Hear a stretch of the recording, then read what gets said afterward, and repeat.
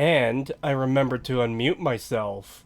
Because I muted my own audio because I was doing recording for video stuff. And I started the stream and I unmuted myself. So everyone's going to hear everything I'm saying right now, even though it's completely worthless because it doesn't mean anything. And it won't be muted. Hooray. Oh! How is everyone today? Pretty good. Finished up Cultic on stream, so that was fantastic. I highly recommend that. Great boomer shooter for sure. Nice. And played some of the Counter-Strike Global Offensive roguelike mode, Oh. which is a custom workshop map that 2 Clicks Philip, or 3 Clicks Philip, depending on which one you know him as, created. And you just download a single map, and then it comes with all the custom assets and code and everything like that to make an actual roguelite out of CS:GO. It is genuinely very impressive. Hmm. Just kind of shows I like how versatile like Source's mapping systems are. The fact that you can do this, and same thing with Saxton Hale mode, because now they figured out they don't need to do additional add-ons. They can just do it through the map itself. So Saxton Hale's being redone just to do the maps only.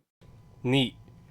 I wish I'd Yeah, stuck with learning how to make maps for Source because that's something I was like poking at for a while. And I learned some of the basics. You know, you could get objects in, but I never really went anywhere with it. yeah. That's just kind of how it was for me. I started doing the layout. So what I did was my first priority was to get the roads in, and then kind of work the buildings around from there. And then that was it was a weird system.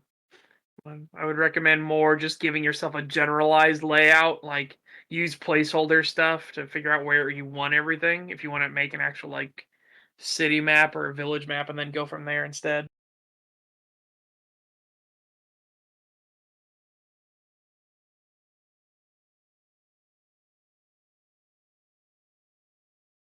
Yeah. See, it's so like So, do we have anything to talk about before we get to the video?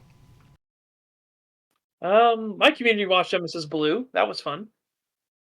Oh, And trying to figure and piece together things. And I've even noticed more and more stuff that I hadn't noticed before. So each time I've watched it, I've seen new things that I need to keep track of. that does seem Yeah. like one of those movies where every time you watch it, you see something new. Yep. And it's some of the stuff that I hadn't been paying attention to in the background, like the war map in the control room, where all the corpses are. I wasn't paying attention to that, and then I noticed that the lines were actually draining towards New Mexico. I was like, oh, that's interesting. Yeah, it's just wild, wild ride. This week we're gonna watch Bad Guys, so that should be fun.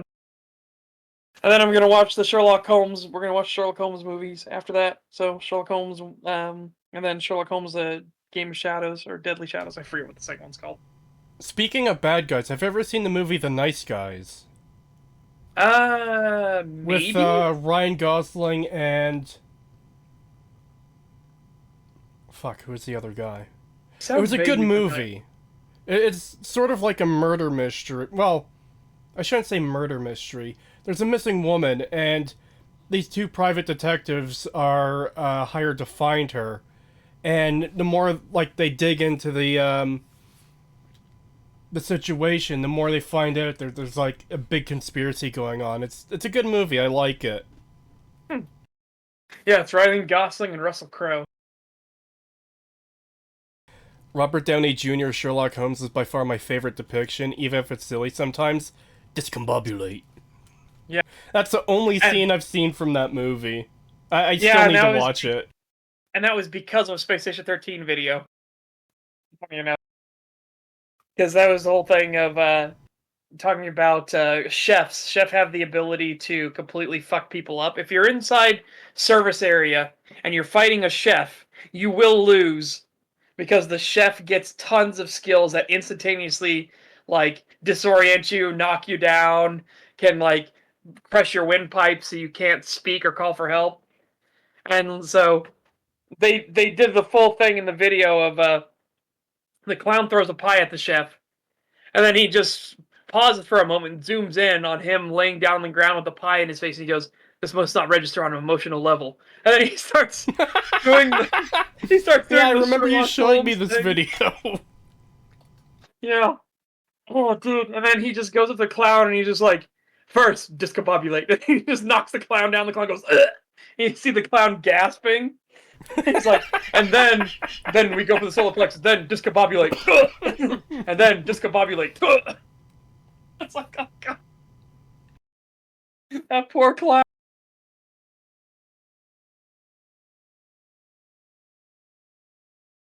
He didn't stand a fucking chance. Good, clowns are demon spawn, and they deserve to be sent back from whence they came. Oh, especially Space Station 13. They might genuinely be demon spawn in lore. Like, it's fucking great. The Honk Mother is a thing that actually exists. It is the god of clowns. Oh, and you can get attacked. Your station can be attacked. So there's a game mode type called Nuclear Operatives, where the Syndicate sends in a strike team to blow up your station. Right? Well, there's an alternate version called Clown Ops, where the nuclear strike Oh team are no. actually a bunch of fucking clowns with clown gear, specialized clown gear to cause maximum suffering and funny, including a mech, a big clown mech that like well, it could shoot massive pies and knock people around and throw them around, and or it can honk its air horn so loud it stuns everybody. It's just, oh god. And if the clown ops win, they don't set off a nuclear bomb. All right? The thing that happens is a massive air horn. So you just get this big countdown to doomsday, and it plays out the animation as if the whole station's gonna blow up. Then you just hear, and then it's over. The It whole, is all that suffering just to play a loud like noise. it is hilarious every time you try to make some fucked up sound, and you just get sound gated every single time. Yeah, Every single time. every Wow. time you try to make some sound, you just disappear. I don't know what that is. I don't know what that is. I wish it wouldn't do that. It's just, oh, it's just funny. It's just so, just imagine a massive air horn. That's what it is. That's all it does. It's just a massive air horn. Sometimes it's actually replaced with a fart, which is just funnier. So you just hear. You say that, the only thing I hear in my head is that one fart sound effect with, like, tons of reverb and echo on it that's been used in Yeah. memes. Yeah. Fart with reverb and it will never die. Yeah.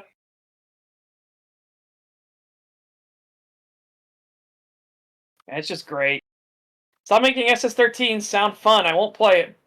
No, it is a lot of fun, but it's a lot of tism for sure. Like, holy shit, is it? There's so much tism. But there's a bunch of new mechanics that got added to Monkey Station, so I've been having a blast with that. One of the new Embrace mechanics the being the tism. yeah, kind of. Um, one of the things that got added was the genetic splicer. So in genetics, you can load in different animals that you find into the genetic splicer, and then load in a person, and it will actually change their DNA to be more like the animal. So Ook, who was streaming last night, he killed 4 carp and he brought them to the station. And then he went into genetics and they loaded the space carp into the slicer. And so he was like, "Yeah, baby, I'm now mostly carp. I'm mostly space carp." Then he started choking to death and he realized, "Oh my god, I can't breathe. There's too much oxygen in here. Fuck." So he had to run and space himself. He jumped out of an airlock and he was able to breathe again. But now he can fly around in space without a spacesuit on and everything. It was great. Oh god, the gene splicer is just so good.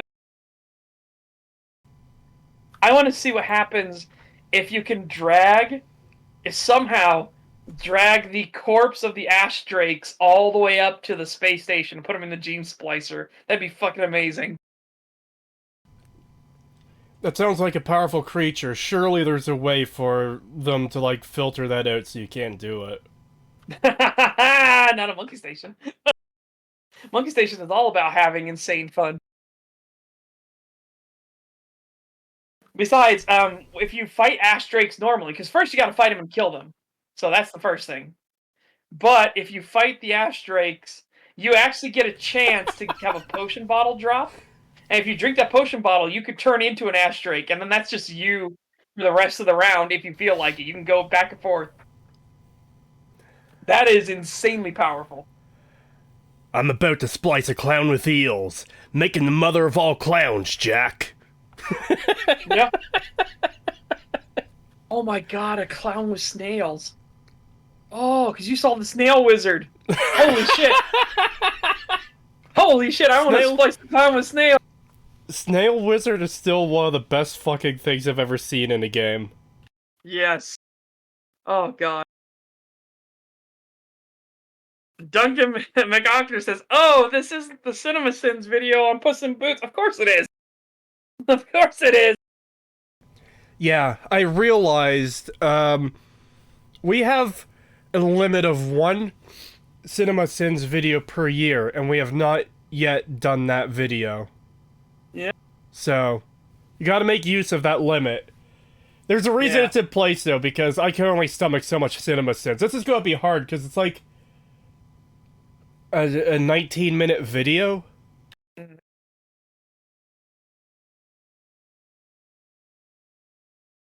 It's gonna fucking suck. It's gonna suck real hard. Yeah. CinemaSins is pain. Like actual physical pain. Yeah. Are we ready to start with this wonderful video? Oh, please tell me you're not... The snail lizard. Huh? I would love to give the lore of the snail lizard. I really would. You said lizard there. Did I say lizard? I meant wizard. God damn it. Have you ever heard of a band called King Gizzard and the Lizard Wizard? Vaguely have heard of it, yeah. And a lot of that was because of a bunch of games, or there's a game series called The Wizard's Lizard. You literally wow. You play as the pet wizard. God damn it. Brain, stop. You play as the pet lizard of a wizard. You play as the lizard's pet wizard. Yes, as it should be. Oh, please tell me you're not doing CinemaWins video on it next. I don't even know CinemaWins has their video out today, but I'm gonna make an executive decision. I'm feeling sick, and covering CinemaSins and CinemaWins both today might actually fucking kill me. So yeah, so we're only covering CinemaSins today. Maybe we'll cover the CinemaWins video at some other point, though. I'm not gonna rule it out.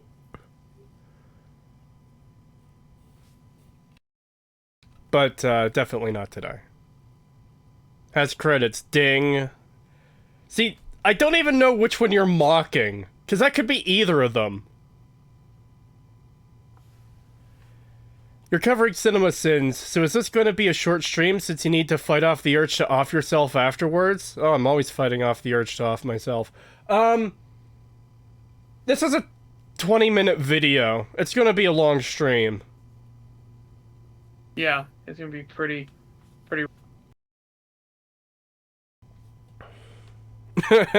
Creetosis, you madman. Don't overload hour? Hour is in, like, measurement of time? I don't know if you meant your or our, as in ours, the audience. Cridge inhibitors this way. You could die. Oh, so it is talking about me. Are you guys ready to watch this fantastic video? Yeah, I guess. Oh, God. Pagan might actually die if we watch this. Yeah, From the sounds of it. Please don't. Restart.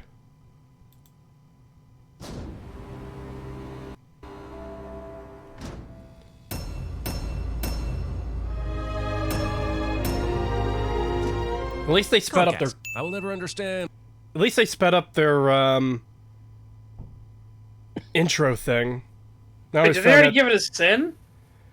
Yeah, he already gave it a sin because hold on. That went by really fast.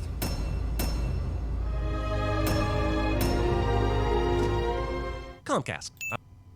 Yeah, that's the first ding. Why is that a fuck? What? What's that have to do with Puss in Boots? He always does this shit. Oh, hey, logos, ding.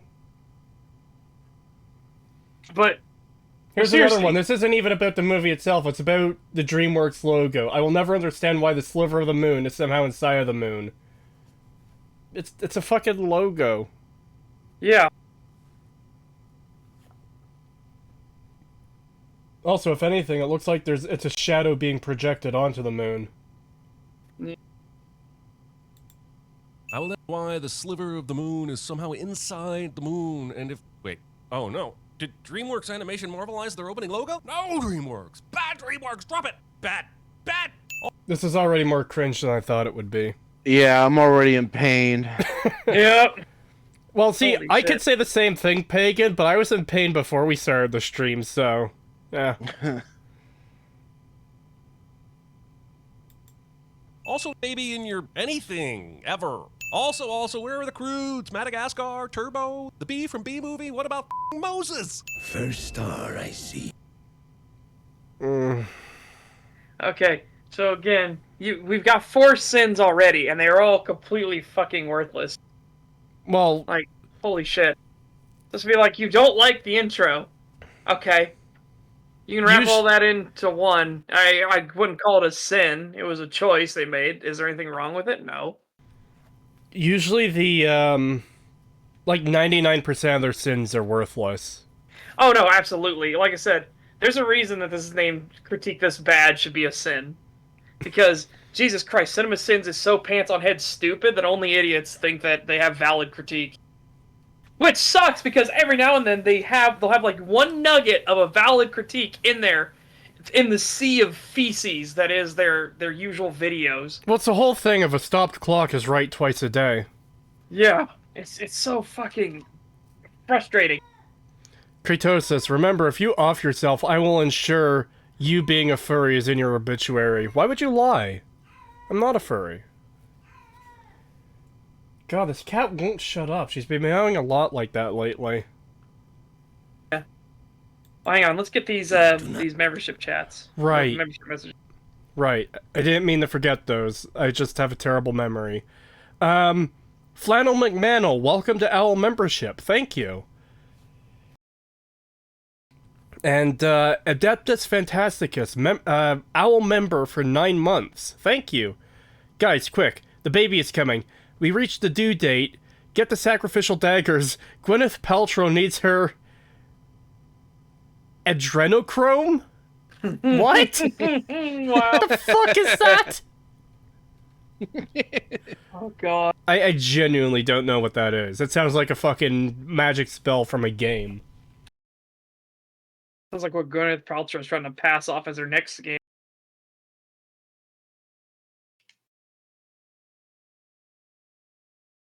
Is there ever a first star you see if this is the sky you are looking at? First glance, you're seeing at least 1,000 stars. Okay, dumbass. Okay, this is actually what happens in the real fucking world. There is a certain level where the luminosity around you is low enough that you will see the first star. The star that is the brightest in the night sky will show up first. Alright? That's kind of the point. It's the brightest star. Holy shit, dude. This is not a big fucking deal. Yeah, this is... God, this is so... Bleh. God, I can't talk today. Insignificant and petty that I don't even know what to classify it. Yeah, classify it at. Fuck! God, you really can't talk today. Classify it as. Like, even calling it a nitpick would be like giving it too much credit. Yeah, absolutely. Membership message from Thief for 6 months. Thank you. Did you know that Boss Baby murdered someone on set of a movie and got away with it because of his connections? Well, I guess I do now. Yeah. A membership message from Bentastic197. Thank you. CinemaSin fan. Are you really going to trash an innocent movie critic? Setch. Yeah. In the face. Watch.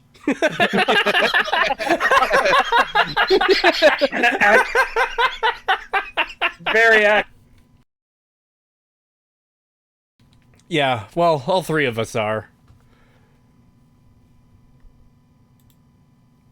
On a planet or two. No peroration. Needing to... See, Jesus Christ. he usually includes the narration ding in anything that has narration.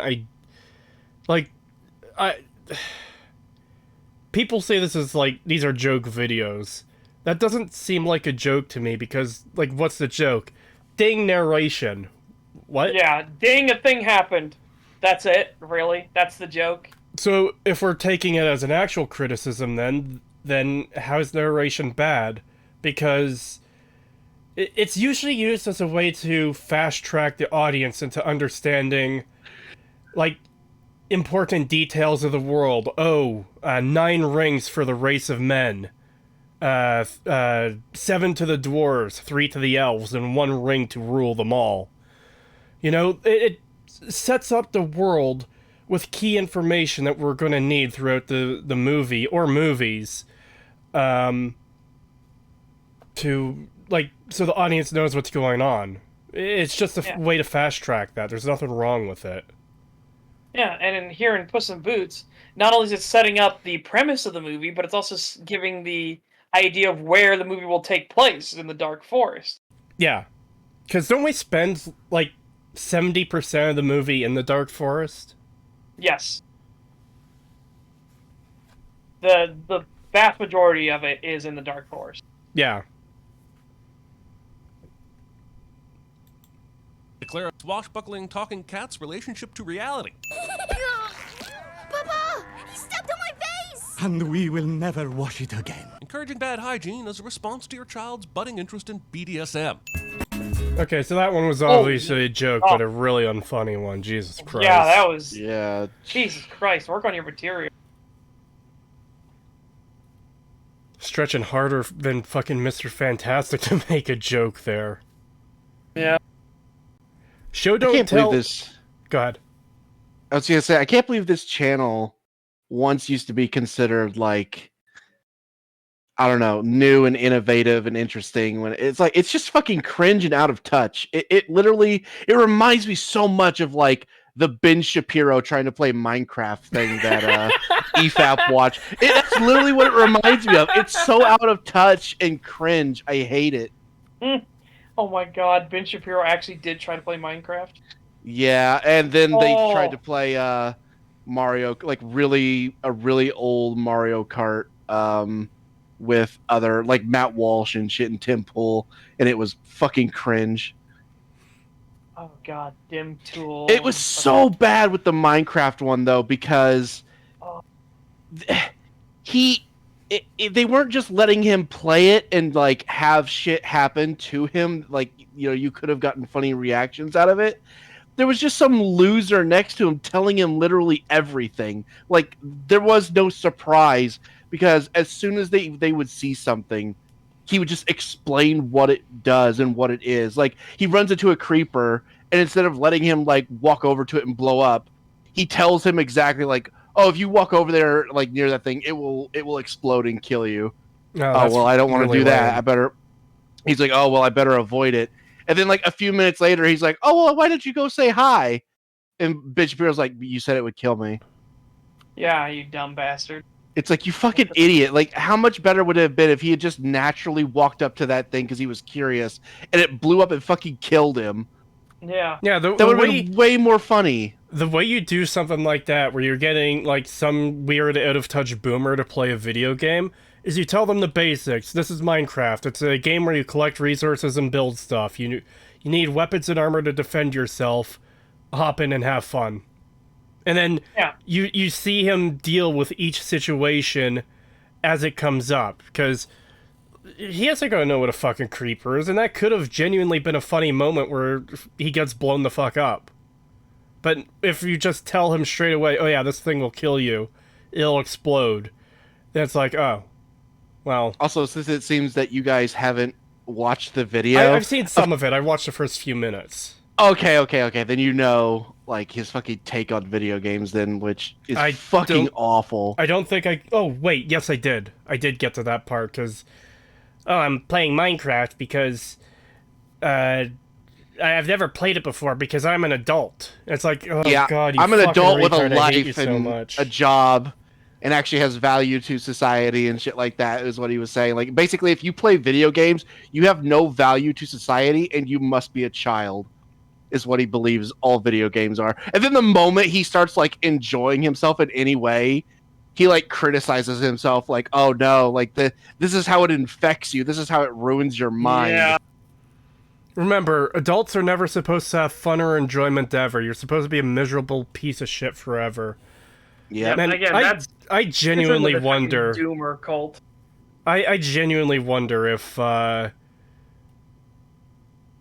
Ben Shapiro and Matt Walsh aren't fucking controlled opposition. Yeah, 'Cause, like- it almost feels like it. Because culture is like the important thing. And what is our culture largely made of? Entertainment media. And then anytime it comes up, oh, that's just for kids. I'm a grown adult who doesn't play video games, or anime is demonic, or just retarded shit like that. Yeah, and it's always some dumb shit. Like, this is why I don't want any of these people to have like actual power, because it's like, while I might agree with you on some of your politics, when it comes to culture, you are some of the dumbest motherfuckers. Like, you will instantly lose the culture war if you get any power, because you will immediately be like, because Ben Shapiro especially, and I think Matt Walsh are the two that would immediately go, like, if they got any kind of power, would immediately start being like, we need to ban video games. We need to ban, basically, like, oh, anime. There was that one retard on Twitter who was saying, like, we need to ban anime and shit like that. Well, speaking of that one retard on Twitter, we had a reset the clocks moment like yesterday or the day before where some guy said anime is for pedos, and the most common response that I've seen is people who've said that previously on Twitter and then have been like charged with CP and shit. Yep. Like, It's why does so it fucking happen every stupid. time? I shouldn't It's say literally every a time, fucking... but frequently. More frequently than it should. Yeah, like 90% of the time, it's some sort of like self-admission or something whenever they say that shit. It's like, oh my god. And it's so stupid. It's like, oh shit, what's his name? There's some, I've only seen a couple of his videos. There was that reviewer, the possum guy. I don't remember his name. I've only watched him a couple times. But yeah, he had like in quotes, like, why are we always losing the culture war? Who knows? And the fucking tweet right below it was the one where he's like, anime needs to be banned. No enjoyment ever.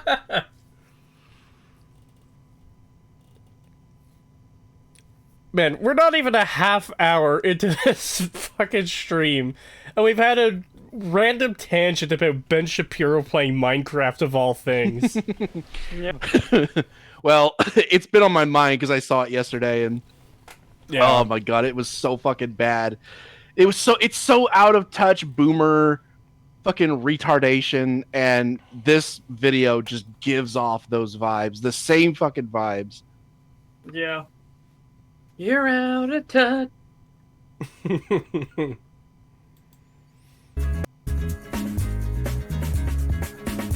In order for this to make any sense, this horse here would have had to do a full 360 while standing on his hind legs. And if that happened...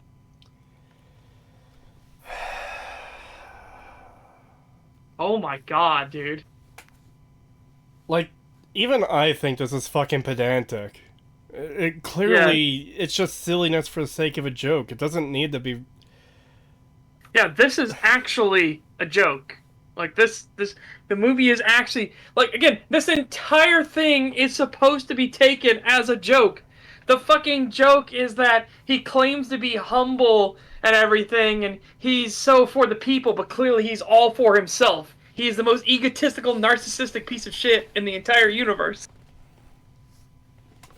Like, again, the entire point of this whole fucking song and dance number is to show what kind of person Puss in Boots is.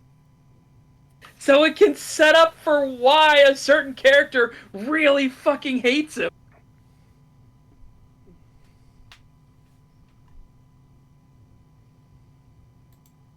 Happened. You show me that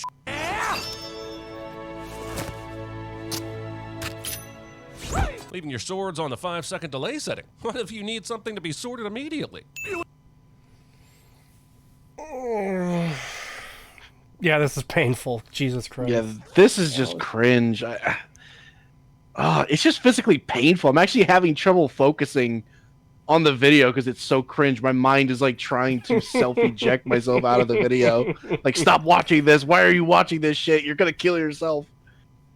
As Arcadius Rex says, my god, when animation uses the art form to present interesting visuals that are not possible in real life, what kind of moron would do that? Ding!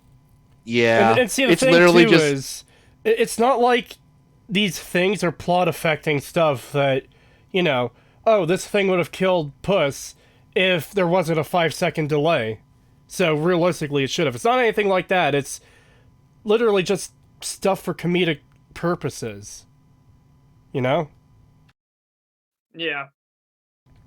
And D-Nod gets it as well. In Scooby-Doo, when the monster is chasing the gang, they go through a door and exit through the other side of the hallway. This is clearly a sin. Yeah. It's like, oh god, it's just part of the fucking joke. I didn't think it was possible, but, like, I already thought Cinema Sins was bad, but watching him cover a fucking animation is so much worse. Oh my god.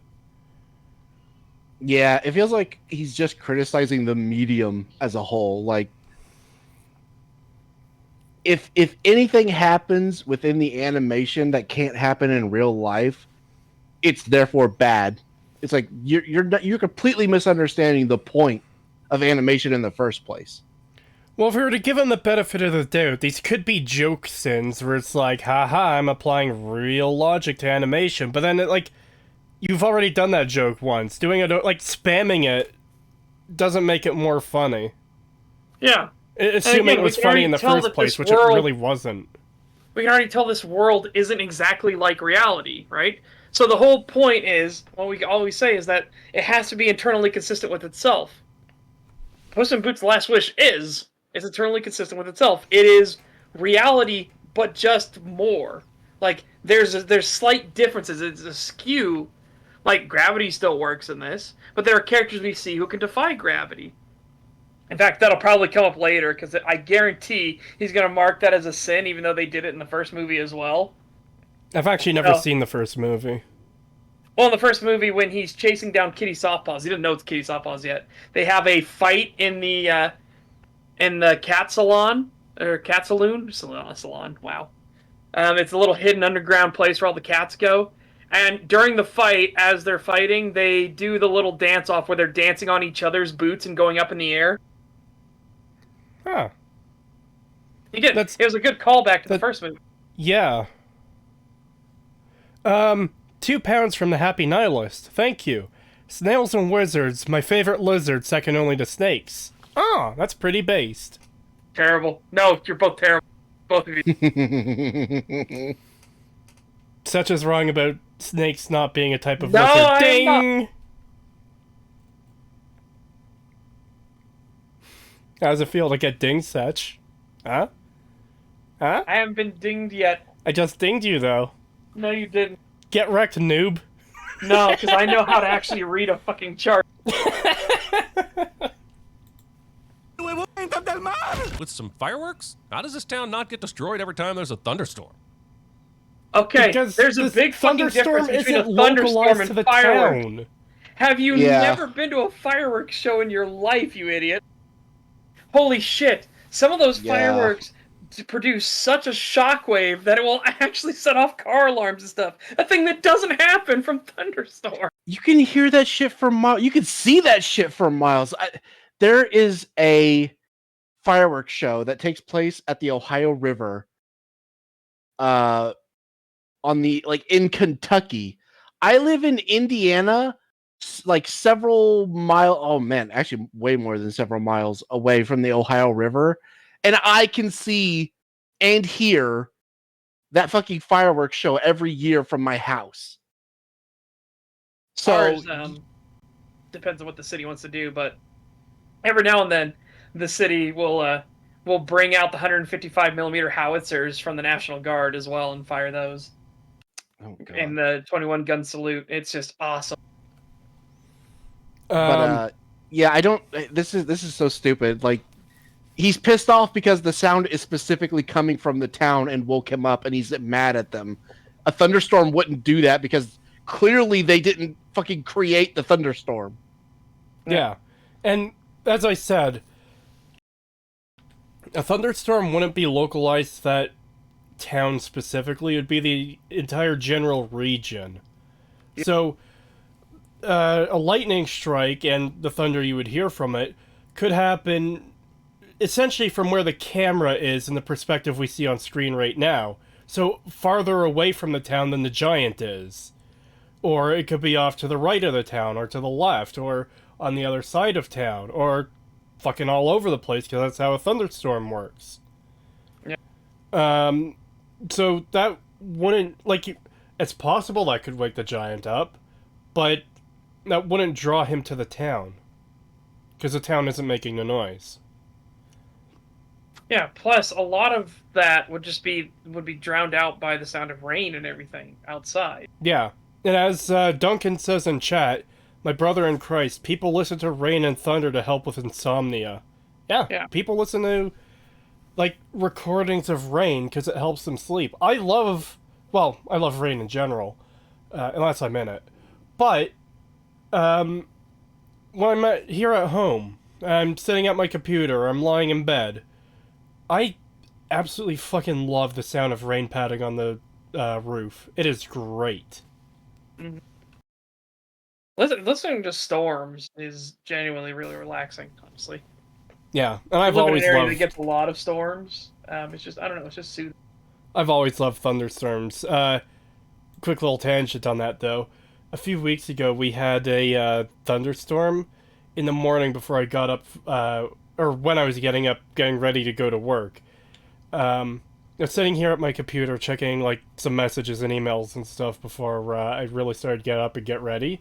And I've been up for about 20 minutes, and I heard the rain, but there was no thunder. And then, as I'm sitting here, there's just this big crack of thunder out of nowhere that made me jump, because I just wasn't expecting it. $2.20 from the Gubbo Jones. Thank you. Snakes are streamlined, efficient lizards. Cope. Oh! No, they are not. £2 from the Happy Nihilist. Thank you. Such as correct. Snails. I assume snails. And wizards are lizards. Oh! No.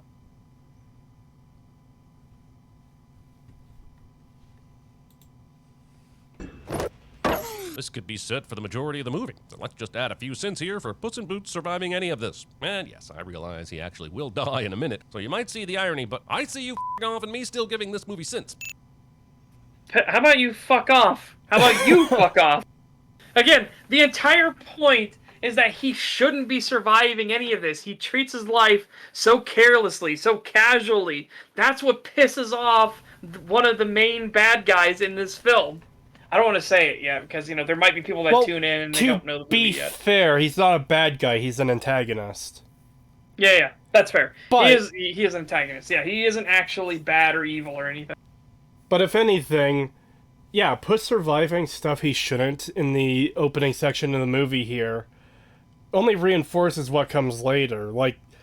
The whole point, obviously it's ridiculous that he got thrown into that sign and didn't fucking splatter into, gore chunks immediately. But look how, the entire time he's got his arms behind his head as the sign is slamming through numerous walls. And it's all, he's all smug, and this is just nothing to him. it just reinforces the whole point of you don't care, you don't value your life. Yeah. You're not taking the danger seriously.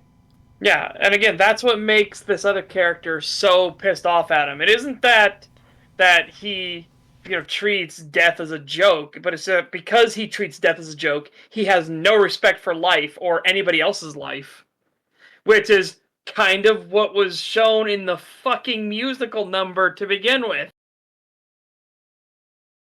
He doesn't fucking care about anyone else but himself and the legend. Yeah.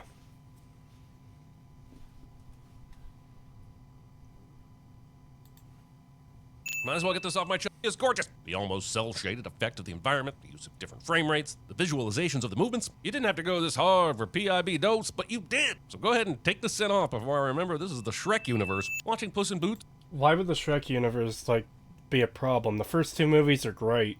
Yeah, they're genuinely fantastic, still hold up today. Just because I mean, besides the crusty animation, stuff like that, but that's, yeah. time marches on. But, just because the series got pretty derp after that doesn't mean, oh, now it's just dumb, dirty.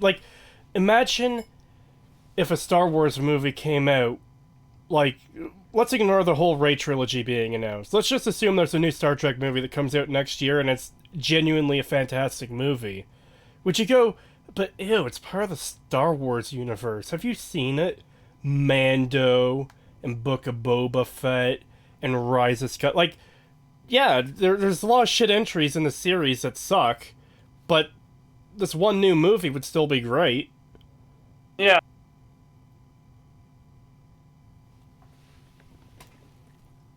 But yeah, I do agree. The animation in this film is absolutely fantastic. I mentioned it before. I absolutely love the blending of 2D and 3D animation in this. Oh my god. Star Trek movies as part of the Star Wars universe. Did I say Star Trek? Whatever. You know what I mean. One of the things that start with star and has a second word after it. Yes. Boots fight with a giant made me. These few seconds are better than the entirety of the last Hellboy movie, which is a... Just pausing because they're playing a lot of animation. Don't want to get hit. good thing, but also you made me remember that last Hellboy movie. Hey, you want to see something? So Wait, because of your personal fucking hang-up, it gets a sin. Because you made a connection that the movie never tried to establish or never connects in any way because your mentally diseased brain said, oh, the last Hellboy movie was awful. You get a sin for reminding me of it. It's like, what the fuck? Oh man, I watched this movie the other day that I'm actually trying to think of a real example of a movie I watched recently. Fuck, what did we watch recently? I know I watched Jumanji the other day, and that randomly reminded me of the fucking Spirit. So, ding, Jumanji is bad. Well, I shouldn't say bad, but you know, that's a ding against the movie. Because it reminded me randomly of something else, like, completely unrelated. And no, Jumanji didn't actually remind me of that. I'm just using it as an example that, like, how retarded this is. Yeah, and now keep in mind, either this is an actual criticism of his, which is brain dead fucking retarded and has no value whatsoever, or it's a joke. Well, we can easily classify this one as a joke. Oh, it reminded me of Hellboy. So ding for reminding me of Hellboy. Yeah, which is just like, Jesus fuck mothering Christ. But the Hellboy movies are kind of decent. He meant the most recent one that everyone hated from, like, 2 or 3 years ago, I think. Or was it longer? I don't know. But either way, it was the non-Ron Perlman Hellboy movie. Yeah. Which, I mean, to be fair, Ron Perlman needs to sit the fuck down and take his meds. What a delusional fuck up he's become. Yeah, he needs a lot of meds. Oh my god. Something cool? Breaking the rhetorical question. Wait, what? No, he didn't. He didn't break the fourth wall. He was talking to the giant. Yeah, like what the That's fuck? not. He wasn't talking to the audience. How did you fuck that up? Again, he blinds the giant by moving the eye patch onto the giant's only other eye, right? And then as the giant is struggling with this fact, he lifts up the eye patch, says, "Hey, do you want to see something cool?" to the giant, again taunting him while also setting him up to get knocked in the fucking face by the bell. Yeah. But he's staring directly into the camera, though, Seth. He has to be talking to the audience. What's a POV shot? Remember, 100% of the time a character is looking directly into the camera, they realize it's a camera and they're breaking the fourth wall rather than being someone else's perspective. Yeah. So, I've never seen the movie, but that means every single character in Hardcore Henry is breaking the fourth wall when they talk to John Henry. Yeah, basically. These few seconds are better than the entirety of the last Hellboy movie, which is a good thing, but also you made me remember. Pausing again because we rewound a bit, and I don't want to get hit for the visuals. Remember that last Hellboy movie. Hey, you want to see something cool? Breaking the fourth wall to ask a rhetorical question. Pausing again. Cinema Sin said they like to lie on purpose. I wouldn't be surprised. You gotta get that ding counter up somehow.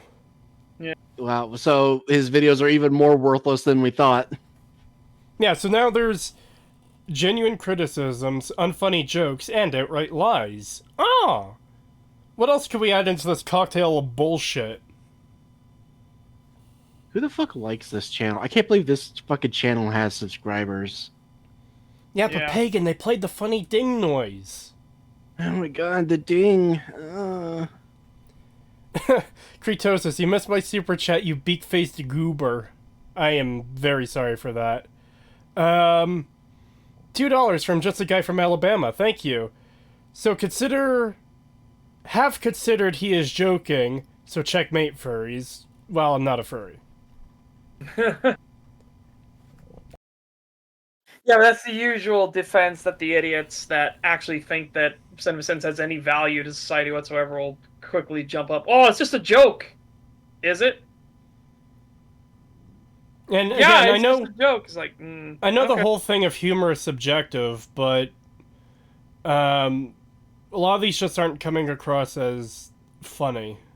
Like, I don't see where the joke is most of the time. Like, oh, look, cartoon physics is a thing in this world. Haha, isn't it funny that there's a delay on this stuff when Puss in Boots cut up the guy in the wig? Okay, you just made a joke like that 2 seconds ago. Is this one supposed to be just as funny? Well, to be fair, it is just as funny, by which I mean not at all. But, is it supposed to be funny? Because it's clearly a joke? Yeah. I mean, you can hear how much we're laughing. No, not the dingerinos!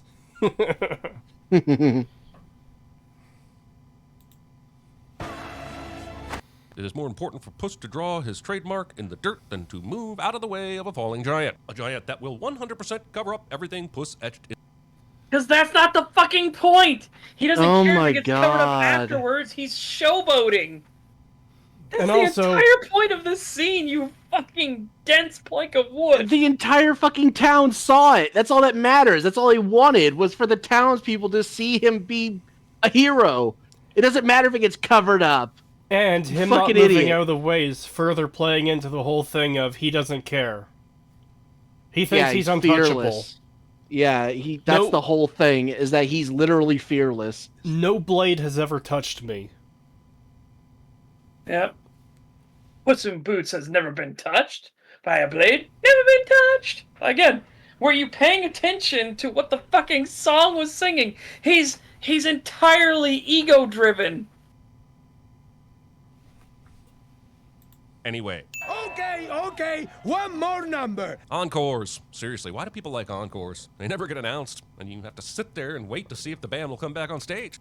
So as someone who's been to a couple hundred concerts, oftentimes when the band goes off, it's to take a quick, like, 5-minute break. Because they just played for 2 hours.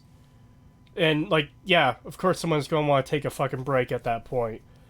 Yeah. And the encore serves as, like, a bonus. Oh, we saw this big, long concert, and now they're coming out with a few more songs that are certainly going to be the songs that most people like. Yeah. And again, it's a measure, it's a judge of the audience. If the band looks out there and sees The that there's a audience is going massive audience wild. that's still there and they're just going crazy Yeah. and they're screaming like encore, encore. They're chanting and everything like that. That can give you a lot of a second wind because everyone is there for you, right? To be fair, Like I haven't you're actually... exhausted, but holy shit! You're like, look at them out there. To be fair, I haven't actually ever heard an audience chant encore, but they are usually, like, cheering and clapping and whistling and stuff. Like, Yeah. until the band comes out. Until the band comes back out. And then that usually raises in pitch. The cheers and whistling and everything get louder when the band comes back out. Yep. And again, like I said, you got to remember the band members are people as well. They'll get tired, especially the lead vocalist. If the lead vocalist isn't lip syncing, Yeah. right? If they're actually trying to sing, like Joachim from Sabaton sings all of their songs on tour. I mean, you can tell because sometimes he gets a little throaty and stuff like that. But yeah, he's been singing there for how many hours? And he did it the night before as well. And then 2 nights ago, they had flown on a plane and they sang somewhere else. Yeah. Like, holy shit, man. In fact, that's kind of what makes me so endeared to Sabaton. I like Sabaton for a lot of reasons, but one of the things I really liked was one time he came up on stage and he apologized to the audience that he had lost his voice. He said, I'm not going to be able to sing for you tonight. So, to make up for it, we have the backup vocalist is going to sing.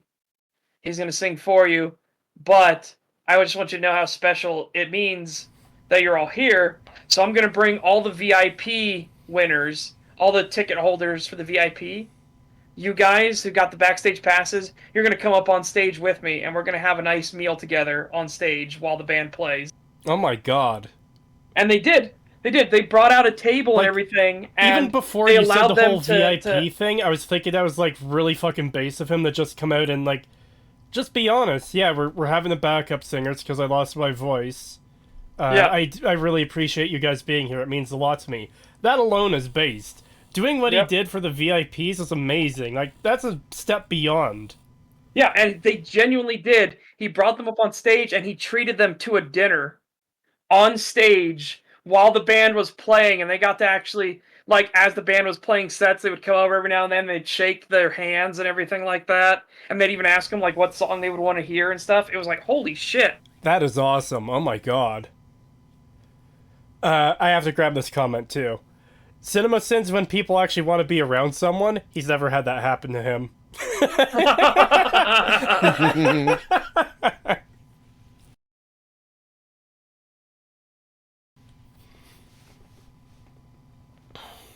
Also, I wonder if this guy has ever actually gone to a concert, too, considering this statement. Jesus Christ. Yeah. The lights coming on mean just a trick too. Just stay up there till your entire session is finished. Why is that so hard? Because the session is finished. The whole point of the encore is it's additional. And the band doesn't know if they're doing it. They don't know if they're feeling up to it. They have to actually ask each other. It's like, hey, how are you feeling? How are your wrists doing? How's your vocal cords doing? Like, are you ready? Can we do another set? Because they're out there cheering for us. Do you want to go back out there? Yeah.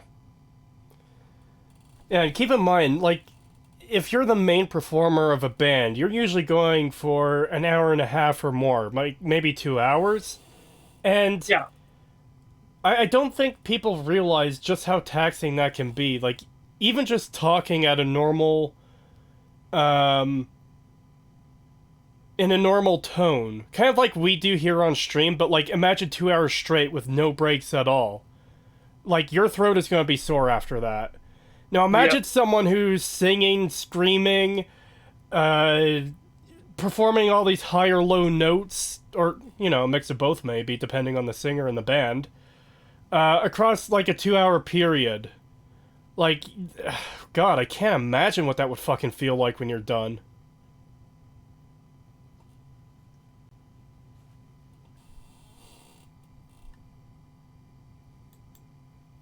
your tail and relax. Trust me, I run hot. Not letting someone do their job just because you're weirded out by butt stuff. You died. Duh. Okay, listen, all right. So I had to have that done in the military because I passed out on the Mini Reaper, and they have to make sure, like, they got to make sure that you are actually genuinely not trying to just fucking potato bag it and get dumped in the truck, right?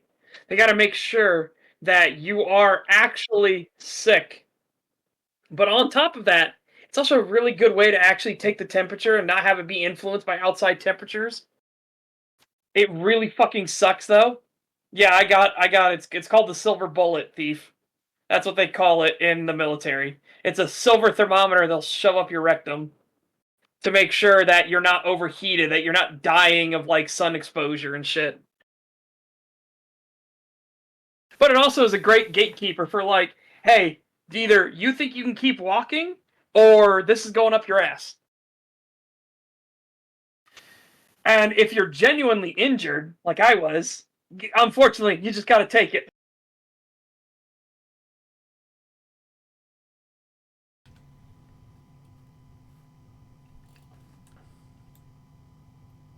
Just rewinding this slightly. If the medic likes you, he spits on it first. You know, we'll warm it up a little bit, lube it a little.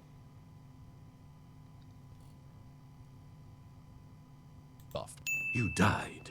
Duh. He was crushed by a giant bell. He should be reduced to a pancake fur-covered bag of bone dust. Do cats regenerate? Okay. Look. Did you not? Okay, he's probably gonna make the same joke here in a second when he goes through the number of times he's died, and like, yeah, when he got shot out of a cannon, it should have vaporized him like to nothing. When he fell off that massive building, he would have gotten flattened and splattered across the pavement. Like, holy shit. You say that, I just picture that one character in Team America who fell off the balcony and just explodes when they hit the ground. Yeah. Yeah, it's just the same joke as before, where you're, like, applying real-life physics to a cartoon. Yeah, and again, in this world, clearly, having 9 lives means he has 9 lives. Did you not pay attention? It's in the fucking Shrek universe, where the fairy tales and old wives' tales and everything are true. Yeah. In fact, it'd be a bit weird if he didn't have 9 lives. Yeah, I can get making the real physics in cartoon world joke once, but we almost need to start dinging him for how many times he fucking does it. We are less than 3 minutes into the video, and he's done it, what, 3 or 4 times at least? Mm-hmm. Man was looking for gore footage in an animated movie. Even better was the very, very start of the film. Like, the first thing that it says is, this is a fairy tale. Yeah. The Like, thing holy he dinged shit, it for. It's on the fucking nose. Before the dialogue even starts, this is a fairy tale. And again, I just need to point this out. A thing he dinged it for. Yep. And also, he did the whole you died, you got hit by a bell, duh. Like, maybe it's realistic that in this universe, Puss wouldn't know that he just got crushed by a bell before, like, going on to his 9th life. Yeah, because again, he gets up and he says, oh, what happened? Because he doesn't know why he's here. In fact, that would make sense, because, like, if you got knocked out, and then, like, you woke up in an ambulance or in a hospital, you'd be like, oh my god, what happened? Yeah, what the fuck happened? It would probably be a similar situation when you get, like, your entire body crushed flat in this world.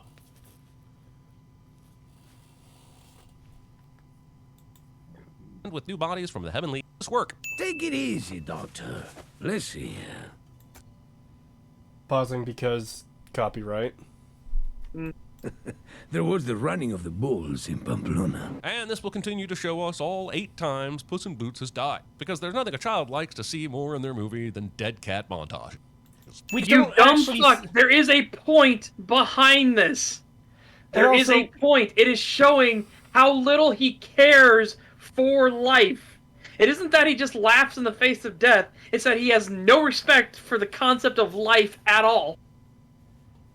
Like, and also, look at the ways he dies. He doesn't die in some heroic way of self-sacrifice or anything. He dies for his own stupidity. and not just that, these deaths are presented in a cartoonish way. You can present death in a cartoonish way, where it's not going to be horrifying to children, kind of like what the movie actually fucking does. Because you'll notice, if you look very closely at every single one of these deaths, you'll notice that, like, Puss doesn't get gutted, and you don't see his intestines falling out, or him getting brutally decapitated, or, like, put through the retard squisher or anything. Yeah. I'm glad you worked that in from last night. See, I was gonna go with crushed, and then it just popped in my head. I just saw that image in my mind, and I had to say it. Can cats be allergic to shellfish? Most cats are allergic to shellfish. Like, because it's not something they're supposed to eat. Like, it's not something that's good for cats. That's why fish and shellfish are not the same thing. I guess that's another thing that, sounds obvious. Oh yeah, because one's a shellfish and one's a fish. It's like, yeah, but most people don't put that together. For whatever reason, they're like, oh, it's a shellfish is just seafood, so all seafood is fine. It's like, no. Cats can have fish, not shellfish. And just so chat knows what I'm talking about. Why isn't it showing the thing? Show them. I'm trying. Ah! Reveal unto them the wisdom of the ages. That's it. You're going in the retard squisher. The funniest thing about that image is that kid actually does look retarded. Like, I'm sorry to the person, like, to that actual person, but oh my god, that hairstyle and that expression. Jesus Christ. While holding a ball as he goes through the retard squisher. No, that's not a ball. That's like the lower roller thing. That is one of the lower rollers, yeah. What is that? That's a retard squisher. Didn't you see the label? So, what's even better is then we went into a conversation about, like, Chuck E. Cheese and Adventure Zone, and they had those kind of rollers and stuff like that. At mine, at Pagan's they didn't, though. They didn't have it, the one near Pagan. What? But Why does they had that. They had exist? The bungee cord jungle, the zip lines, they had all kinds of stuff. The ball pit that was always dirty as fuck. But hey, if you wanted your extra $2 at the arcade, you were jumping in that fucking ball pit because you wanted to be the end. It's actually supposed to be an autism treatment tool. That might explain why he looks like he's not on the spectrum. He is the spectrum. Yeah, that was the thing. And then we discussed about the other thing where a treatment for children with severe autism is to get weighted blankets. So you literally, like, smother them as they sleep.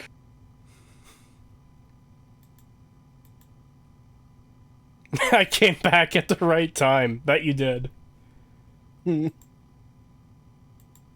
Excuse, does this have shellfish in it? Yes, sir. Dying because of your own selfish actions. That makes... Again, the entire fucking point, you idiot! And yeah, I get he's making a joke. Haha, selfish shellfish. But yes. It's like, yeah, we know you didn't get the point because your valid criticism was dead cat montage. Unless that was supposed to be a joke, because Jesus Christ, your jokes are awful. Well, see, everything he says is a joke unless it's actually accurate and applies to the movie. Yeah. So it's all on a spectrum. Everything is a joke until something actually lands as a valid criticism. Then that was totally valid and intended from the beginning. It's like throwing 300 darts at a board, and you hit the board like 3 or 4 times. Yeah. If that, in CinemaSin's case. Yeah, I'm being generous, okay?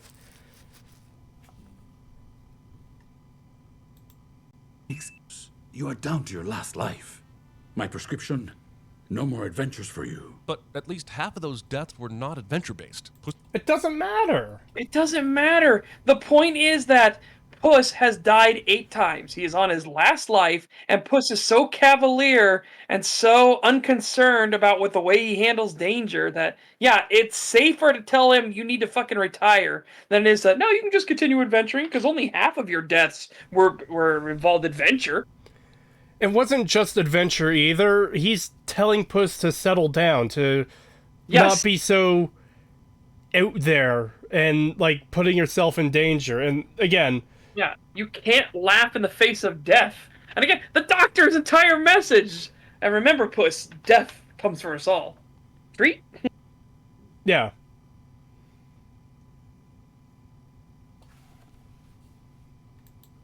Puss in the street at the wrong time. This doctor seems to only exist to take away everyone's will to live. What happened to live like you were dying? That's right, Doc. I trust Tim McGraw more than I trust you.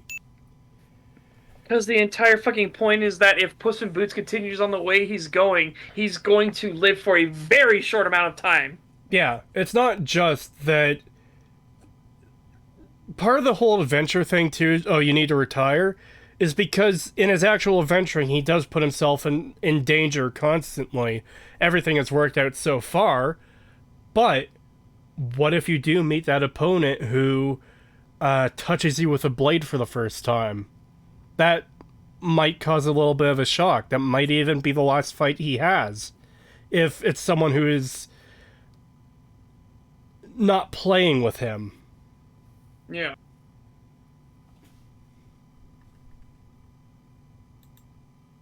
Treat? Why would fish-shaped? You don't only work on cat.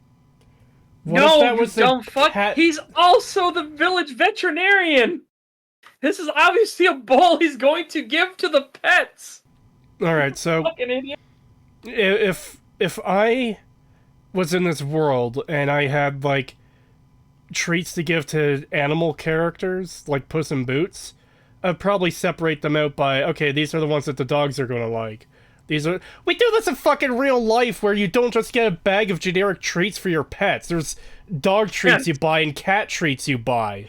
You go, no, Cree. You don't understand. You go to the store, to the Wally Marts, right? And you buy a bag that just says treats on it in giant, bold letters. You can't see what's in the bag. You go home and open it up, and you realize there's maybe some crickets in there, a couple, dried cicadas. There's a couple cockroaches. Oh, this is for the lizard treats.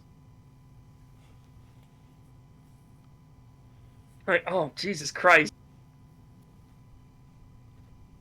Like, I don't know what makes CinemaSins assume that this treat bowl is for every single client that walks in the door. And not for, hey, I have a cat client. I'm going to give the cat treats to the cat client. The cat treats are kept in the bowl for the cat treats. And there's probably several other bowls for different animals. This is just dream treat bag. Oh, hell no. The WEF fruit stack.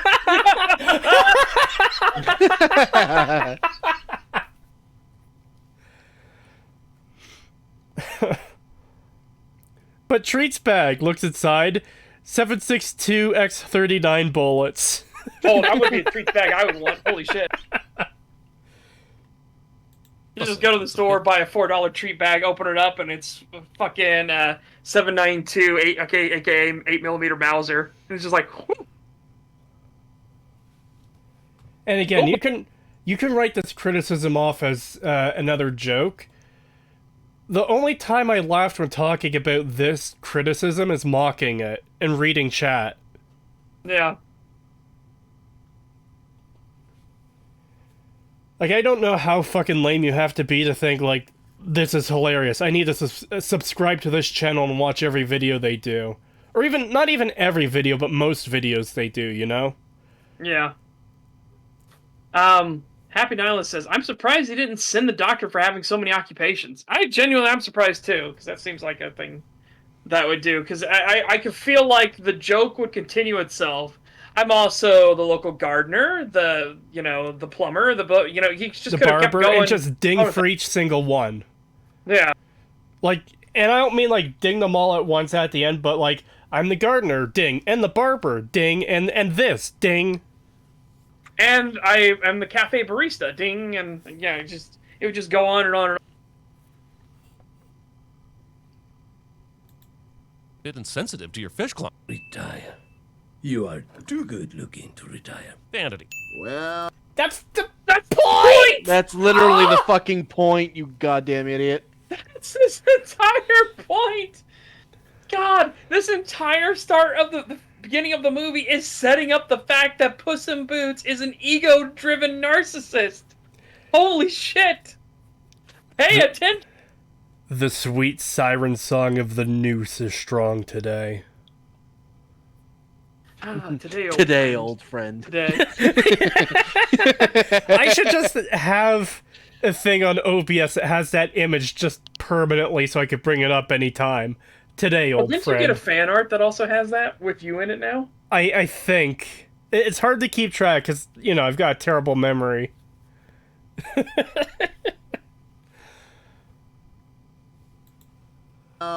if it isn't Puss in Boots himself. Talking to someone at a bar without their explicit consent. Some people just want to drink cream and be with their own thoughts, Mr. Wolf. He doesn't give a shit, you dumb fuck. The big bad wolf here doesn't care. He's directly engaging with Puss in Boots because he wants to enjoy and savor what's to come. Again, this is somebody who is actively going to try to murder Puss in Boots. For the rest of the movie. Yeah.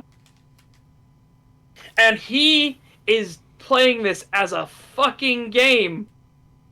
Yeah. And again, I suppose this could be another joke, but again, where's the joke? Like, Yeah. how is this a haha funny? Because, again, I don't see it.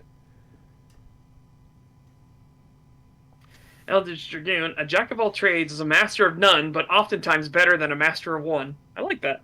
Oh. Also, when he played that clip here, it's been a few months since I've watched this movie. Like, the voice acting in this movie is fucking superb. Oh my god. It really is. Was it supposed to be anti-humor? Yeah, but that describes all of cinema sins. Yeah, I was And about to people say, that don't would be it's- his entire channel would be Anti-humor is anti-humor. more like dad jokes and stuff. I always find that as like anti-humor. Yeah, but... Okay, what would anti-humor be? Because I've never actually looked up the definition for it. I just assumed it was something that was intentionally meant to not be funny. Yeah, and that's what makes it funny, because you're expecting it to be funny, and then the rug is But pulled I'm out not from under you expecting by it to not be being funny. It's cinema sins. No, I know, but that's the anti-joke thing, right? There is actually a science behind anti-jokes. There's a science behind joke telling as well. It's actually really interesting. But anti-jokes are funny because it's supposed to be like, you know, you've got a crowd all worked up and stuff like that and everything, and everyone's laughing, having a good time, and then you're like, so why did the chicken cross the road to get to the other side? Why did the chicken cross the road? And it's just like everyone's like, why? And he's like, he saw some worms over there. And then that's the joke. The joke is the fact that it isn't a joke. The audience was prepared, expecting a joke, and they had their expectations subverted. There is a specific science behind how anti-humor and humor work. Well, yeah, I can get that for anti-humor then. But then we can't classify cinema sins as either humorous or anti-humorous. Because it's just, here's a statement that Yeah, is he's just pretty dumb. shotgunning shit at the wall. That's all he's doing. Yeah. I mean, the I know, real and the way... implication for what that joke/sin was is not good. Like, holy shit. Like, talking to someone at a bar without their explicit consent. Jesus fuck mother in Christ. How much of a soy boy beta cuckold are you? Hey, you can't tell a woman, hey, you look beautiful today. Just out of nowhere. Just give him a compliment. You talk to me without my explicit consent. Well, Okay. how You're one would of you those. give consent when giving consent requires you to talk to someone? You to talk to somebody. Exactly. It's Because fun. by saying, can I...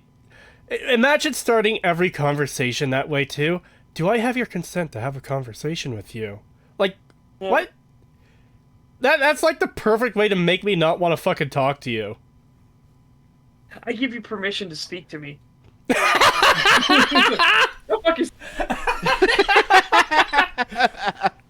Well, Setch, you don't realize this, but every time we're in a call, I give you permission to speak to me. Oh, yeah. Just so I can keep talking. We're currently triangulating your position. This is just fucking lame. Okay, I'll read your super chat. Hold on. We'll go up. $5 from Just a Guy from Alabama. Thank you. Sorry, I missed that. What is your favorite Sabaton song and album? Mine is The Last Battle in either Last Stand or Heroes. Oh god, this is tough. Last Battle is really good because that's the Battle of Castle Eater, which is fucking fantastic. Or Eiter, depends on how you want to say it. Shit. Favorite Sabaton song? Oh, Coat of Arms. Easily Coat of Arms. I love the beat of it. I love the story behind it and everything. I think Coat of Arms is fantastic. As for favorite album, I genuinely like The War to End All Wars. I really do. It's got some fucking bangers on there.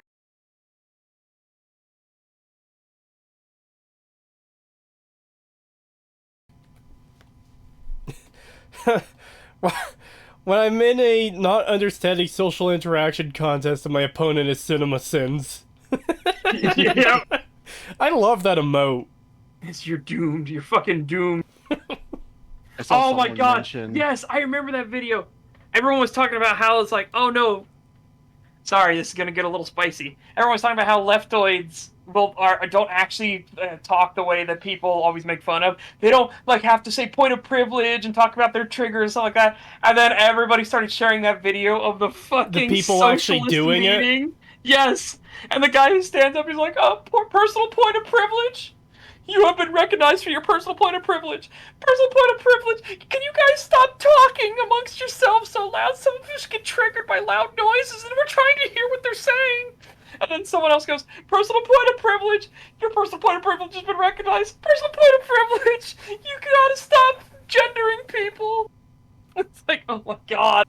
The one where they were literally like, "Can we please stop clapping? Like, use jazz hands or whatever, because clapping can we stop is triggering amongst ourselves while someone else is speaking because it's rude and some of us don't like loud noises while we're trying to listen." Oh, dude, that's so fucking.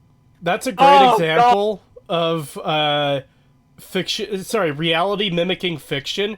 Because Futurama had a joke years ago where there was penguins on Pluto that environmentalists were trying to save, and this one environmentalist guy, the leader of the group, was such a weirdo. He's like, "Oh, please don't clap because they'll hurt like microscopic organisms. Just give a healthy thumbs up instead." Yeah. And it genuinely is that. Clapping is discriminatory towards deaf people. Because that was the whole blind playthrough thing. You're not allowed to say blind playthrough on Twitch anymore because it's offensive to blind people who aren't going to be watching fucking Twitch, you dumb cunt. But yeah, the whole point of that joke in Futurama was to show how fucking lame this guy was. 5 pounds from Threadnought, thank you. I'm considering that the idea that someone brutally talking to CinemaSins, recording it and putting it up on SpeakHub might be a good thing to do. What? I have no idea. Deaf person. I listen to Twitch for thought ASMR. CinemaSins mistook women telling him to fuck off as not having consent, when really he's just repulsive in person. Oh. Yeah. I wouldn't surprise me. Surprise me at all. I could believe it. I saw someone in chat mention the Brazilian thing, because this character is voiced by a Brazilian person. And I just want to see a video where all of his dialogue is replaced with Jetstream Sam's dialogue from Metal Gear Revengeance. Oh my god. You deny your weapon its purpose.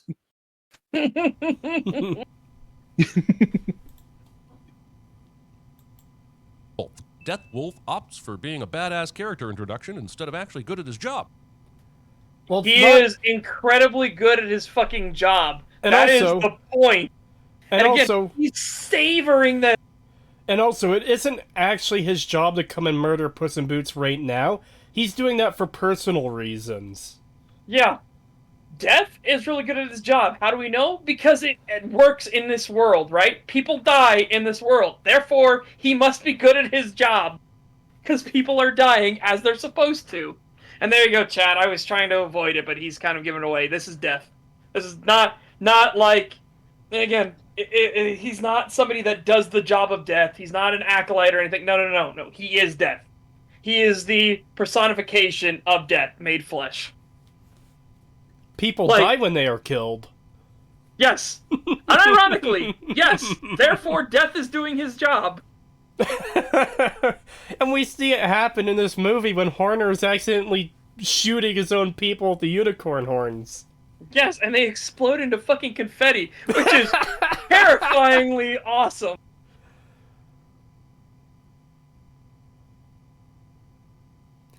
Oh God, this is just insanity. Like, again, he is here to do something he's not supposed to do. In fact, one of Puss's lives calls him out and he says, that's cheating. Yeah. Death is not supposed to kill anybody. Death takes Puss in Boots being alive personally offensive to him. Yeah. Like, the way that Puss acts, the way that Puss has no care for life, no respect for life, can't think of anyone else but himself, cares about his legend and thinks the legend makes him immortal, really pisses Death off. Well, it's not just that. It's all that combined with the fact that, oh, I find the concept of 9 lives absurd. It's that you have 9 chances at life and you've squandered them to this point. Yes, that's what I mean. It's like, he has such a disregard for life that he didn't learn his lesson after the first death, the second, the third, the fourth, or the 8th death now. He has not learned his fucking lesson, and he still doesn't care about life at all. And that is too far. Death can no longer tolerate this fucking nonsense. For whatever reason, life has given you 9 chances to respect it and to respect what death actually is, and you didn't do it ever. Through 8 fucking lives, you didn't do it. And on the 9th life, you're still the exact same. So I'm gonna fucking kill you now. Also, please don't use gendered language, motherfuckers, when I show the minorities' native languages.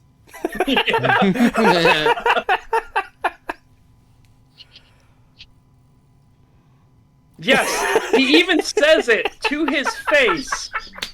He says, Puss in Boots laughs in the face of death, bounty hunter. Because again, Puss doesn't know it's death yet. He finds out later in the movie. But yeah, he even tells him to Death's face that he laughs in the face of death. Yeah. Which, again, Death's response to that, he rolls his eyes some and says, so I've heard. It's just adding fuel to the pyre that Death is going to roast Puss on. Blind people when you put blind in your title on Twitch. Should have used the white orb, though. Yes, the white orb. No iris. There's also a comment up here that I wanted to grab. Oh god, I hope I can find it again.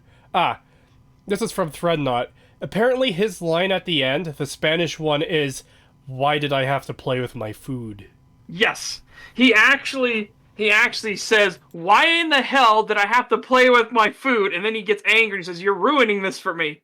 And then at the end, of course, the last thing that Puss says is, hasta la muerte, which is, I believe, until death. Oh. So basically acknowledging the fact that, when it's my time, I will see you again. Yeah. And I will... And basically, it's essentially Puss in Boots saying that I no longer look at you as an enemy. I now know that you will be a companion when it's my time to die. Yeah. Like, just the whole conflict between Puss and Death and its resolution at the end is absolutely fantastic. Yep. Because Death, unintentionally, through his actions, has finally finally taught Puss the lesson that he was supposed to learn through all the rest of his lives. That he is supposed to respect life and care for life, and then have a healthy respect of death itself. Which is why Death gets so pissed off at himself that he played around with his food, because he taught the lesson that he thought Puss was incapable of learning. And that's a great moment too, now that I know that's what he says. Like, it... I don't know, I feel it just adds another layer to it, that Death himself is the one who unintentionally taught Puss this lesson. Yep. And what's amazing is that Death starts to figure it out. One, he gets hit, but the first hit, Death doesn't mind. But it's the second one, when Death sets him up to get grabbed in the sickles again. Because if Puss goes for his traditional trademark move that he does every single time, again, you get to see it when he goes against the giant, you get to see it here when he fights Death for the first time, he's going to get grabbed again and hurt real bad. And that's what Death is counting on. So the fact that Puss in Boots kicks out at the end, instead of continuing his little circle spin thing, he changes himself, thus, again, highlighting for the audience that Puss has changed fully. He's no longer the same Puss in Boots anymore. But and it's also... that is kind of what nails it at the end, when he kicks out of the spin, so his blade won't get grabbed by the sickles and he won't get killed. But it's also just a fantastic attention to detail that, like, Death has essentially learned his moveset and, like, plays against it, knows how to counteract it. And then Puss changing how he handles things is what, like, fucks up Death in that fight. Yep. And not only that, but Puss actually accepted help from somebody else with the little gatito blade. Yeah. Which is aka the little kitten blade. Yeah, that's a great moment too, because it's, like you said, showing that he's accepting help from someone else. But even the silly little blade that he was mocking and, like, not happy with earlier, Here, you know, he fully embraces it, and it saves his life. Yeah, here, you can have my gatito blade. Thank you? It's better than a stick. How do you ever expect to his quota with all this pussyfooting around? Why does... Because he doesn't need to kill them personally. Alright? Dude. Okay. Also, I just read what this next one is. It's like, it's fucking symbolism, you dumb bastard! Sorry, chat. So for anyone that's just listening and not reading ahead, he says, why does Puss have 8 empties strewn around here when he's the only one in the bar? Just reuse your glass, man. The bartender and the planet are begging you. It's symbolic of his 8 wasted lives, you dumb fuck. Also, I didn't even notice that detail until he pointed that out. That is actually another good detail. God. This movie's attention to detail is staggering. It is. So we haven't seen what he says after this. I am hoping he acknowledges that's what it is, because he stopped to count the glasses. There's 8 of them. Oh, Puss, you've wasted 8 of your lives. This is within minutes of each other. Please, CinemaSins, for the love of God, acknowledge what it is. Show us that you're not a complete fucking idiot. Please. I mean, I guess I don't care that much, but, like, it would be annoying if you didn't. This Puss strewn around here when he was the only one in the bar? Just reuse your glass, man. The bartender and the planet are begging you. Of course. Nope, he doesn't recognize that it's symbolic. The fact that he pointed out that there's 8, too. Like, wouldn't you be like, oh, several glasses? Yeah. And the fact that he took the time to count and got that it was 8. Like, yeah, apparently CinemaSins is on the fucking, the climate change cult. Oh, boy. Like, yeah, the moment I saw 8 glasses in the text there, I was like, oh my god, that represents the thing. And the fact that he didn't have this moment, it's like, oh. I guess not all light bulbs, shine a light. Like, Jesus Christ. Thinks he'll be the one to defeat me. But no one's escaped me yet. But let me guess, Puss in Boots will. Just pausing because No! of, oh my god, this is pissing me off. I'm gonna finish playing. Hold on, I'm gonna finish playing it. I was pausing because of footage usage. Will, not for any logical or earned reasons, but because movies got a movie. If he doesn't have a logical reason, he's toying with him! He wants him to escape! He even outright says the reason later! He says that he enjoys the chase! He enjoys when people... Because he goes after the arrogant!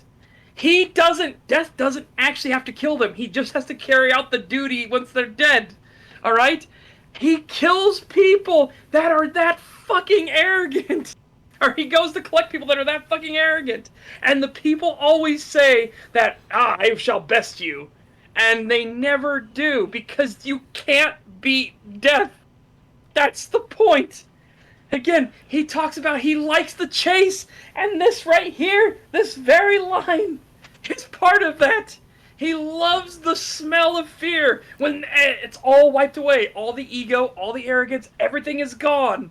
And all that is left is the fear and certainty that you are about to die. Yeah, because I believe this moment here is right after Death's blade cut Puss on the forehead. So, yep, like, and the first time a blade has touched him, and they go their way to show, like, what a significant moment this is for Puss, because, like, it genuinely freaks him out. Because it should when you're the person who's stunned. Never been touched by a blade. Yeah, at first he's stunned. He doesn't know what happened. And then he reaches up, and he feels where it was, and he looks at his paw, and there's blood on it. And then immediately, all of his hair starts to stand up in a wave down his body. Yeah.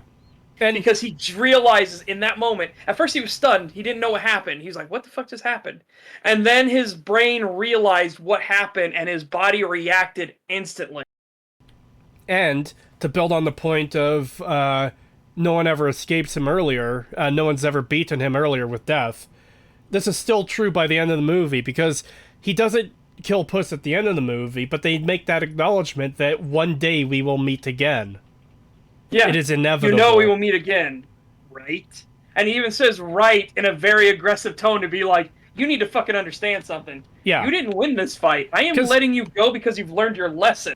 And if it's almost a Lanius moment with saying, oh, so you're going to retreat. And then Lanius chews on that and, like, disregards the entire conversation to fucking kill you at that moment.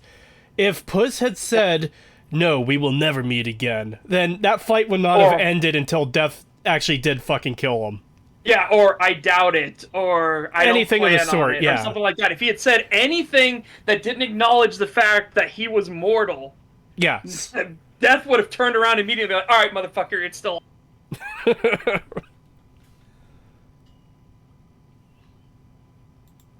Just the smell of fear. Pheromone addiction.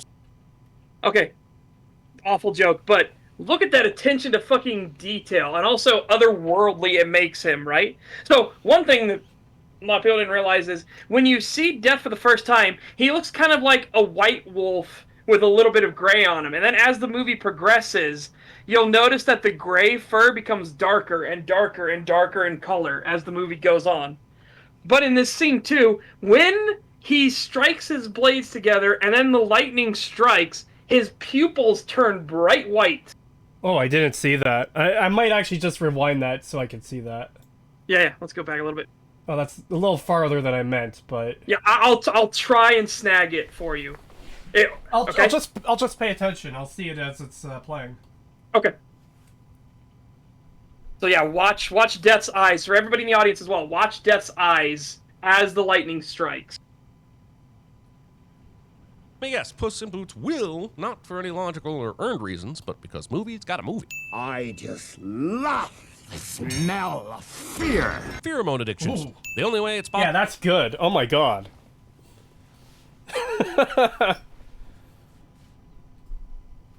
that is a great attention to detail. I love that. And again, that's part of his fur pattern. To keep Death's identity hidden, they made sure the fur starts out like a really off-white around his eyes and everything, right? But as it gets further and further on, that fur color gets darker and darker until it's black. And then you realize through the contrast that it's a fucking skull. His fur pattern is literally a skull. But they keep it hidden at the start. So I'm going to go CinemaSin's own video. See, look at the color of that fur. It's like a gray. You can't tell. And then when we get to the end of the movie, suddenly it's fucking black. It's a great progression of the character because now Puss has fully realized what it is. Mm-hmm. Yeah, when you look at Death straight on, and they showcase it in the tunnel in the Cave of Lost Souls, it is a skull.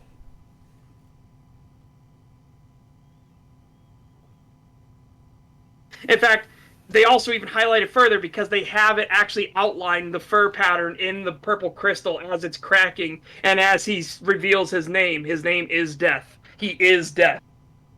You're making me want to watch this fucking movie again. It's such a good movie. It is. Again, it's great. I have seen this movie over 20 times now. Oh my god, you've seen it more than Dune. Yeah, I can't help it. It's a good movie. Yeah, I used to get that way when I was younger and had more time to watch movies, with movies I really liked. By the time I was like 3 or 4, I had worn out 2 Lion King tapes. Yep, Jesus, 20 times. Yep. So it happens, but it's also how I made sure I've gotten, all the criticisms for this movie correct. I've seen it that many fucking times. I know this movie like the back of my hand. Oh. Also, someone in chat said he skips the entire fight scene. It appears so. Yeah, it seems so. He's going right into the thing. Smell of fear. Pheromone addictions. The only way it's... Holy shit, and then you skip the entire thing about life passing before your eyes. Yeah, that's what I mean when I was talking about that comment that skipped the entire fight.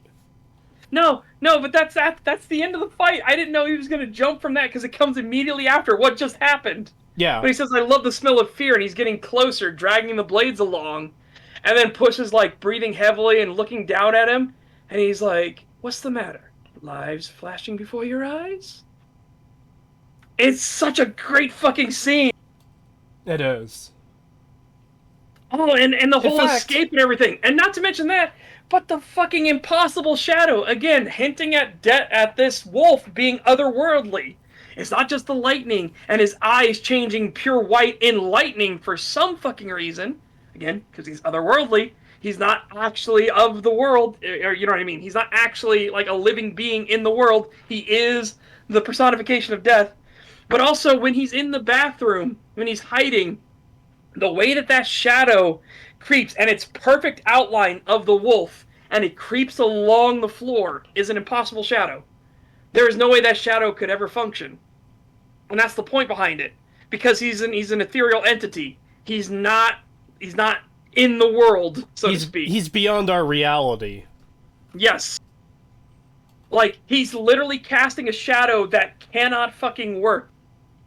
And it's making Puss even more afraid, which is what Death wants. Granted, Death then didn't expect the fact that Puss would actually be so shattered he would jump into the toilet and, crawl through the sewage and everything. Which is why Death doesn't pursue him. Because Puss is no longer acting like the legend. He just soiled himself. Literally. He jumped into a river of feces and piss to escape death. Which is also why Madame Luna gives him a fucking bath, because he needs it. He would reek.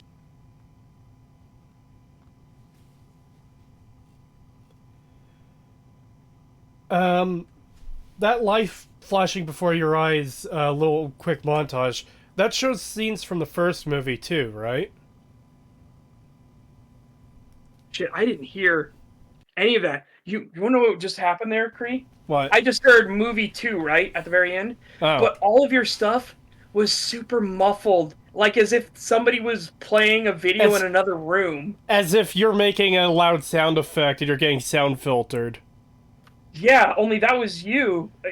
Uh, That was what I said fucking was, weird. in his life flashing before your eyes little montage, there's scenes from the original Puss in Boots movie too, right? Yes, little no, bit? a little stylized. But there are scenes, because I'm surprised he didn't send that for like, oh, showing clips from the previous movie. Ding. Yeah, I think it's because he understands it's supposed to be his life flashing before his eyes. Even he, as thick-headed as CinemaSins is, understands that that's what the purpose is. I'm pressing fucking X to doubt on that, man. I have no Who faith in knows? this guy. He better not talk bad about Perito. He better fucking not.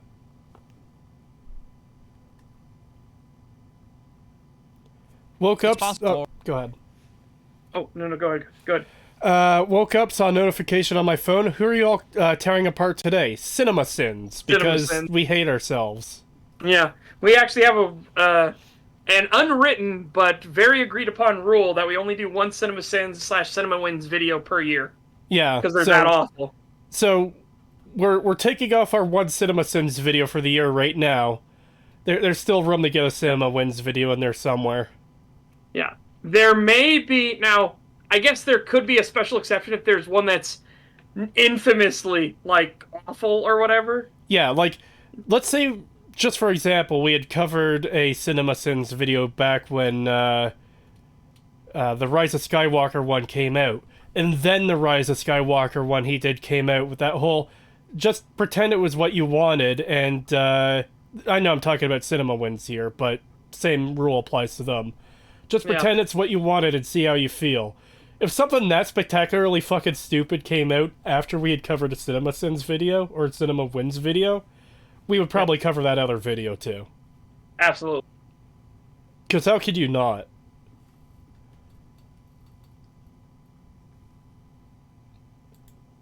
Large as if Roland Emmerich and Bradley to spout bullshit science to Halle Berry and Patrick Wilson again. It's a funeral, so it must. Okay.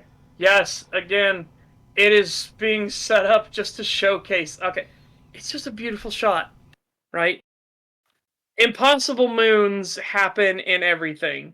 Most of the time, they're done to set up a shot. But in reality, yes, the moon was that close. The moon's crashing into the fucking planet.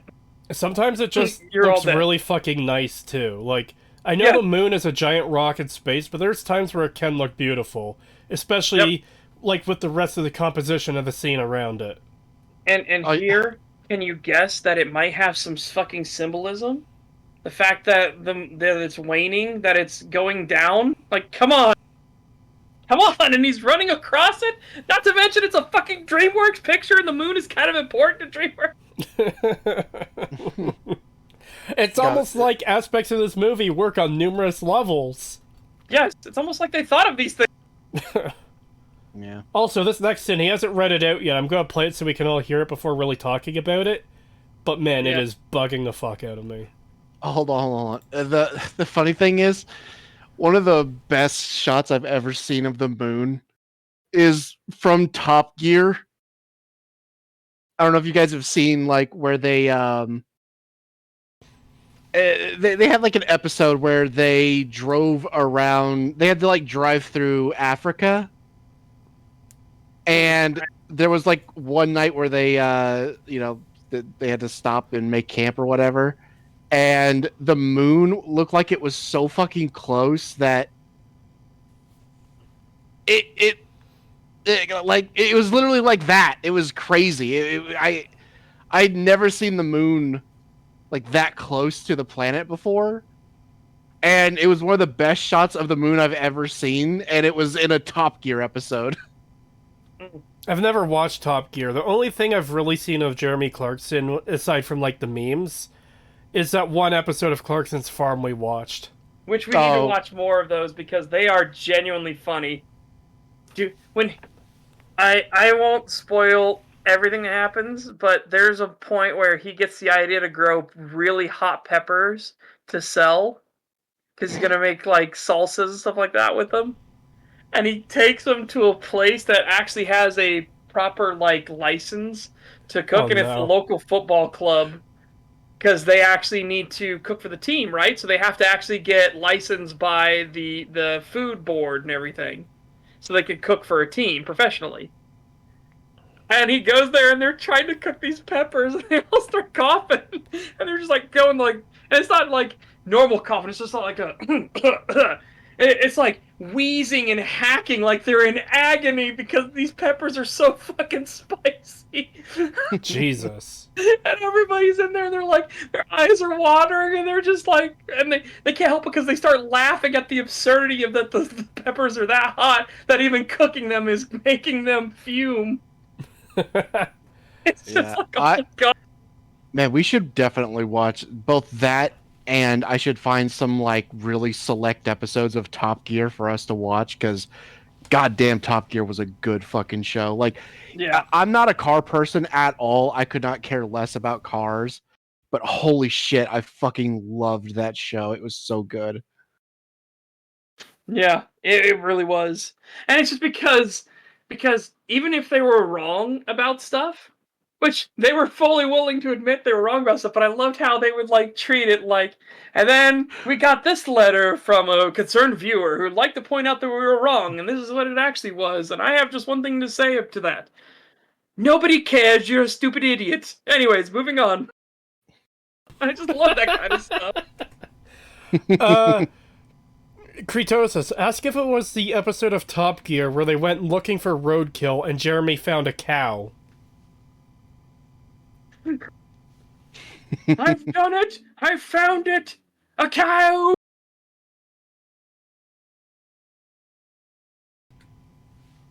Anyways, Yeah. this thing is going to piss me off, I can already tell. So, Absolutely. let's hear it. Be raining even if that funeral cliche.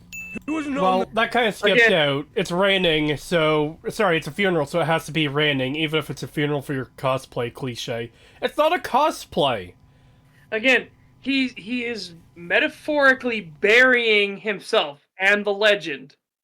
Yes, It's symbolic of him literally retiring. He's going to a fucking death home, basically. He's going to a retirement home to live out his last days in just a haze of just mediocrity. yeah. That's his entire existence from now on, and that's what he's mourning, the fact that there would be no more adventures, no more excitement, because he almost lost everything.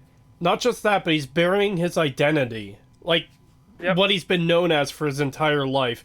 And it's not a fucking cosplay, because that outfit, like, a cosplay... Is his uniform, yes. A cosplay is like when you dress up as fucking Batman to go to a convention.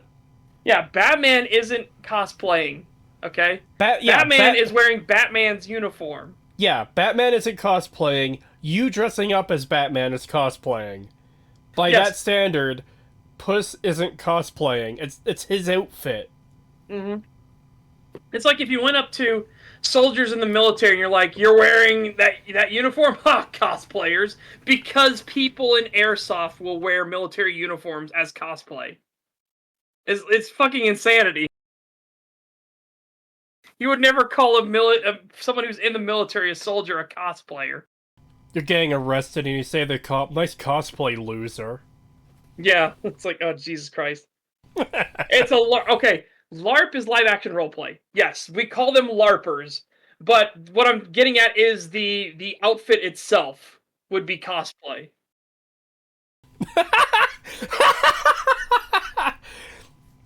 I'm gonna cosplay as Creetosis and start destroying orphanages. Hey!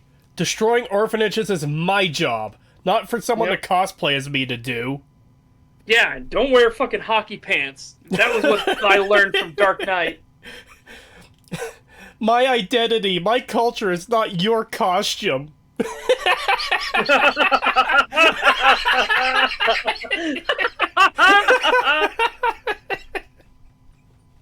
Oh my god. I love like how cosplaying fucking as hard a that got gloating. Let me memed. see your dog. Oh god. No, you can't see him. He's mine. I won't let you shoot him. I gotta agree with Death is Fantasticus. I have a pretty good functional human cosplay. Hides my alien features very well. Oh. Across the land by many. The leche would. You skipped my favorite one, you motherfucker! The Stabby Tabby was great. I love that name. That is genuinely my favorite of his nicknames, the Stabby Tabby. It's so good. That is a great nickname. Oh my god. And he skipped it. He skipped it to go to the last one for the Milk Whisperer. Come on. The Milk Whisperer? Yes!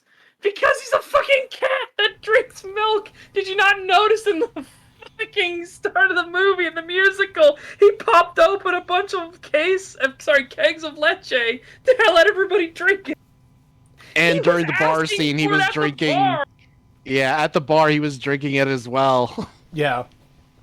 Holy shit, it's like he likes milk. Like most cats, even though a lot of cats are lactose intolerant, but they still like milk. And you'll find out that the hard way if you ever give your cat milk and then realize it has to go to the bathroom a lot. Such is more offended by CinemaSin skipping a nickname than any of the 10,000 bullshit dings. I am not offended. I am just more, like, exacerbated that he would skip the best of the nicknames.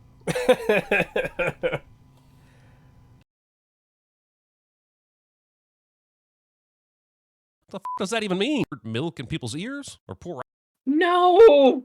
No, let him finish this, because this is gonna be fucking stupid. Normally jokes are supposed to make you laugh, but it just makes me want to inflict pain upon myself. Yes.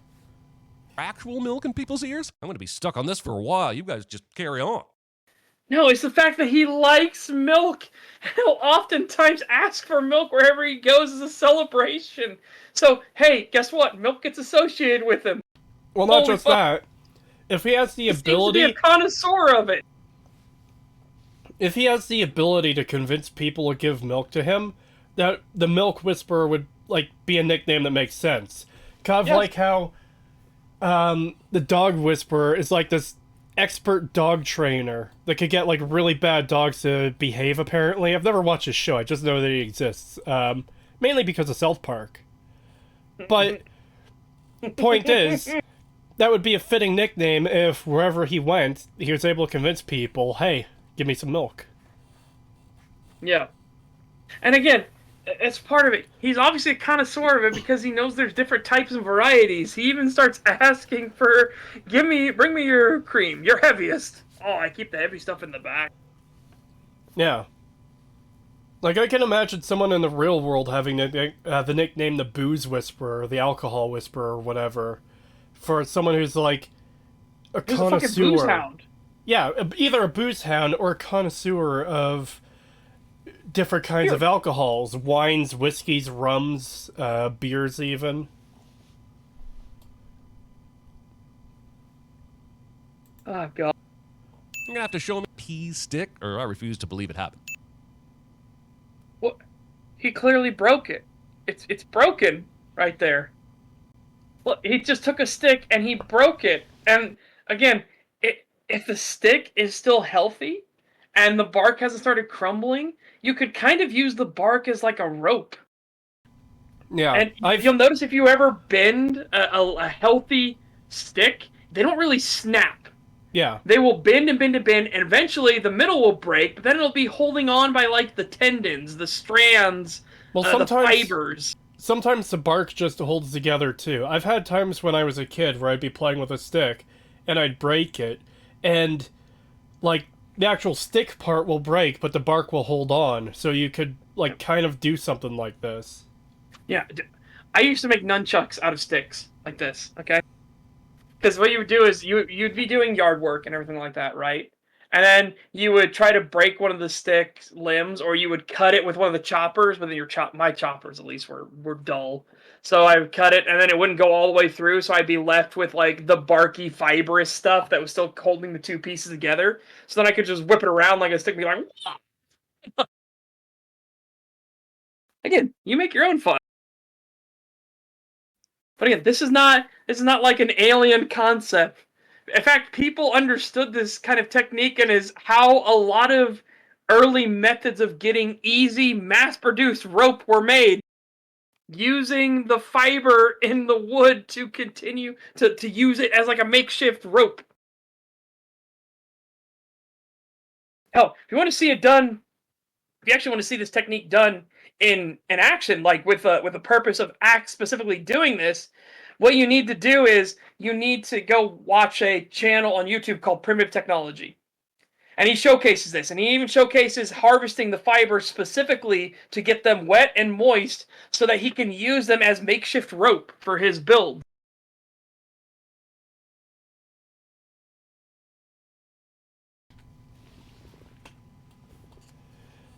Have you guys heard of Dartigan? He does Sins videos. He does Sins for video games. He's just awful. I have heard of him, but we haven't covered him. Because someone else said, Threadnought said, I think they did his Dead Space video. That was someone else. That was a different channel that did the Dead Space one. Yeah, I love Primitive Technology as well, because it's somebody who's genuinely doing the things by hand, by himself, and he explains in detail, step by step, how to do exactly what he does.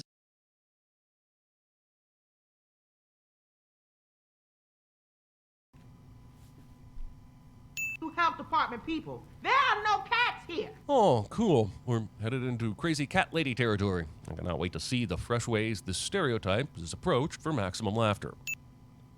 Okay, look, again, the stereotype is here for a reason. This isn't supposed to be a place that is good. It's not presented as a good place. She literally does everything wrong when caring for cats. She's obsessed with the cats. That's why there's that whole joke about the health department. Did you not find it weird that there's only a single litter box? Like, holy shit. Yeah. Scolding a cat for using a human toilet instead of using him to make yourself millions off selling the movie rights to Pickles, the cat who can pee standing up. These ones are just... God, what a cringe fucking joke. Yeah, that was awful. Yeah, Holy cringe too. Fuck. Oh my god. Like, this is what it looks like when you're not even trying.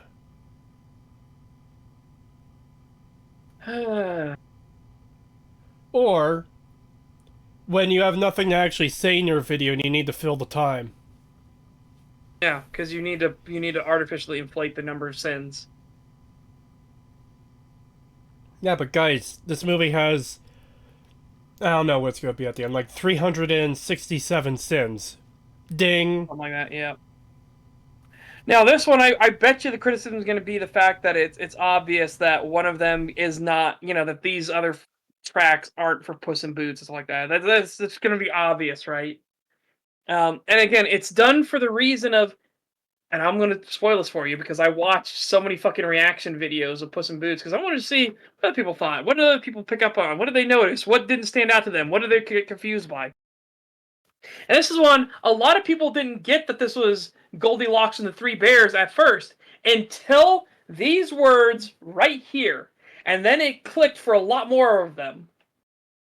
And they're like, what are these three bears? Why is there a lady riding? And then they started going through like all different kinds of bear mythology and bear like legends and stuff like that. And then it was this moment here. These ones are just right. And they're like, oh, it's fucking Goldilocks and Three Bears. Why didn't I think of that sooner? That's almost universally what all of them say. The ones that get it at this point right here. I know. I think he's going to criticize the fact that she was looking at the different footprints and everything like that. Maybe. I'm trying to think of what it's Cinema Sin. So what would his deranged mind come up with as a sin here?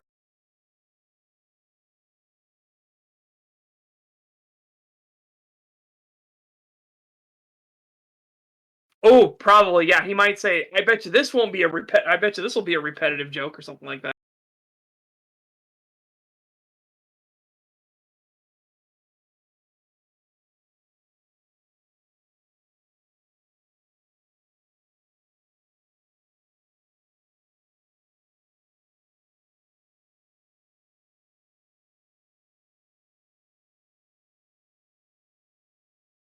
Yeah. I was muted, fuck. Oh no, damn. Nice. Creed's entire point was that it was going to be a repetitive joke. Yeah. That he was going to say that I bet you they'll bring this joke up multiple times in the movie or something like that. $5 from Ludwig Williams. Thank you. Saw Puss in Boots in the thumbnail. The Panic Attack tweet single-handedly made this movie's creation not worth it. Big disagree. What the fuck are you talking about? No, the Panic Attack in this movie, Well, scene is the Panic perfect. Attack tweet. What's the Panic Attack tweet?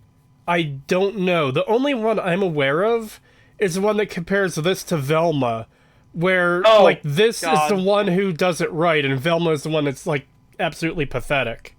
Yeah, that's the only one I knew of, and again, it was because it was shitting all over Velma, because Velma doesn't understand what a fucking panic attack is. And again, being somebody who's had panic attacks, this movie is so fucking accurate with it. Even better, the attention to detail in this movie is fucking astounding. The fact that, because when you have a panic attack, one of the first things that happens, not only are you breathing heavily and you feel weird, color will usually drain from your body. Yeah, you can't really do that with Puss's fur. But obviously his fur is standing up on end to highlight that because you can have the color drain thing. But the other thing that happens is you start losing focus on everything else and you become hyper-focused on yourself. Like, to an absurd degree, which they showcase in the movie when we see from Creetosis' perspective, he's speaking normally, and then when we jump into Puss in Boots' point of view, it's hazy and fuzzy. He's not focused. He can't see anything clearly. He kind of knows Preeto's there, but he can't see him. And when he hears him, it sounds like he's 1,000 miles away. Yeah, like it's muffled or something. Muffled and like, hey, Puss, what's the matter, Puss? What's going on? Can you help me? It doesn't sound right. And again, that's what fucking happens when you have a panic attack. You start focusing on yourself more and more and more because you genuinely think, like, this is it. You're kicking the bucket. It's over. It's an awful, awful fucking feeling. It's just a fucking awful feeling. There was a tweet that said the panic attack was offensive for being too accurate and therefore triggering. That person needs to fucking kill themselves. Yeah, fuck off with that. That was an amazing scene. That amount of attention to detail. Somebody on the team must have suffered from panic attacks, and they know what the fuck it's like. Or, holy shit. Or alternatively, they just looked it up. Yeah, fair. Fair, that's true. I guess I shouldn't just assume that one of them has had panic attacks as well. Maybe they actually did their due diligence and looked into it. Yeah, because wanted to respect it. Yeah, that's something that would deserve a lot of respect if, yeah, none of us have dealt with this, but we should look it up to see what it's actually like instead of just coming up with a stupid cartoon version of it. Yeah, instead of the Hollywood panic attack stuff. Yeah, because I think Sopranos is the only one that does panic attacks properly. That I can come to mind when it comes to Hollywood stuff. Sopranos is Breaking the only Bad one that does it well. Do what? Breaking Bad. When Hank finds out. Ooh. That is pretty fucking good. No, he's not doing something like that. This got onto a whole tangent because Ludwig Williams sent in a super chat. Yeah. That was kind of weird. But anyways, let's see where he's going with this. I absolutely think it's going to be, oh, this is a repetitive joke. I'm going to repeat it since I was muted for it earlier. It makes sense for these characters to say this. Like, you could have it two ways. These characters are looking for clues to find the right trail for the people they're looking for, particularly Puss. You could either have them say, nah, that's not the right one. Ah, this is the right one. Or you could play into the whole joke of them being Goldilocks and the Three Bears of, nah, that's too big, that's too small, this one is just right.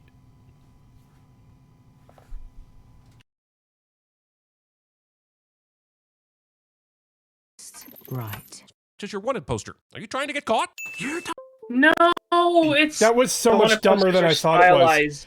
The wanted posters were stylized and they were great. Like, yeah, not most to mention, of the characters that get introduced have those posters, and it's like a great little moment. Yeah, because Jack Horner obviously isn't actually wanted, okay? Well, he's not actually wanted. Maybe in other regions he is. We don't know. Maybe you could assume that, but no, he obviously runs a business there. He's part of the town and everything like that. He doesn't have a wanted poster in this area, I should say. Because as you said, yeah, he might be wanted elsewhere.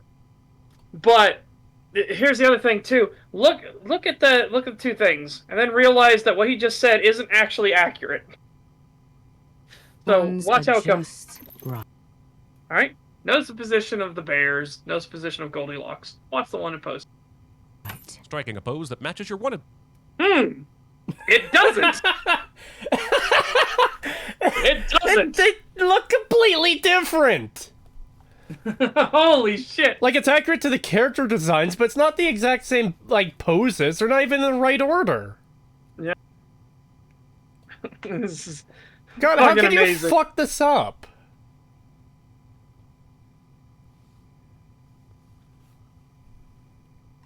Poster. Are you trying to get caught? Cat? I'm a talking cat. Also, why would they get caught if they struck the pose? You know? Yeah.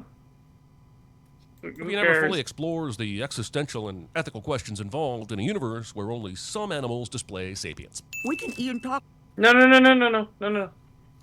Again, only some animals display heightened sapience. All of the animals in the Puss in Boots universe seem to be aware.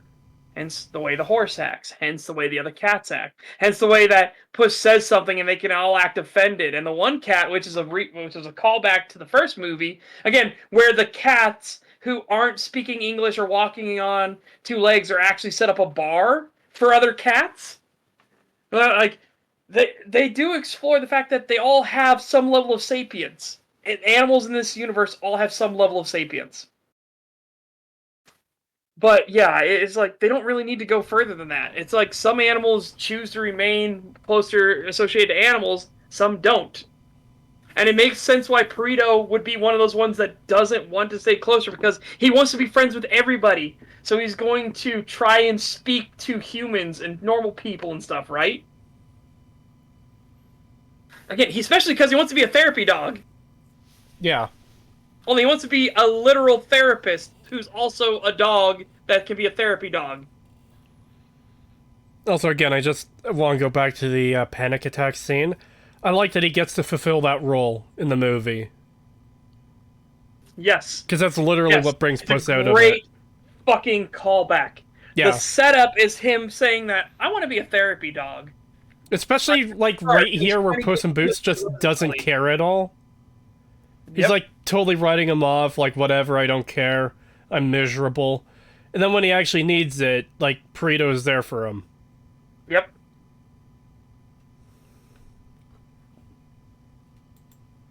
At the same time. Same time. It's over. Oh no. Again, that was the... Perito's a weirdo. Yes. Again, the point of the movie. Like, he's hiding as a cat, okay? Like, Jesus.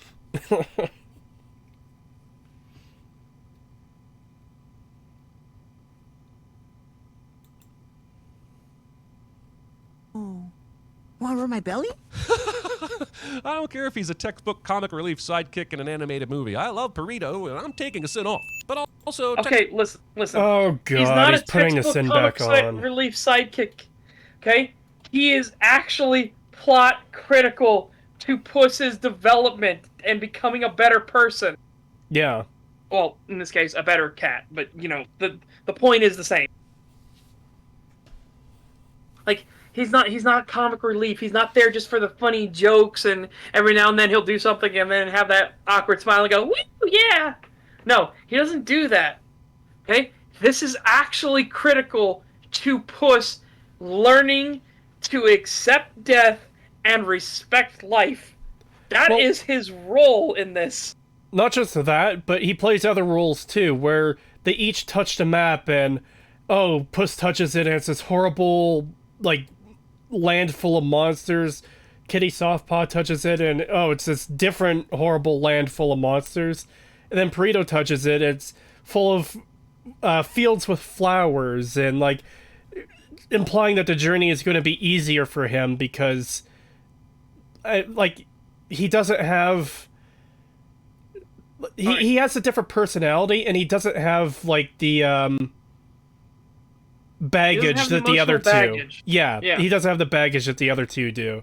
Because, like... Because the entire point of the map is it's your emotional weight and baggage that is supposed to be the obstacles in your way, which Yeah. is something that Perito does not have.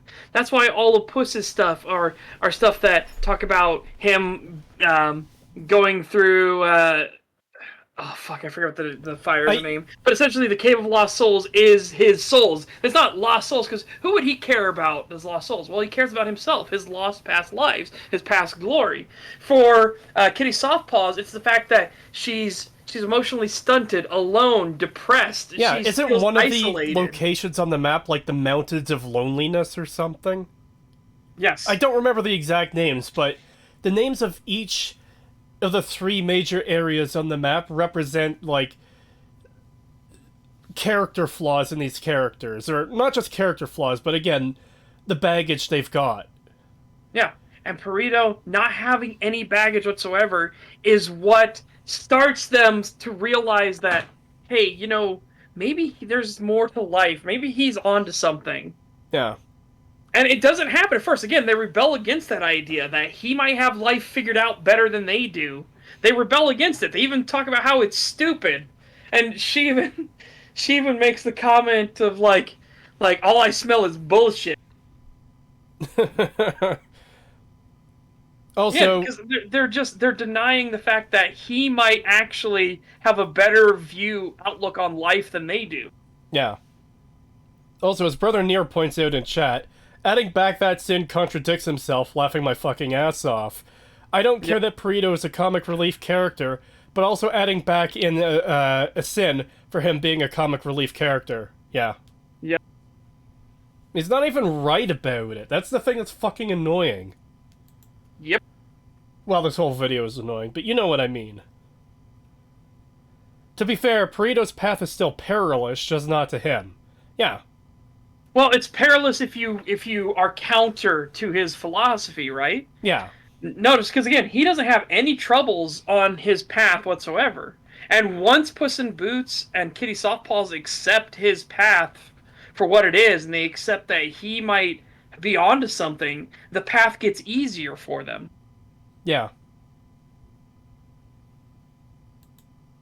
Textbook comic relief side be cliche, so I guess I do care. Sleeping with this many cats on top of you and still having lungs that are fully functional. I'm no doctor, but I'm still positive that is not.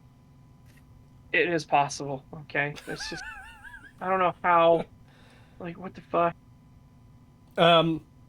This may be shocking to Mr. Sins, but, cats don't actually weigh all that much. Unless they get real chunky. Yes, they get, like, unless they're a chunk. demonologist chonkler cat that's a fucking watermelon with legs and a head.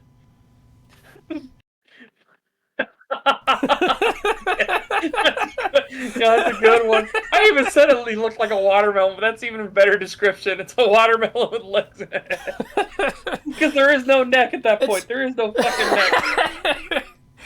I just love how that cat just goes complete goblin mode when it starts. For anyone who doesn't know, we've been playing Demonologist. We might play again tomorrow. It's like Phasmophobia, but better. There's a cat cosmetic item that you could get for your little, like, home base area. And I don't know why they programmed this in. It's a fucking mystery that will endure till the end of time. But every time the cat goes to eat, it will get fatter to the point that, like, it starts off really skinny, and it will be watermelon. Sorry, we've seen it get as big as a watermelon. We don't know if it gets bigger. It is an absolute fucking chonkler. But when it goes to eat, it doesn't just eat the food, it goes like the whole time.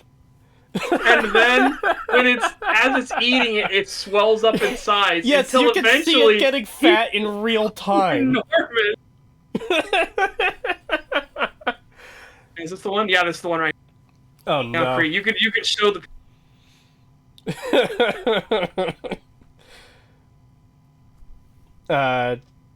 Where is it? Oh, there it is. Yeah. That's not even the biggest we saw. No, it's not the biggest. I didn't think it could get bigger. He gets bigger than this, but already you can see that there is no neck. Hold on.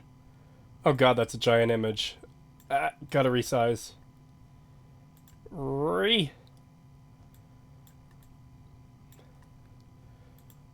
So yeah, if she had like 20 of these sleeping on her, maybe Mr. Sins would have a point.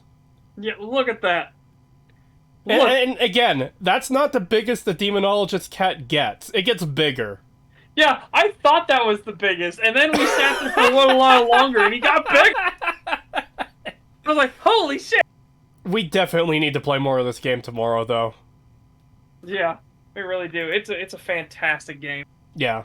I really can't wait until we have a new map, though. Oh, I can't wait for the new maps and then just them filling out more and more of the spirit roster to give them that strengths and weaknesses and stuff. Oh, yeah. Great. That's not a cat, that's a football. I jokingly called it the Goodyear blimp.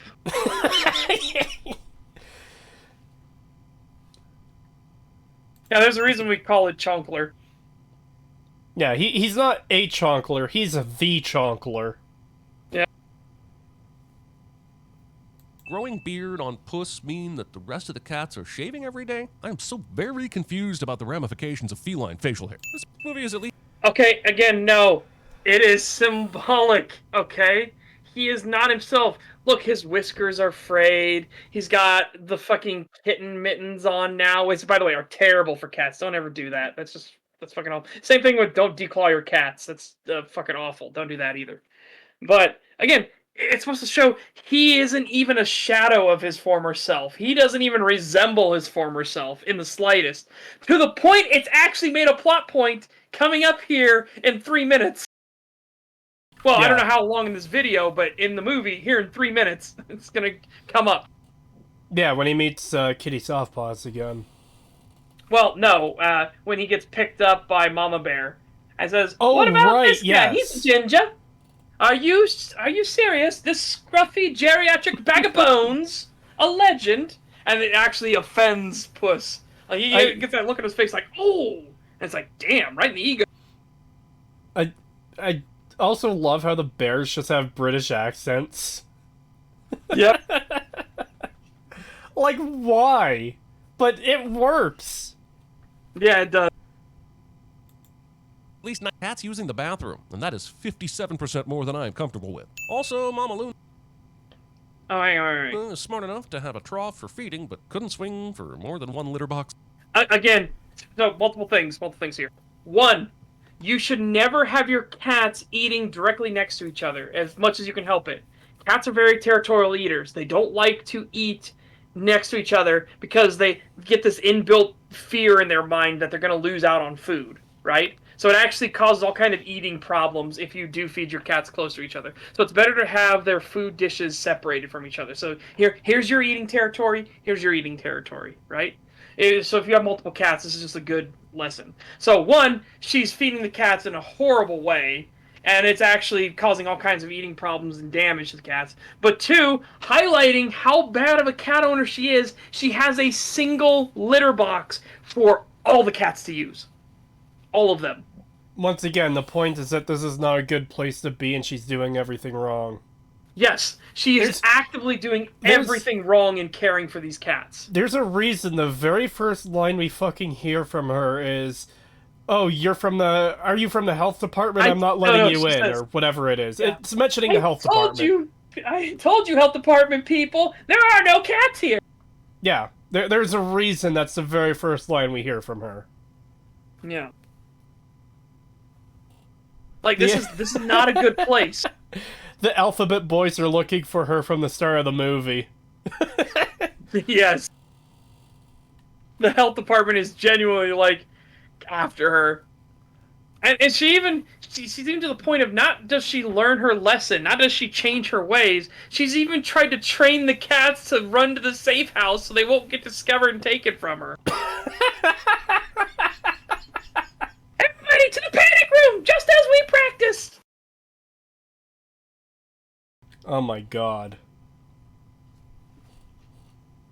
Yeah, she definitely has the parasite that's in cat feces. She absolutely has it.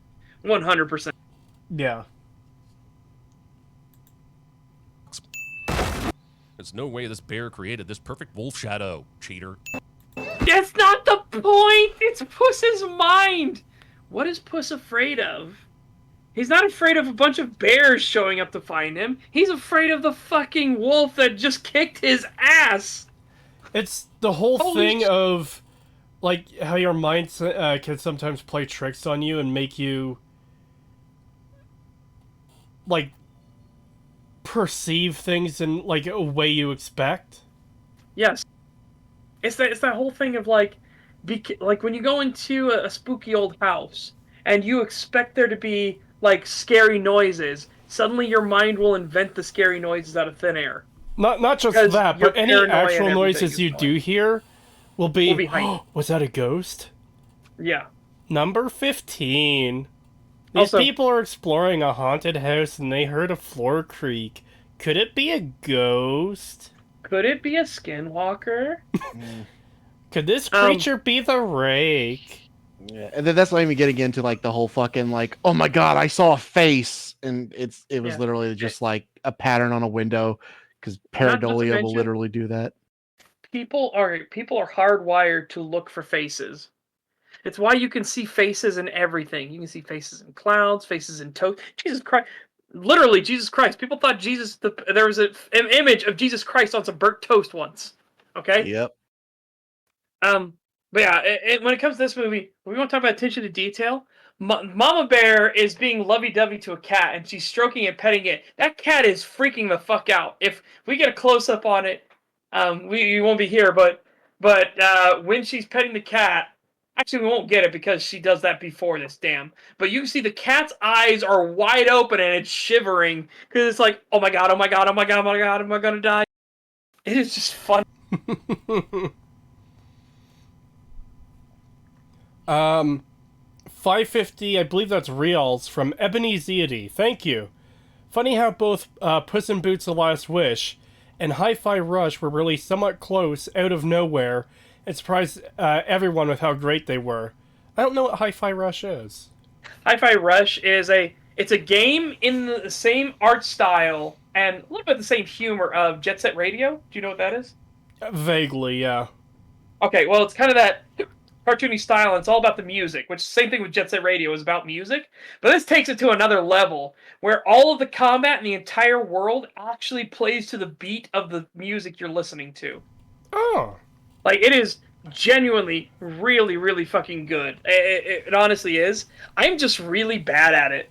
Because I'm really bad at focusing on everything I need to focus on mid-combat while also trying to play to the rhythm of the song and everything. Because that's how you do bonus damage, that's how you do combos and everything, is you actually play to the beat. And in fact, it's even set up in universe that this shouldn't be happening. You've created a fucking paradox. Like, the entire world shouldn't actually be going to the beat of your song, but it is. Level 4 Rake. Could this be a level 3 Ghoul? Yeah, it's like, this is clearly a level 4 Ghoul, and it's like, what the fuck does that mean? That's that moment where I need that skeleton picture where he then it just Elaborate. says nuke on it, and it pulls out his brain, or was that it was Chills, I think, who did that.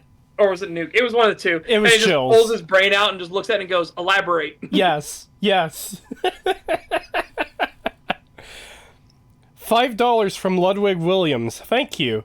Dragon deniers when you ask them how Europe, China, and Mesoamerica developed dragon mythologies independently of each other.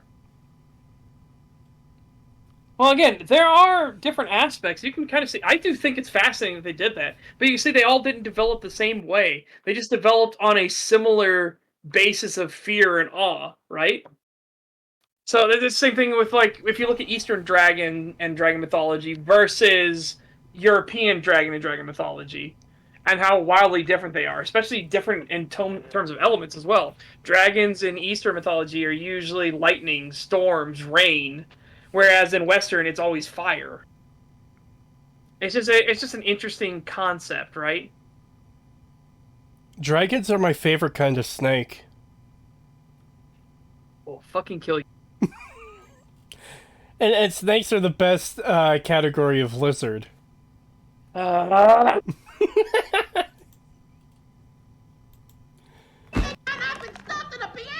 Can we switch over to following Mama Luna then? Because I'm way more interested in the piano stuffing story than anything I've seen in this movie so far. No, that's a you problem. Yeah, that's definitely a you problem. Yeah, that's Jesus that's Christ. a you problem, dude. Like, what the fuck? This is one of the best movies that's come out in a long time, and you're just fucking. I fucking hate it. It's so fucking animated films are so stupid. They're not realistic. Fucking hate animation. Ugh. Kill yourself. It's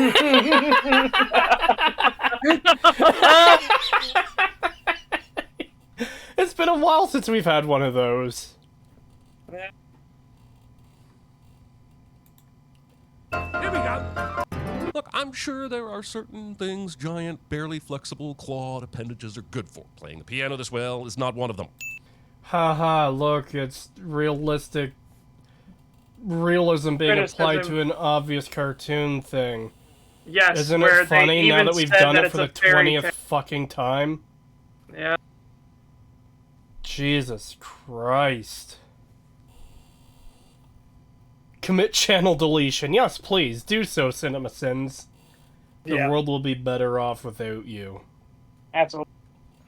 And without all your little clones. Jesus Christ. No, he can't be.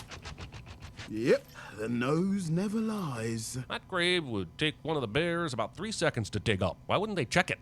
Oh well. Because it's Why would they- incredibly disrespectful to fucking dig up a grave.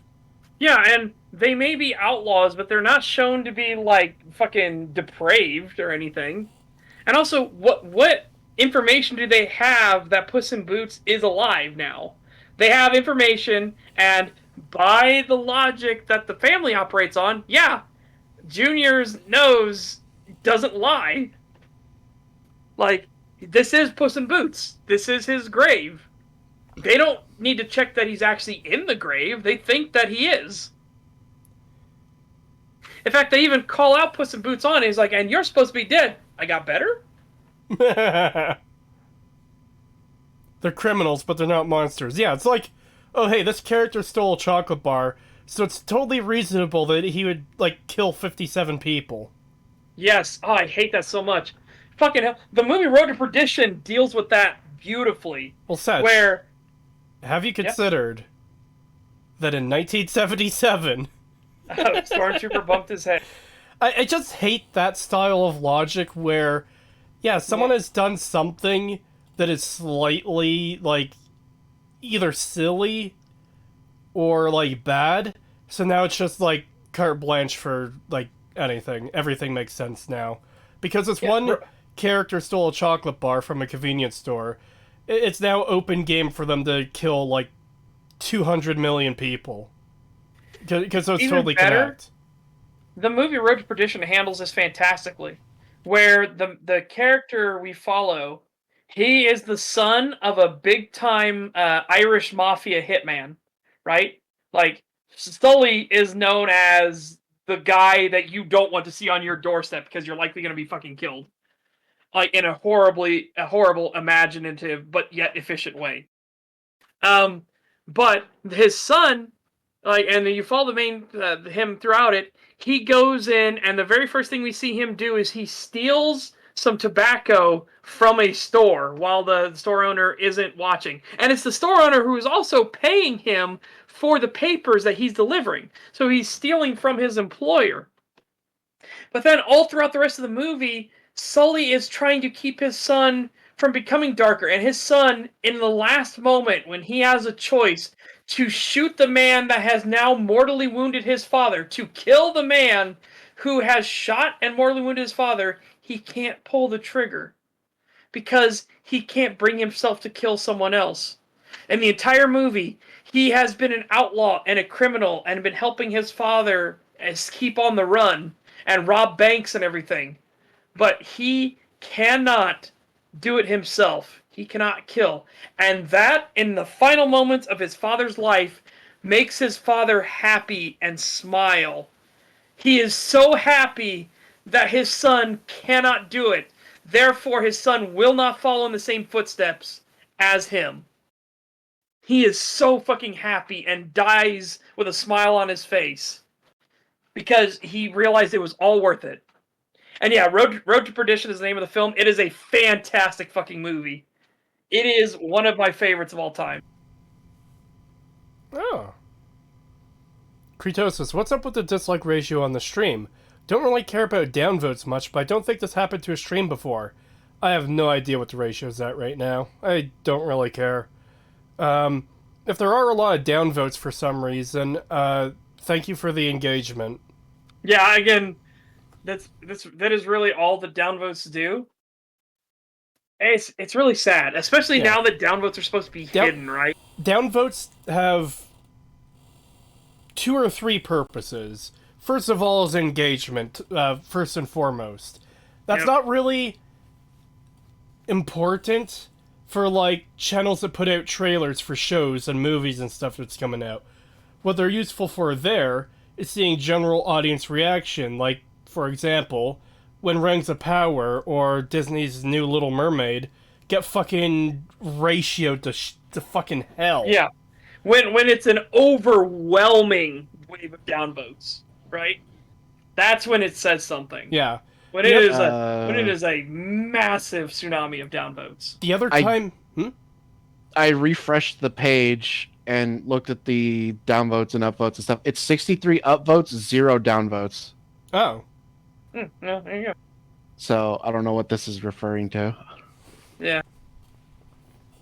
I wish I had more than 0 downvotes in addition to the, 63 up? Yeah. Yep. Keyman says, wasn't this movie also used as inspiration for the new God of War? If you're talking about Road to Perdition, it wouldn't surprise me. It wouldn't surprise me if it was.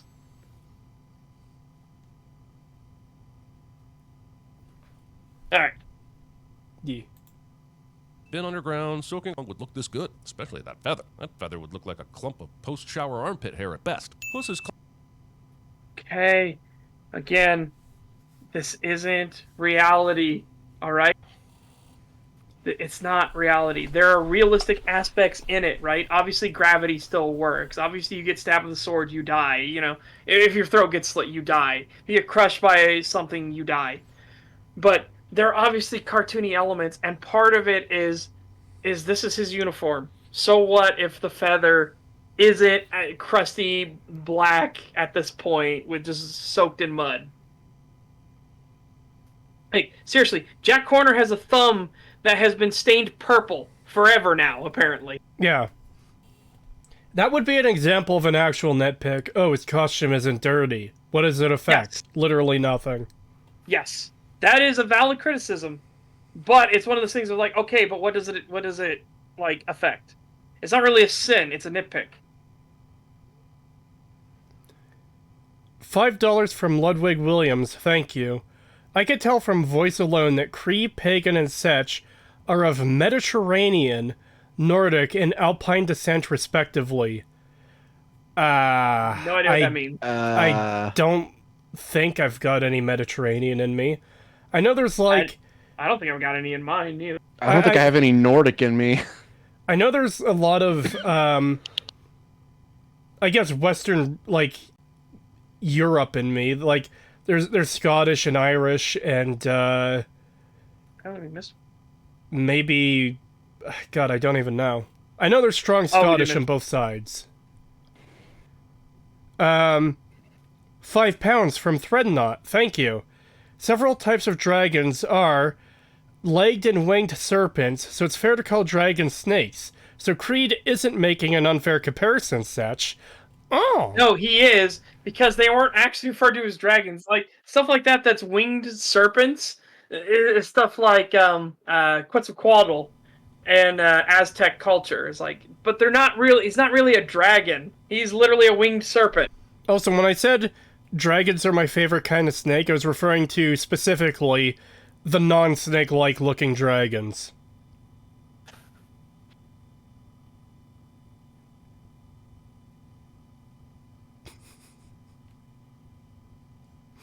climbing this water wheel, sneaky way in, but...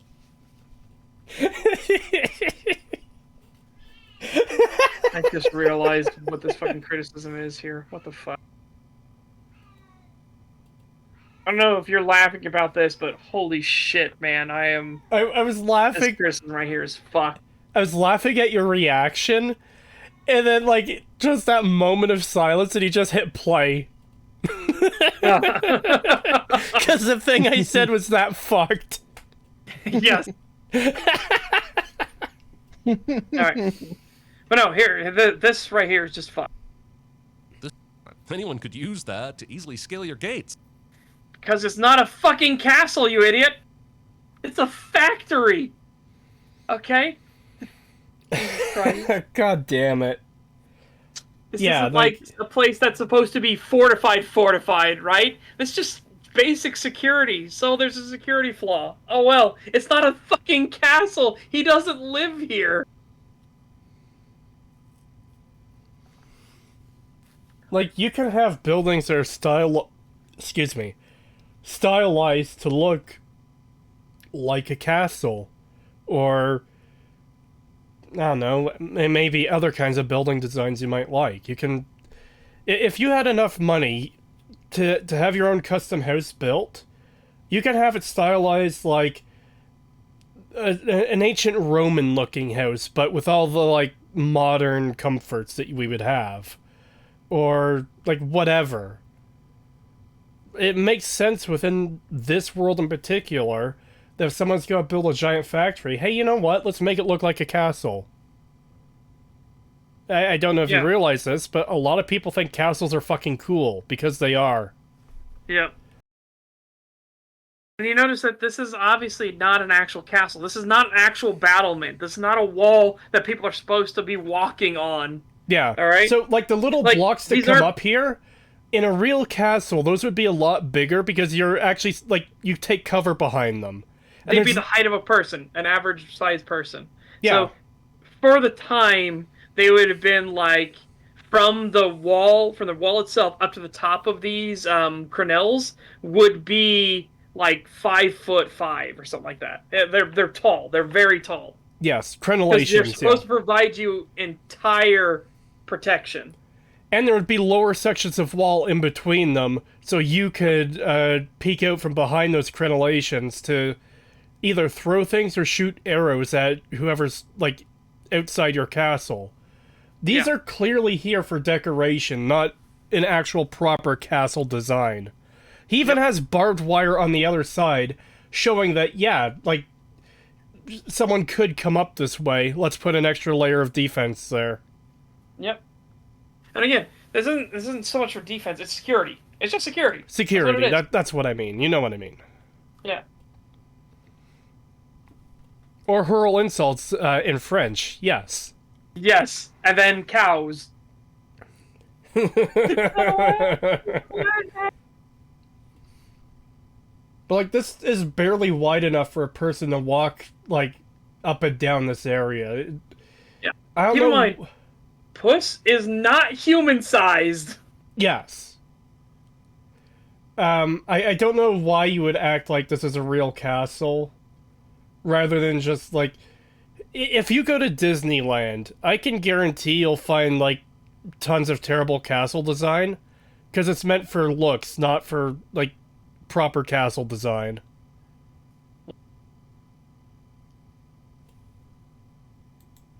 It's a self-obsessed, non-existent Zorro cat. Holy shit, those pies are still steaming right out of the oven. How is Horner not melted his plum off? Because your thumb wouldn't melt from the heat.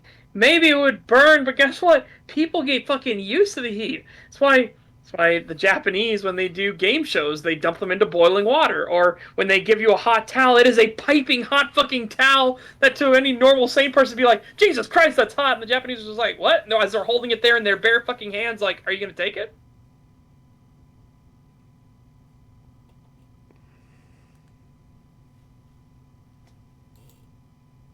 This movie is being wanted posters. Are all of these characters really wanted by the police? And if so, how terrible is the Storyland police force if they can't catch any of them? They're not even trying to remain hidden. So it's implied by the world in the other movies that, like, there's different kingdoms. Yes, a lot of... Like, just because we see far, far away in the first one... Like, this movie makes a point that the area we're in for this movie isn't far, far away, because that's where they go at the very end.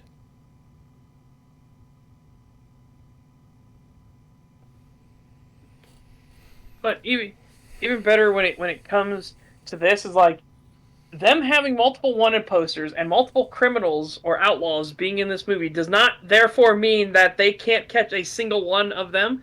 These are just supposed to be the really good ones at not getting caught. And like, holy shit.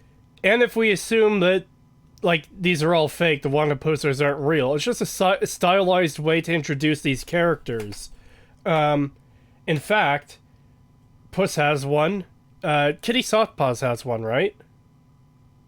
Yes. Yeah. Kitty Softpaws. Horner has one. And it's in the same pose, too. That one is actually the same pose. Yeah. So, Puss has ones, Kitty Softpaw has ones, Goldilocks and the Three Bears have one, and Jack Horner has one. Guess what? They're all the characters with big character flaws, and depending on their actions, might be seen as criminal in some areas of the world. You know who doesn't get one?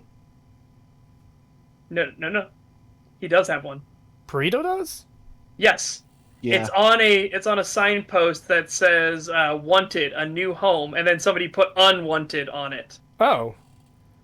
But wait, yeah. Wanted a new home. That means he's looking for a home. That's not like a proper wanted yeah, poster. But it is technically a wanted poster because wanted was the thing that was on it, and then but that does like things to get in contact to get Perito and stuff. Yeah, but that does support my point because for the other characters, they're actual wanted posters like, hey, this is a criminal.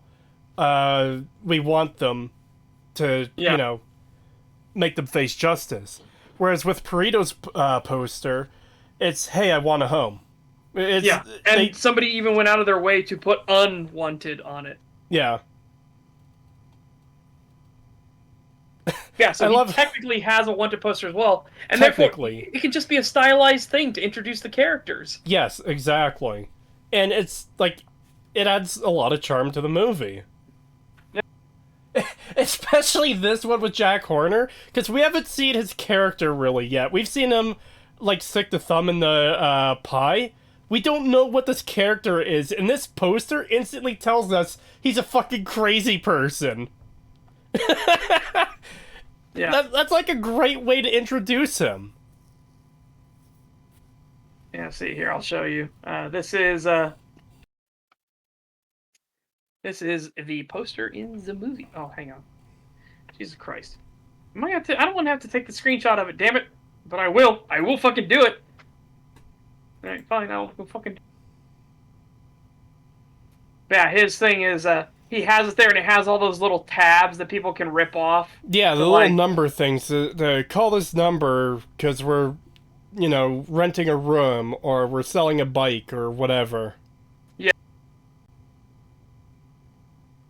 Saucy Jack.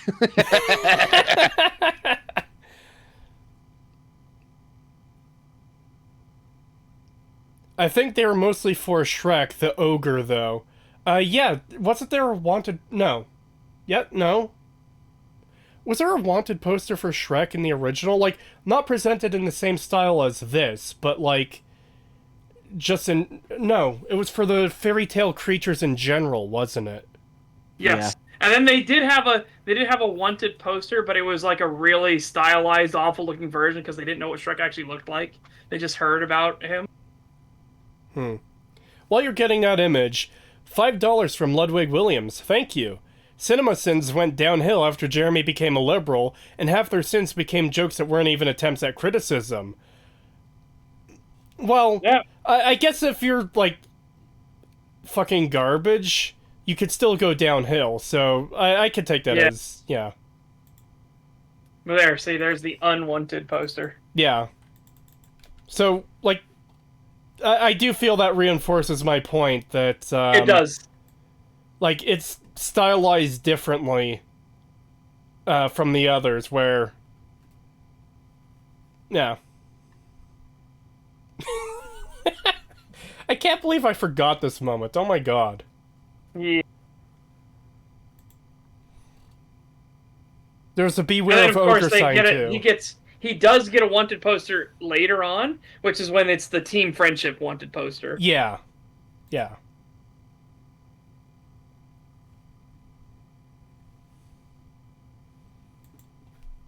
Check it out! Magic carpet! Using a magic carpet as an actual carpet. Also, How is that a sin? The whole point Yeah, of Jack Horner is that he hoards magical objects. Yeah, and he abuses them. Again, they will make that abundantly clear more and more.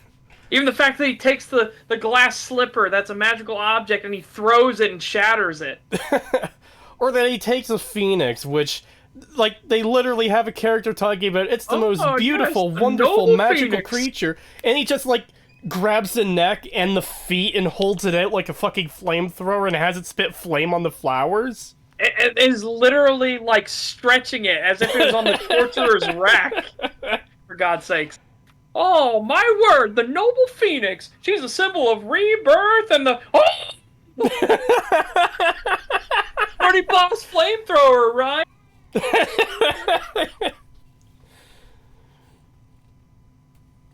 A human breathing. Ding! Yeah, basically.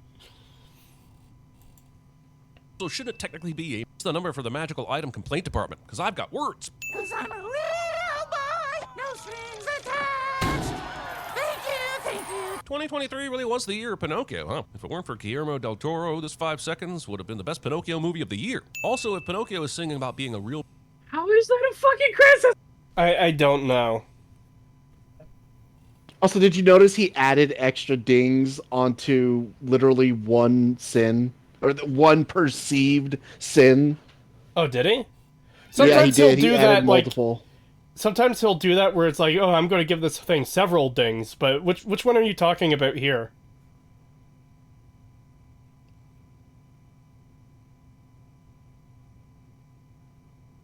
Uh-oh. Is Pagan dead? What? Sorry, someone was talking to me. What? Oh, I Wait, said... which one are you talking about that does the multiple dings?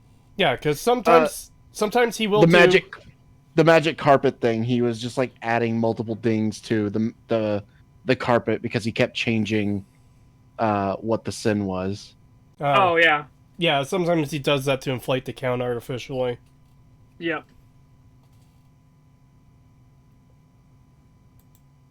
real boy while he clearly... Why isn't his nose growing? Movie doesn't even know how to Pinocchio correctly.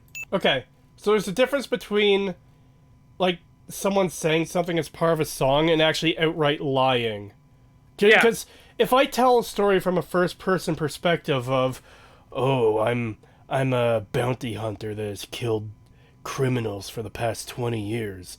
That's me telling a story. Would you say to me, you little shit?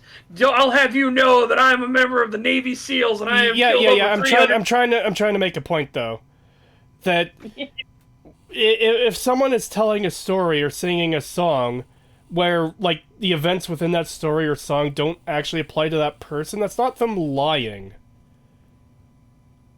A lie is specifically you knowingly telling a falsehood in earnest. So it's also possible that Pinocchio could say something that isn't true, but he doesn't know it.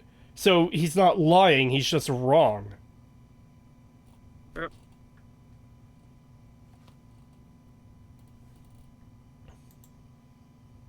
Easy peasy lemon squeezy. Cool reveal, but what's the scenario in which she's been in there this whole time? They explain it! Oh like my god. She was working with the bears because they couldn't find Puss. How is this difficult? And why would she wait until she arrived to the home of the person she had bad blood with to make her move? Because it'll be surprising, okay? And then she'll get a clean getaway. she's gonna take Jack Horner by surprise. She kicks the first person that's there, and it turns out it's Puss, which is not good for Puss, because, she's gonna give a follow-up. Puss? Kitty. Puss. Like, uh-oh. Yeah. Well, she's actually not working with the bears. She specifically says she's double-crossing them. Yeah, but she's... The fact that she's double-crossing them implies that there was a deal or a bargain to begin with, that she was working with them, but then decided that she's going to take it for herself. No. She never was. In fact, they go to hire her, and she says that, I'll be on a spiritual retreat. They tell her all the details about it, so she said she's going to go do it instead. Oh. And that's why she even says, you're supposed to be on a spiritual retreat. And she goes, namaste. But I don't see how that's a double cross then, because she never agreed to help. If that's Yeah, the it's not a case. double cross. It's literally just. Yeah, she's she just wants the taking the map bear's for idea and herself. doing it herself. Yeah. And she's also getting revenge on Jack Horner because she doesn't like him because he double crossed her. Yeah, you set me up. Yeah. First he says you robbed me, and then she gets angry and more defensive, says you set me up. Yeah. So she's getting revenge, and she's also getting something she wants by specifically not working with the bears and stealing the thing they came to steal. All right. I guess I remembered that wrong. Yeah. I assume, like, they call it a double cross in the movie? Yeah, she says I'm double crossing the bears. Okay, yeah, well, that's what made me Puss think. says- That's what made me first think she Puss- was working with them. Yeah, first Puss in Boots says I'm double crossing the bears. No, I'm double crossing the bears. Well, they tried to hire me yesterday. Well, they tried to hire me 2 weeks ago, which makes you Plan B. And he's like, because it hurts his ego again.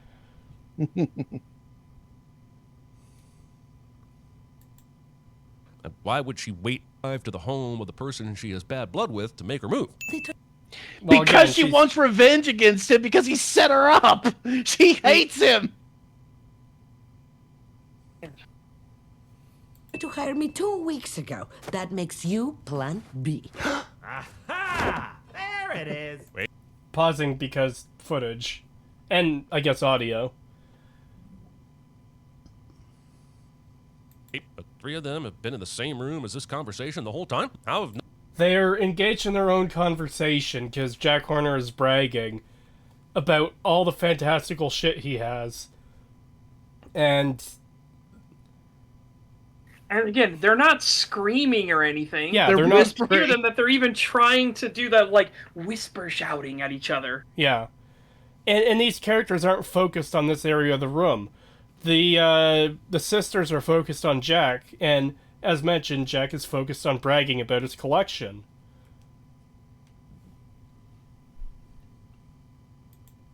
None of this inane ego battle that's been going on for all 1 this some second, time. pause it. My audio set just went pure static. Hang on, I gotta fix it. Oh.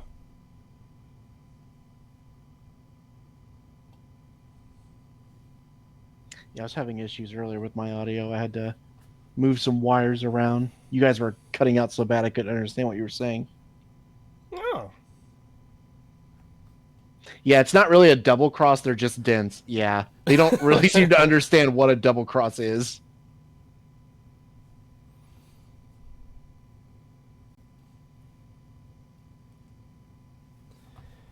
Is your audio better now, Such?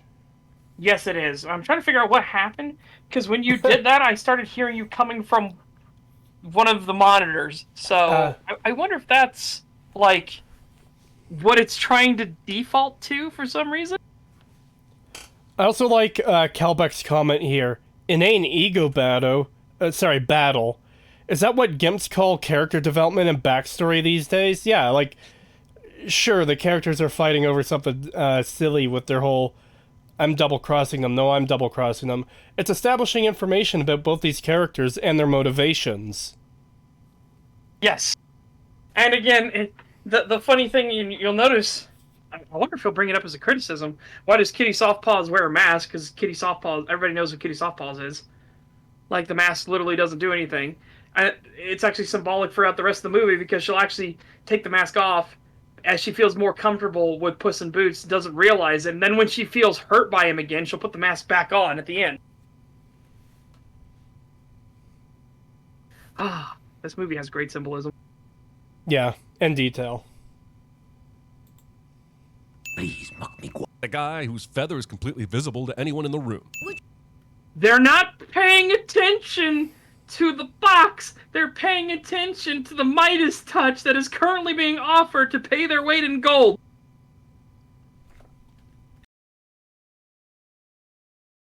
Yeah. Oh boy, the ship with the little people on it. How is he gonna fuck this one up? Would you stop talking? Eyes, focus! I'm sorry, but every one of those Lilliputians was dead long before she broke that glass. Unless they somehow vacuumed inertia out of that bottle. The best thief. God. Real. Really? Really. We're really going with this. This guy just doesn't understand what a fucking animated movie is, does he? Well, again, I'm going to give him the benefit of the doubt that he's making a haha funny joke here by making the same funny haha joke he's done 20 times already. Let's apply realism to a cartoon. Yes. Especially what cartoon that specifically said it's not going to be realistic. Yeah. Holy shit. Yeah. I would understand if it was a cartoon that said it's going to be grounded in reality and this is going to be gritty realistic and this actually happened. Then I would totally understand. But no, that's not what this did. This literally, at the very start of it, this story is a fairy tale. Not just that, The very start of the movie. Not just that, but this is a comedy. This isn't fucking Berserk. Yes. You know? Yeah. And this stuff doesn't even affect the plot. Like, exactly. I can understand if there was issues popping up where it's like, okay, that doesn't make sense. How the fuck did he survive that or whatever? Because it literally affects the plot. But if it doesn't, who fucking cares? Yeah. Yeah, if Puss got impaled by, like, one of Death's, scythes, or sickles, for example, and then they just treat it like a ha-ha funny moment, it's a cartoon, it doesn't matter, it's all silly bullshit, that would be an issue. Because those are, like, the real stakes there. Whereas, what we just saw, like, part of what's funny is all those tiny little critters screaming for their lives as they're falling out of the bottle. Because, a broken bottle could be used as a weapon. Let's have a ship with, like, real people in there. Tiny little people. And they're all screaming for their lives as they're falling out after it gets smashed. That is fucking hilarious! Yeah.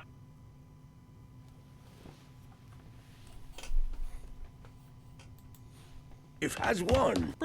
This idiot. How is that a criticism? That was the point. She even throws it back in his face. You're right, she did.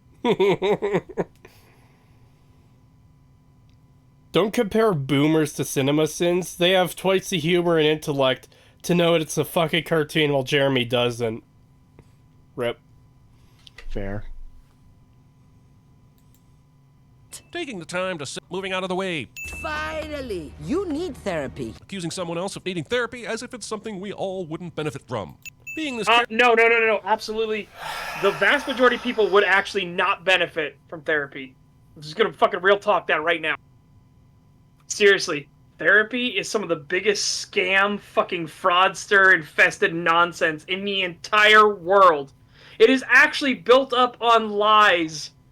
And the current day therapists aren't allowed to actually try to help you or they'll get their fucking license removed. Okay? Holy shit. No. I will not advocate for people getting therapy. I really won't. Because holy mother of God, it will usually make things way worse.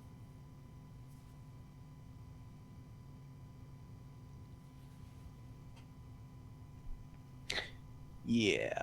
I don't know. Part of me is like, I don't want to completely just say never get therapy, but at the same time, yeah, he's not wrong. A lot of it is shit. That's the thing I want to know is, who do you trust? Yeah. It's the same thing with affirmative action. It's like, well, now you just can't trust black and Mexican doctors anymore because of affirmative action existing. By it existing, it has actually undermined those two minorities because they get handed their degrees, they get handed their admittance into big schools, and then their degrees, even if they don't deserve it. And how disrespectful is that to the ones that do actually deserve it, who actually busted their ass to get where they are, who are actually really good doctors, knowing that because of their skin color, they could have just had it handed to them without any of the work. Yeah. Well, I hate this crap so much. I have personal experience with this shit because I was forced into a program by my school where I had to go with like this group of other kids after school to like to a therapist. We had to go to a therapist. And they literally just like tried to reinforce this idea that like because I really shouldn't have been there. Like my parents were like they were asking the school like, what the fuck, why is he going? Like it doesn't make any sense. Like He doesn't have any depression. He doesn't have any learning disabilities. There's no reason for him to be going. But every time I would go, they would like try to reinforce this idea that like I was mentally challenged or something, and I should just like give in to that, and I need to take this like I need to take all this medication and shit that I didn't need and that I shouldn't be taking. And they did it all the fucking time, and eventually I just stopped going, and the school was like trying to say like, oh, you need to go, or you're gonna fail this year or whatever. And I was just like, I'm not fucking going. And my parents ended up getting like, yeah, we're gonna get like a lawsuit involved if this keeps up. And eventually, because of the lawsuit threat, they stopped. But yeah, it was not helping. In fact, it was actively making it worse because they were trying to like convince me that I was like a retard or something when I was like getting good grades. I had a good social environment. Like I was doing fine. But because like I had like a really bad parent and I was getting into fights with like bullies that everyone knew was fucking bullies, therefore I was the problem. And it's like, shut the fuck up. Shut the fuck up. Like you're sending me to a place that's trying to reinforce an idea that there's something wrong with me for sticking up for myself, and then trying to make me take medication that my doctor actually recommended that I shouldn't take. Yeah. Like, shut the fuck up. And This this was therapy. This was like an actual fucking therapist. Like they had a license, and this is what they were trying to convince me and all these other kids of. Yep. It was really fucking bad. So yeah, I have very fucking like distrustful of therapists. I don't trust them. Yeah, and that's the problem, is because they don't actually have any regulations. They don't actually have any ethics or integrity. So you might find a really good therapist who genuinely wants to help people and genuinely tries to do the best thing for every one of their clients. But they're going to be a diamond in a sea of shit. So it's one of those things like, that's why I will never advocate for therapy, because there's no oversight. And the oversight that they do have isn't actually oversight. It's oversight to, are you preaching the same narrative and agenda and message that we want you to preach? If not, we're removing your license. It's fucking horrible. Yeah. Oh, I agree. I fucking hate that shit too. Fucking gets bullied, but is painted the bad guy for reacting. Yeah, I fucking hate that shit. I hate that that's what schools have become, where, oh, the bully? Oh, well, we won't do anything about the bullies. It's fine if they bully you. But if you react to the bullies, if you fight back against your bullies, oh, well, you're deeply troubled. There's something wrong with you. Fuck off. Yeah. I hate that shit. My school did that to me, and I hated it. Yeah. Yeah, I just oof, big oof. Like this is definitely someone who's either been like indoctrinated by a therapist, or holy shit, has no idea what therapy actually is, because of Jesus Christ, no, I would never send anybody to a therapist if I could help it.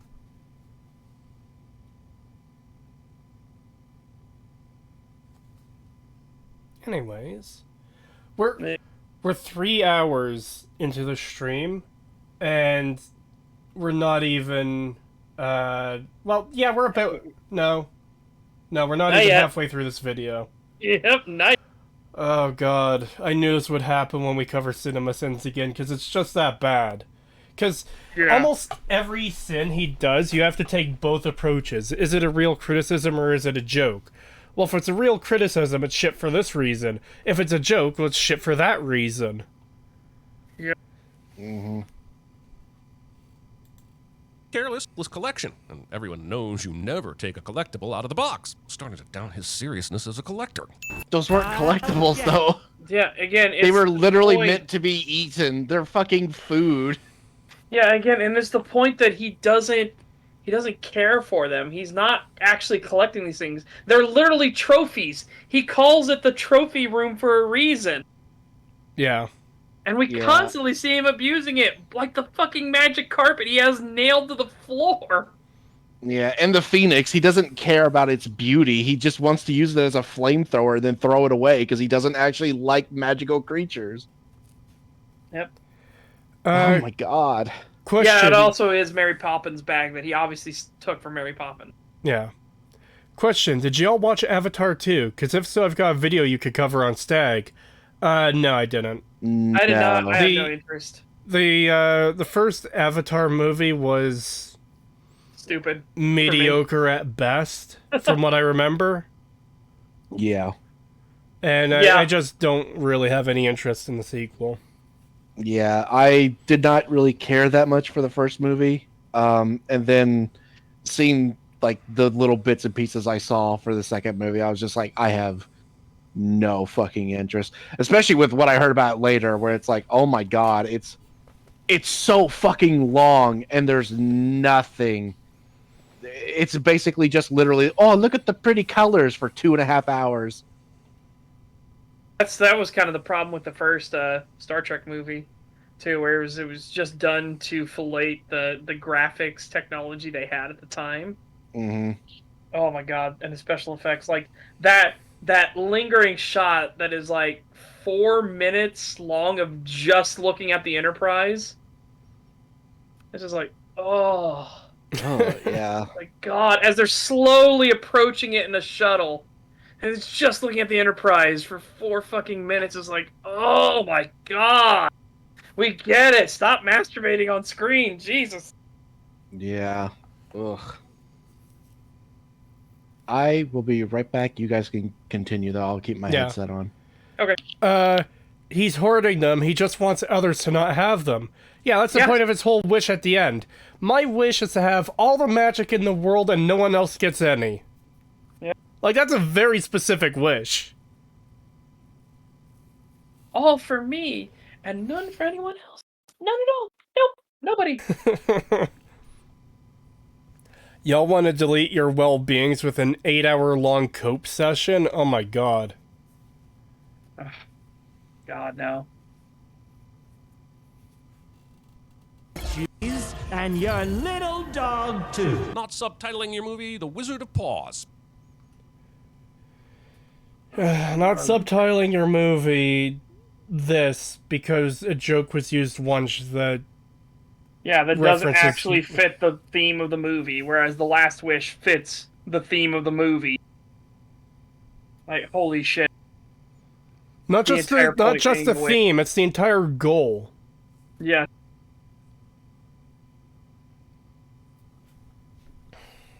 Unironically, the Space Whales were a better movie, by far.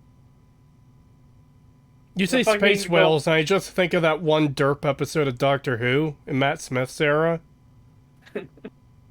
Yeah. But there's one with, it was the third?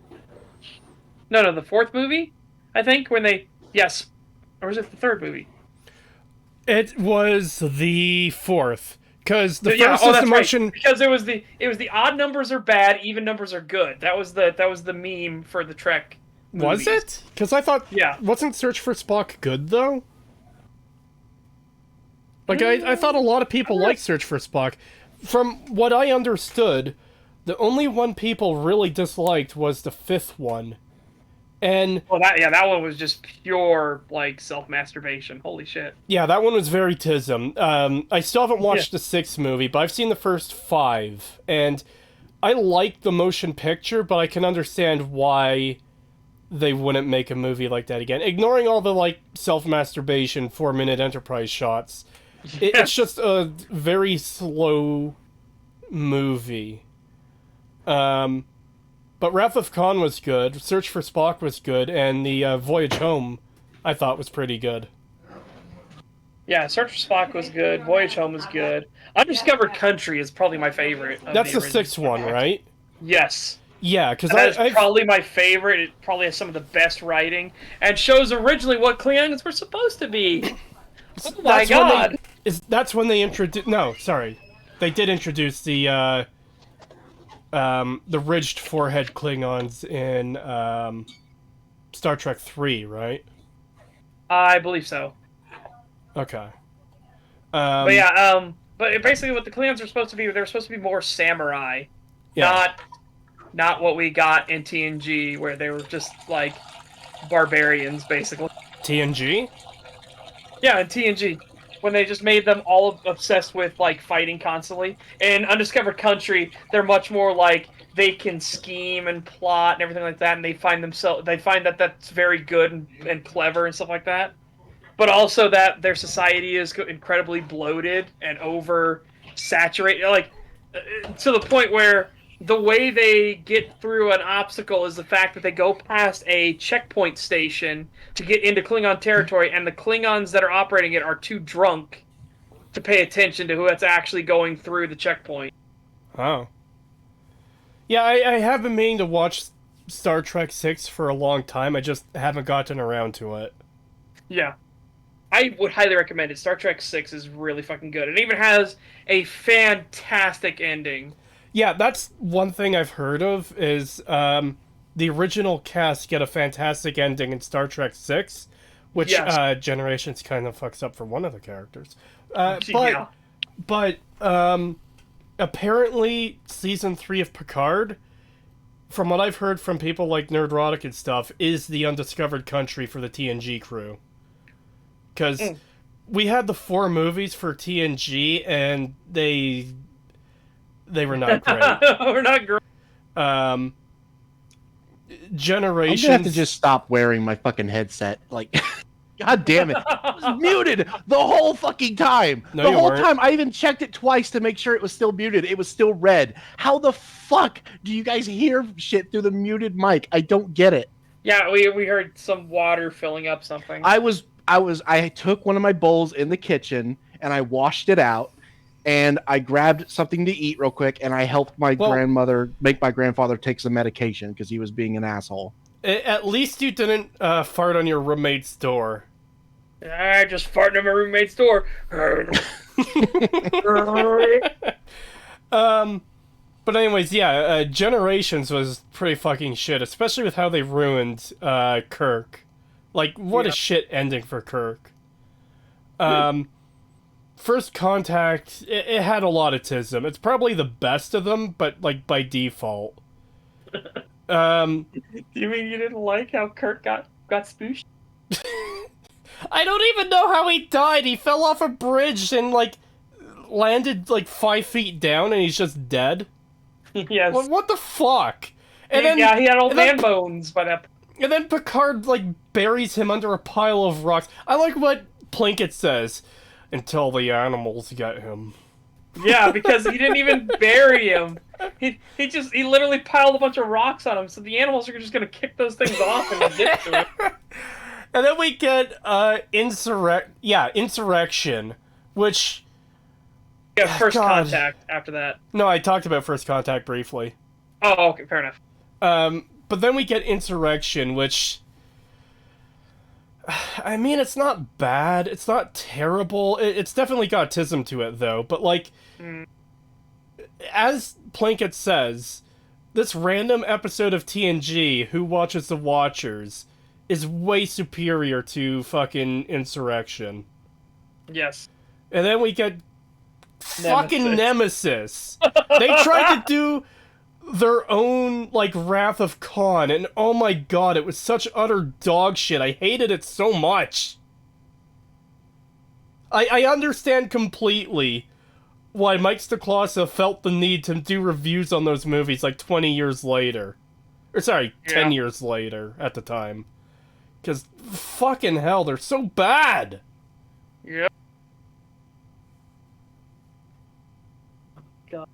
I might just watch episode 3 of Picard tonight. Season 3 of Picard. Because, I do want to see where it goes. I have heard a lot of good things about it. Oh, I suppose that could be another thing. Chat, we have finished Season 2 of Deep Space Nine with Pagan now. Yep. So that means there will be a STAG coming up soon, going over to Season 2 of Deep Space Nine. We haven't planned it exactly. I have emailed someone. I'm not going to say who it is, but I have emailed someone to see if they'd like to come on the stream for that discussion. I haven't heard back yet. If I don't hear back within, like, another week or so, I'll probably just have the stream whenever. Like, we'll figure out a good time to have the stream. Okay. 15 Australian from Mr. Cellumore. Thank you. Thank you. If any of you have any familiarity with the Yakuza series, I love the Yakuza series, then GC Vasquez's critiques of those games are easily some of the worst videos I could ever recommend someone to watch. Oh boy. I haven't played any of the Yakuza games. I've been meaning to, but, like, it's a matter of finding the time. And, like, how many hours can you put into a single Yakuza game? Is it, like, over 30? Is it over 30, he says. Yeah, maybe to get out of the first act.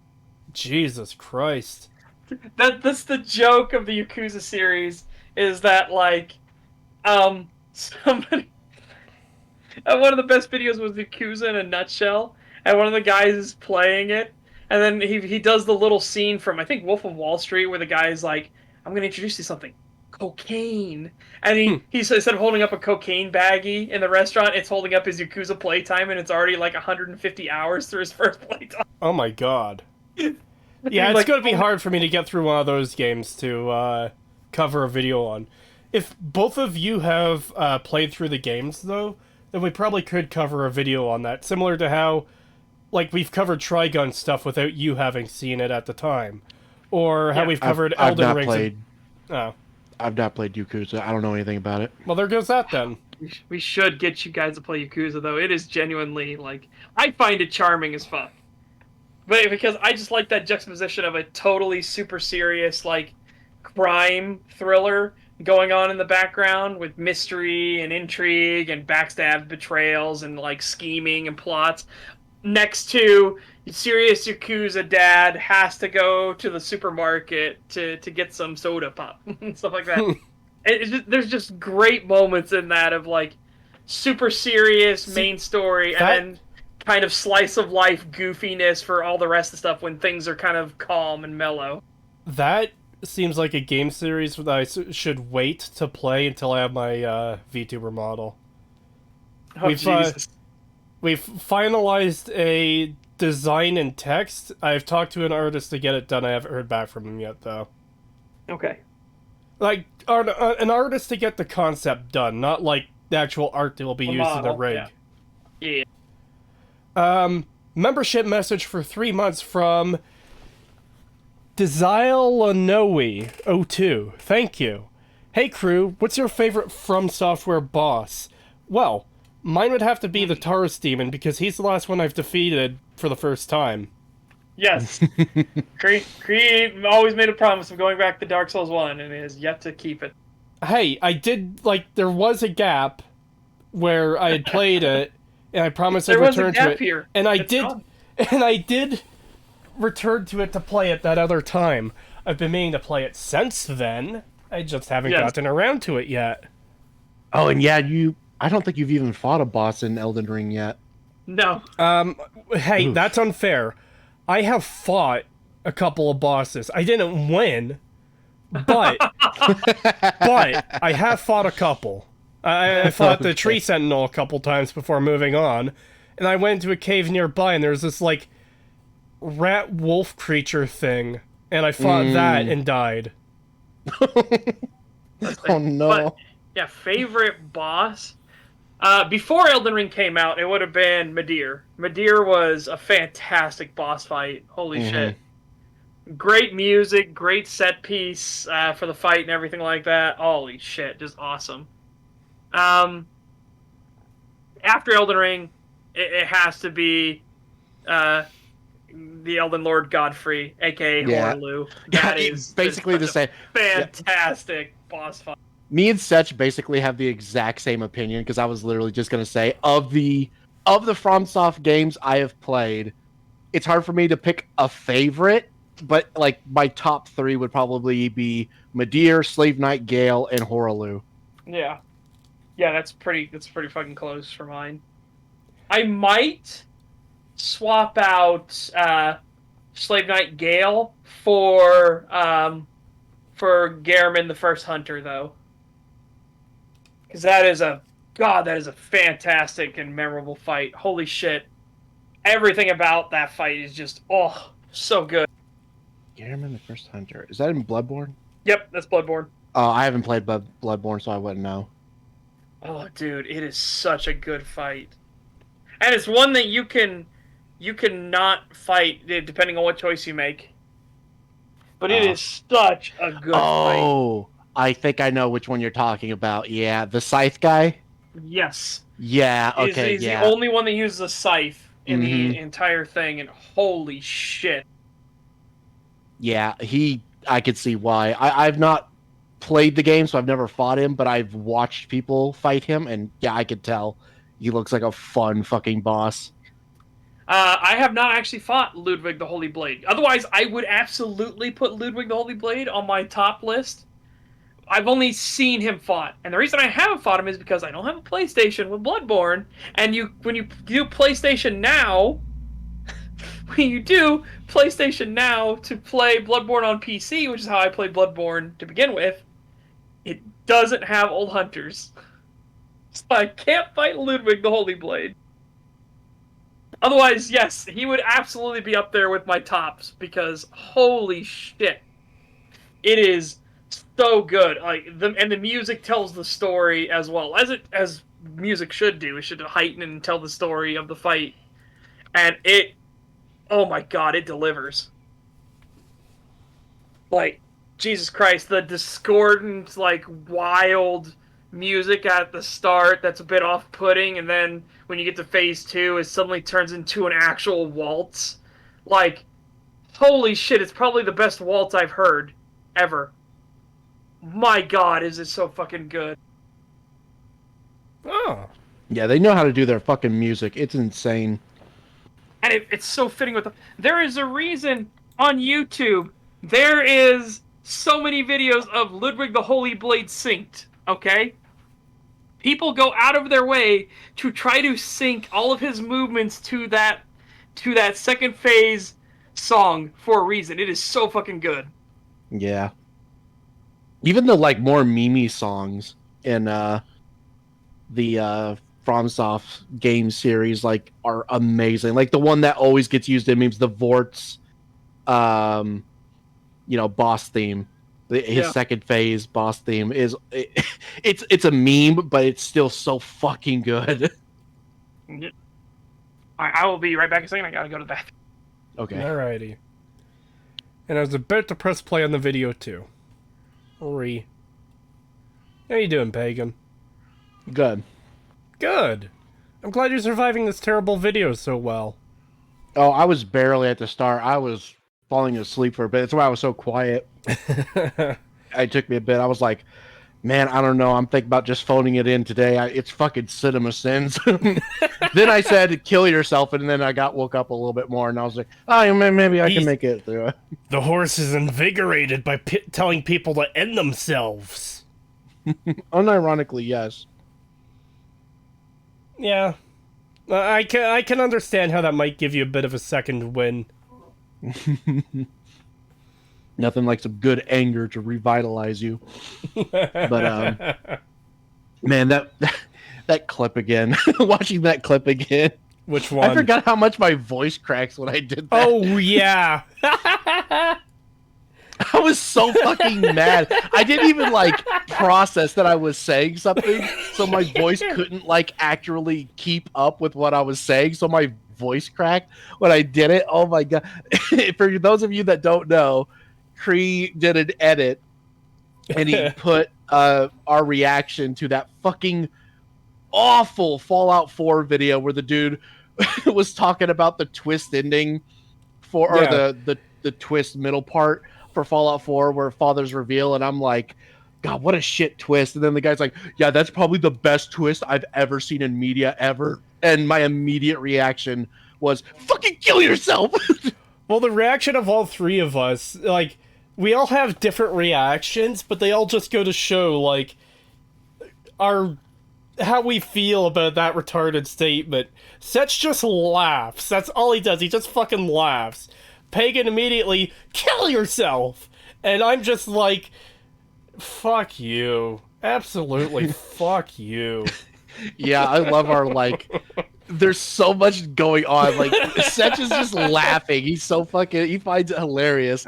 I am pissed. I just immediately jump to fucking kill yourself. And then Kree is just dead. Literally the fucking, the scene with Pip in his Smiling Friends, where he's just like, "Fuck you." Which stag is this? 27. Because I used this clip in a video recently that I'm editing. Hold on a second. I just want to double check that it is stag 27. I don't know why, but when I open something in full screen on top of Watch Together, it makes the video go blank. Let's see where... Oh, that's where it is. Okay, yeah. Yes, it is stag 27.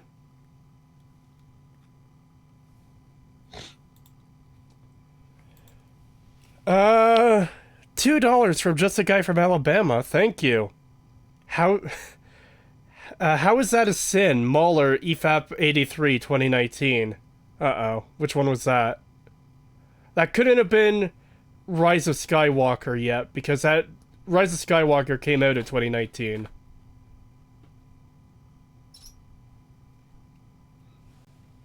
But yeah, that applies to a lot of these sins. Yeah. Let's keep going on this pain train. The dark... No one goes into the dark forest. Or comes out. I mean, if no one goes in, it's a pretty safe assumption that they won't be coming out, no? It's gone! No, you idiot. The reason nobody goes into the dark forest anymore is because nobody comes out of the dark forest. Yes. Right? So it's obviously a dangerous place, or what people assume is a dangerous place. They don't realize how it actually works. Like, it probably is a horrible place unless you have the map, and then the map changes it. Yeah. Yeah, that makes sense. Because Do we see what it looks like before they touch the map? Well, no, because they're holding the map when they come in. But then, no, Yeah. it takes looking at the map for it to change everything. We do see it to an extent, yes. Kind of, yeah. Because we'll see it when he's sitting there screaming, "Ah!" Because Right. Perro fell, Between or Kitty Softballs Perito. and Burrito. Yeah, because Perito fell in first. It Yes, like it it defaulted matches to his. Yeah. So we see like the fluffy clouds and rainbows and everything, and then they touch the map and it turns into a hellish landscape. Yeah. I can't say it. Quinceañera here? I think that's what she says. And then he goes, "Kitty," and then she immediately frowns and she turns her head slowly to look at him because she knows exactly what's coming. "May I hold the map, please?" "No." Oh yeah, she's like, I wish I'd had my quinceañera here. Yes, I don't know how to say it properly. I apologize. I have no idea how to say it properly. Just the guy from Alabama answered my question in chat. It was Joker. So apparently Cinema sin Joker for something, where Mahler was just like, how is that a sin? Which, yeah. Honestly, that quote could apply to any Cinema Sins video. Yeah, it really can. How is that a sin? It's back! Wait, what? What? That skipped for me, so I don't even know what he said. He said the joke, he puts the stick in with his arm vanishes. "It's gone! It's back!" And then his joke was, "The Cold War." Like, yeah, God. I cannot stop laughing. That was so funny. Yeah. Oh, it's topical. My sides are splitting with how hard I'm laughing. I'm sorry for the incredible amount of noise from my unending laughter right now, chat. Yeah. How the fuck did Jay survive making videos on this guy for years? I don't know. Yeah. Or comes out. I mean, if no one goes in, it's a pretty safe assumption that they won't be coming out, no? It's gone! It's back! The Cold War. Wait, what? Dog? Still alive? Why does Puss think Perito can hear him now? Does Puss in Boots even know how to portal? He doesn't know it's a fucking portal. He doesn't know if it's just a barrier that just blocks line of sight. You know, they don't know how it works. Yeah. Oh my god. How can Again, someone that's be why so he stuck the stick retarded? in to begin with. Because he has I no don't idea what it is. understand. I just don't get how anyone could be this fucking dumb. I sorry, I just love, like, the pain in Pagan's voice. How could someone be so retarded? I'm genuinely in pain. This sucks. I want this to end as soon as possible. So do I. Fucking dying. We're almost halfway, Pagan. Almost. Just think, 24 hours from now, we'll either We'll be be watching done. The Terminator, or we'll be playing Demonologist. Yes. And then, oh god, I can't wait for if you guys haven't seen the Sherlock Holmes movies, the Robert Downey Jr. ones, really fucking good. Yeah, I plan on watching them at some point. All of Guy Ritchie's movies I've seen, which admittedly isn't that many, have been great. I vaguely remember liking Lock, Stock, and Two Smoking Barrels. Snatch is fucking great, and the Rock'n'Rolla is great too. Yep. I really wish they had made that sequel. Oh my god. Yeah, especially because he's such a fucking badass. Like the guy who has always been the right hand man to the boss. Archie. Yes. He is obviously such a fucking beast. And now Archie is totally like, you know what? Now he's the boss. Motherfucker, I was loyal. I was loyal, you piece of fucking shit. You're the one that set us all up. Death. Death go. And now obviously Archie is going to tag team with the son now. Because the son obviously knew the father was a piece of shit scumbag. And was trying to tell Archie the whole time, he's like, you don't know who you're fucking working for, by the way.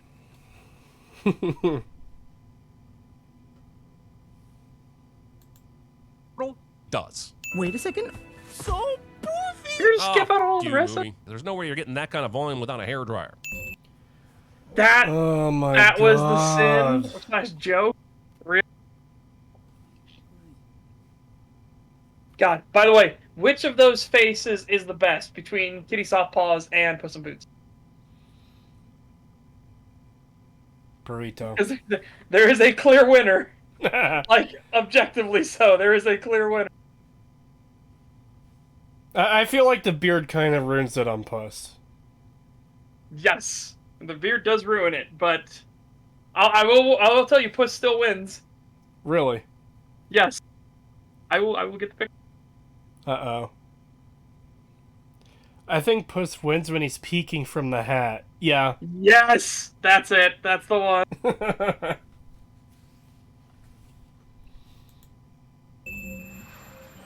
This idea of a map that transforms the path based on the user is clever and stunningly executed. Am I taking another sin off? Is it possible a movie from the Shrek universe is actually f***ing good?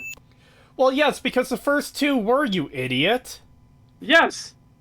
I haven't seen the third or fourth one. I heard they're not that good. But, like... Okay, so you've got two good movies, and let's just assume two bad movies, and I've never seen the first Puss in Boots. But if we assume the first Puss in Boots is bad... It was okay. Like, but if we assume it was bad, that's half good, half bad. If it was okay, then there's more good than bad. yeah, there wasn't anything wrong with it. A lot of it comes from the Puss is pretty rough. The CG's pretty rough. But again, that's just, it hasn't held up well. And it's not like Puss in Boots' Last Wish. I think Puss in Boots' Last Wish will hold up easy peasy. Oh, yeah. But yeah, no, the first one, it visually is just pretty rough. And there's some, there's no real, like, tism there. It all actually makes sense within the storyline, but there is some weirdness. Alright. Tentacle Dude says Shrek 4 was good. Oh. But yeah, I posted the clear winner from the queued off.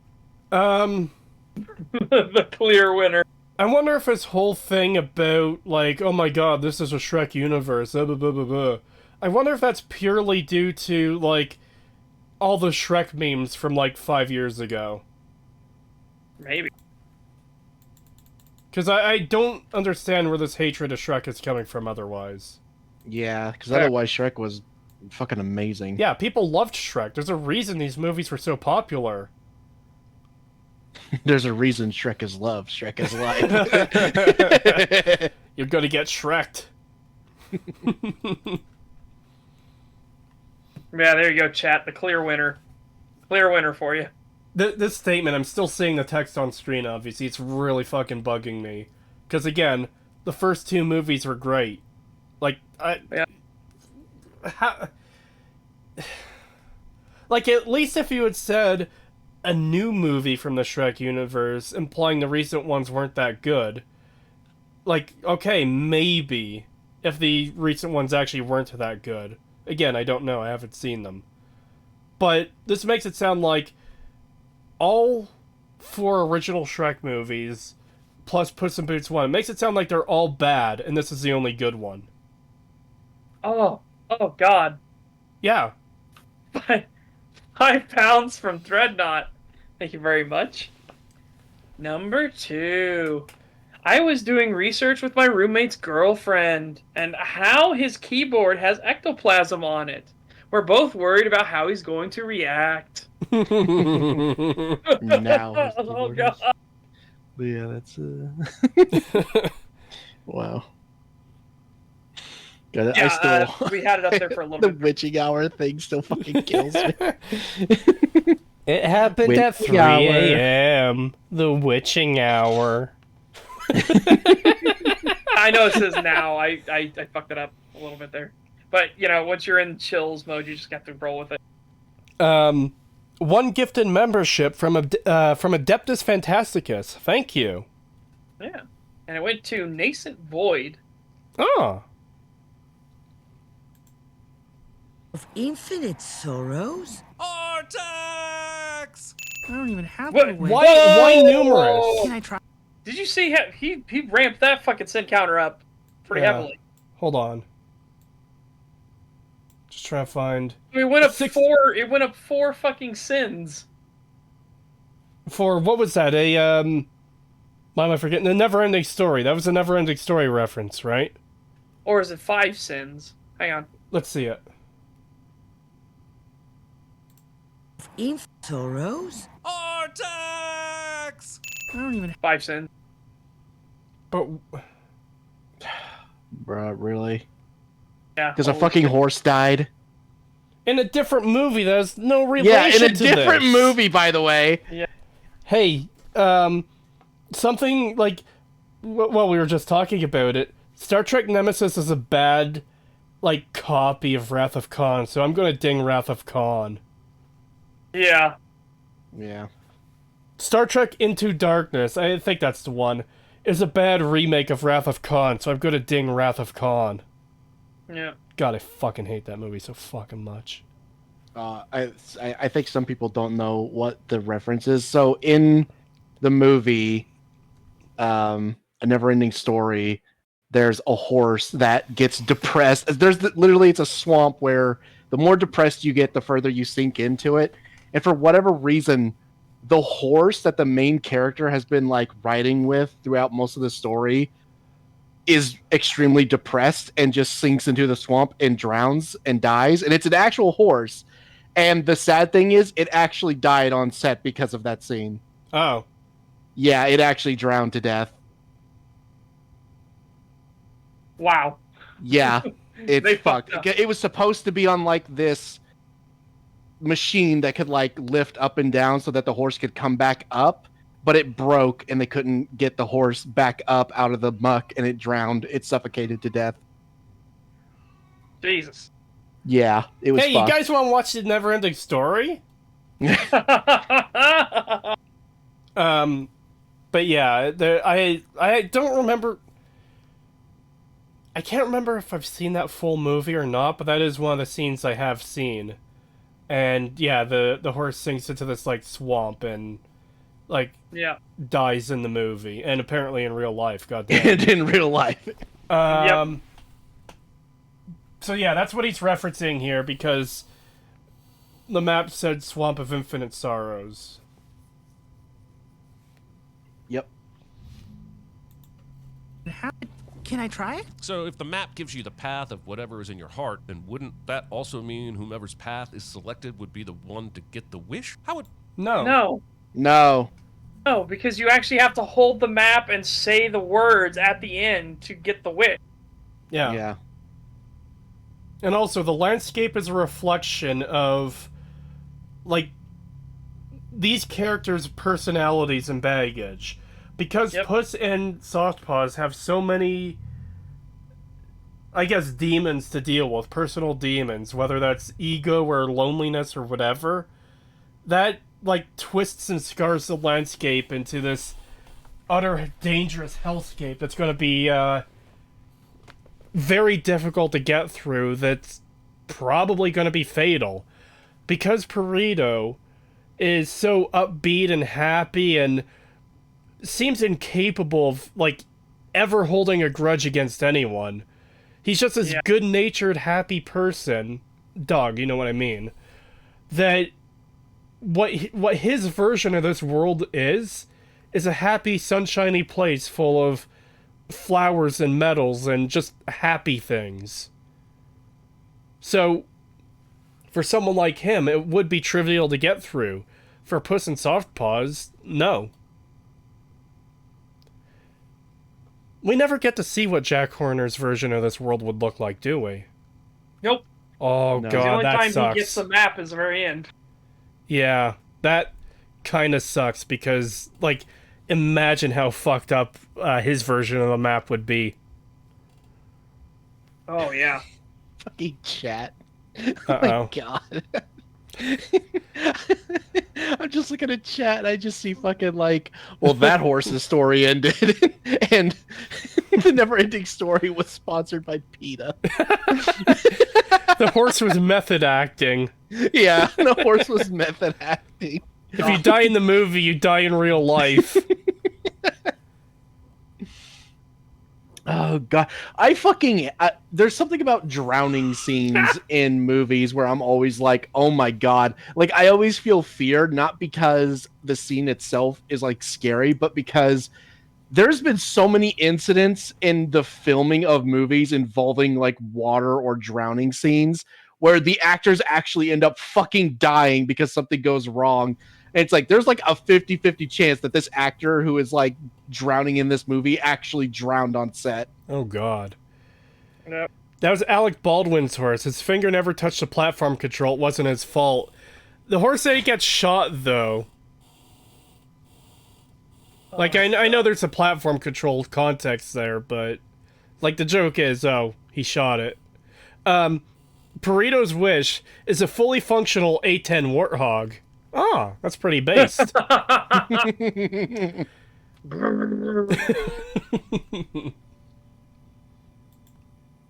Puss or Kitty get to miss Perito's path. The lack of rules given for this map is very frustrating. It's not a lack of rules. The rules are made abundantly clear by them touching it. Whoever touches the map shapes the world, and it is tailored to their actual emotional baggage.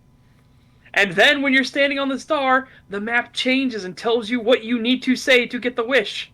Yeah. In fact, it goes so deep that when Goldilocks gets it, the world literally invents this entire like, it's their home, and the book itself even says like it's basically telling her you already have what you want to wish for. It's so blatant in the movie. How the fuck did you miss it? Yeah, in fact, adjust your view. What you seek might be right in front of you. What the hell does that mean?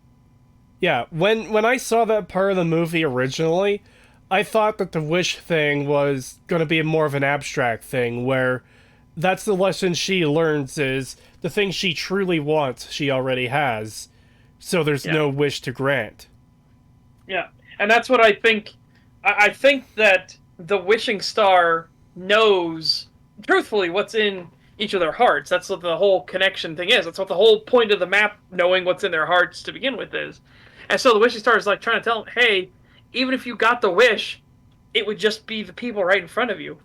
Yeah. Like, you're not going to be happy because I'm just going to give you what you have already. Yeah. The other thing is, I think what he's arguing for here would, like, break the rules rather than it being a lack of rules, because whoever holds the map shapes the landscape.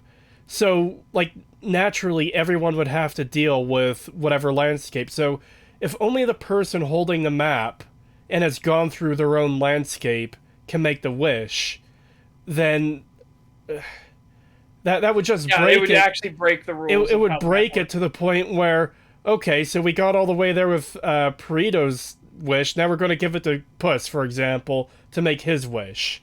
Because we went through Perito's landscape. Puss can't make the wish, so we have to go all the way back to the start, then make him hold it. That just seems so fucking clunky. Yeah. And there's nothing to imply that you have to travel your own path to get the wish. It would also make the whole battle for the map at the end kind of pointless. Yeah. Yep.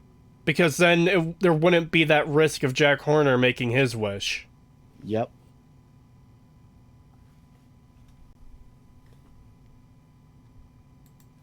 Rating. Is that? Putting characters on the map before they complete their journey through the sky sphincter. It's Browning time! But they're They were obviously in the coming portal. through. They were in the portal. That is still in the fucking domain of the Dark Forest. It knows. Yeah, it's gonna know people are falling into its world. Holy fuck. So if I'm on a train, I'm at station A, and then it stops at station B, and those are the only two stations, it's a pretty good guess if I'm boarding on station A, I'm probably going to be getting off at station B. Especially if they force everyone off the train at each station. Yeah. God, he's just so retarded. Yeah.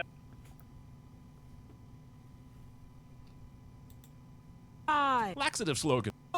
I think all you have to do is stop and smell the roses. But how did Perito know this flower would lift him up to where Puss and Kitty are? First one he sniffed just let him pass by. And if Perito can use the flowers to transport him around by simply willing it to do so, why continue to walk anywhere? No, Are he's you not fucking willing serious? to do so. He's just going with the flow and hoping that it'll do what he wants. It literally extended its leaf out for him to step on. I'm pretty sure it's reasonable to assume it's going to lift him up somewhere to eye level where they are, even if it's not even right up to them, so long as it's near them. That's plenty. He can still talk to him from down there, so it doesn't really matter. And what the fuck is this idea that why walk anywhere if this thing could just take you? I'm pretty sure the fucking flower can't extend all the way to the end of the fucking forest. Okay? Yeah. Jesus Christ, dude. Holy fuck. The stretching, the reaching going on at this point to add fucking dings. We need to get our dings insane. Oh, I hate this. Oh, I genuinely wish this channel would get nuked. Like, normally, I would never say that. Like, I'm the kind of person who's like, even if I don't like someone, I don't want their channel to just get deleted for no reason. You know what? I might make an exception for CinemaSins. I hate this channel so fucking much. I genuinely might not feel bad if it got banned for bullshit reasons. The best part of doing the stream, though, is it allows us to talk about a genuinely great movie. As much as watching this video is pain.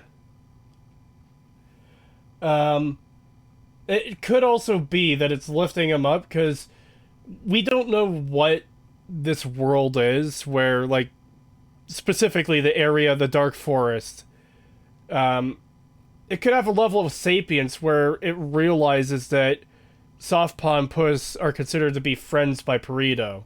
So, of course, it would, I guess, assist him in, like, reaching them and maybe trying to help them get through it. Yeah.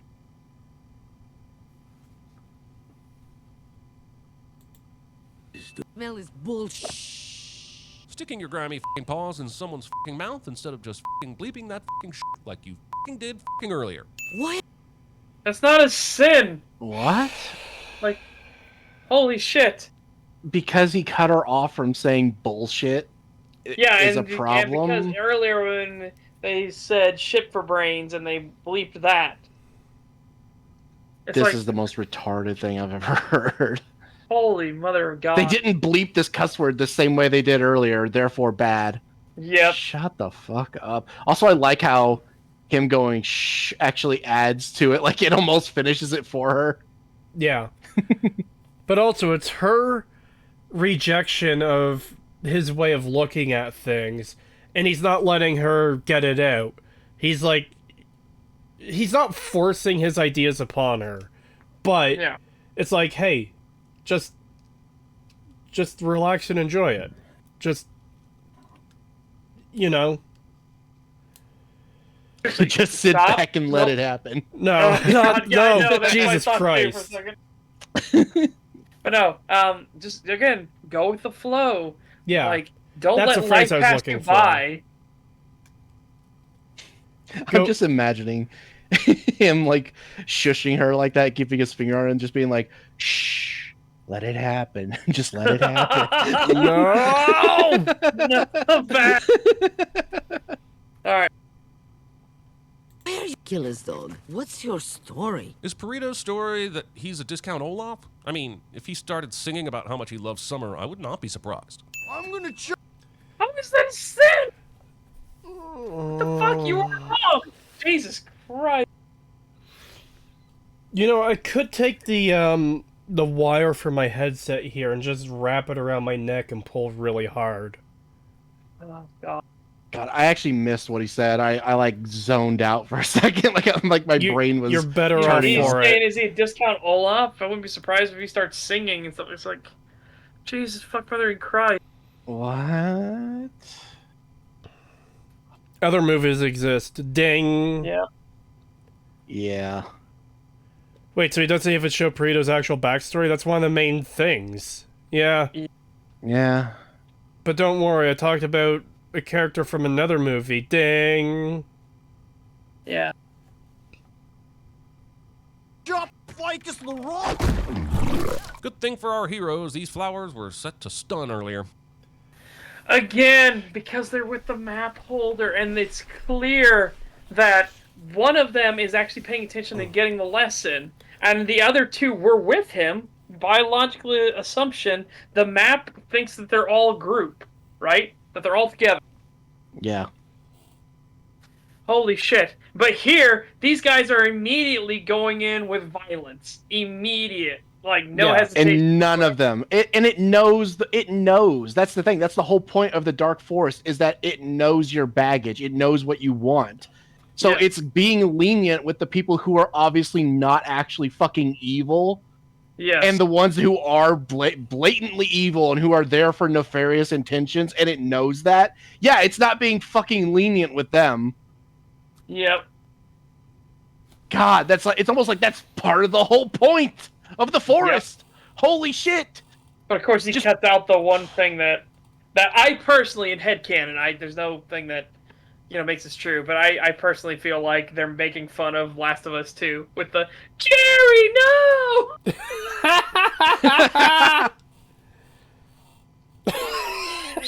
Now, again, like I said, that's total fucking headcanon. I will 100% admit that right off the bat, but I would love if that was true. It is now mine. Oh my god. I never considered that before. Kitty Softpaws chopped dozens of those things, and they didn't so much as scratch her for it. I judge you. I sit on your shoulder and judge your actions and the... Pausing because of copyright. The quality of your character. I really did it. I'm your conscience. Jiminy Stewart's showing up here is hilarious, but why does he have 2 pant legs instead of 4? Still, this scene is now the third... 2 pat legs? He's saying, like, why doesn't each leg have an individual pants leg instead of just 2, that he could fit, like, 2 of his legs through each, which, who fucking cares? If it works, it works. Yeah.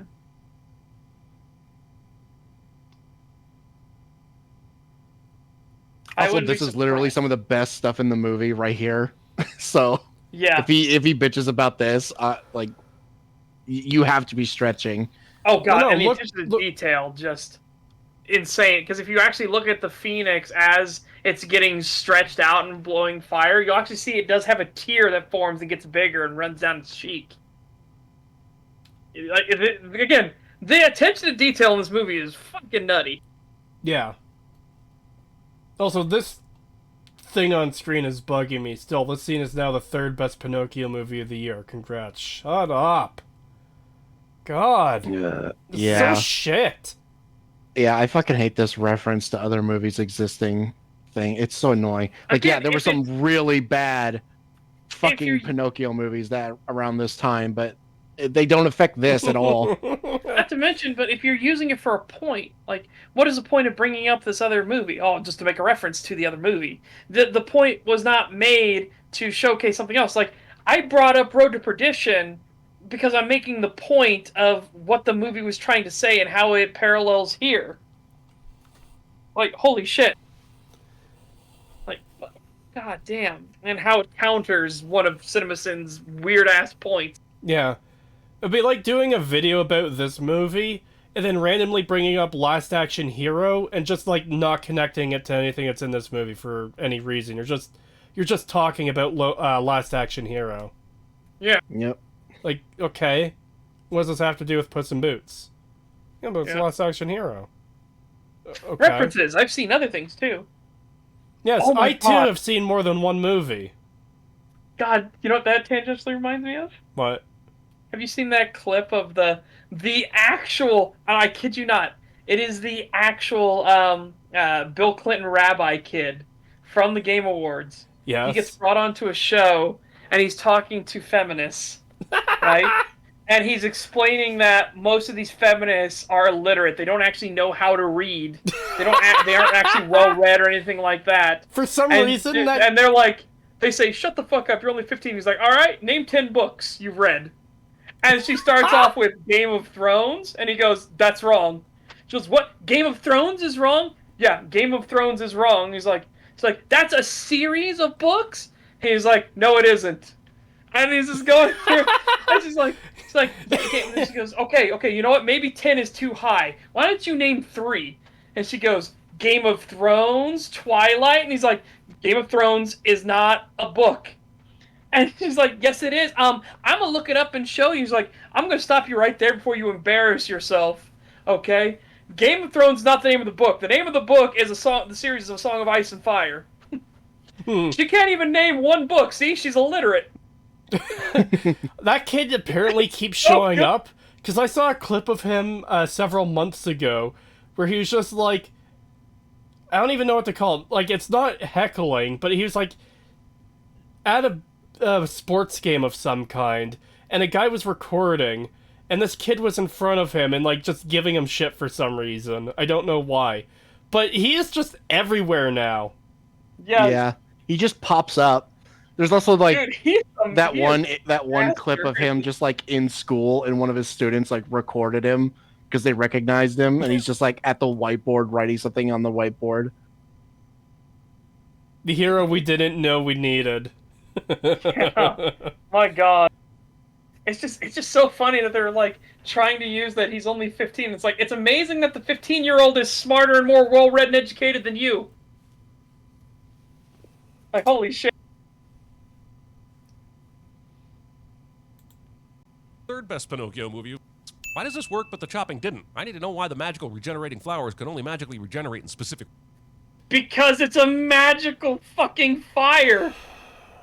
Holy And it's shit. engulfing everything at once. It's a lot harder to chop something one at a time that can regrow when you could just burn it all at once. Yes, and also watching this scene, so that baker, watching the top right, that little baker there, okay? Let's go back a little bit. Oh, fuck, I went too far forward, fuck. Have 2 pant legs instead Watch of that 4. baker. Still, this scene is now the third best Pinocchio movie of the year. Congrats! Why does this work but the chopping didn't? I need to know why the magical regenerating flowers could only magically regenerate in specific ways.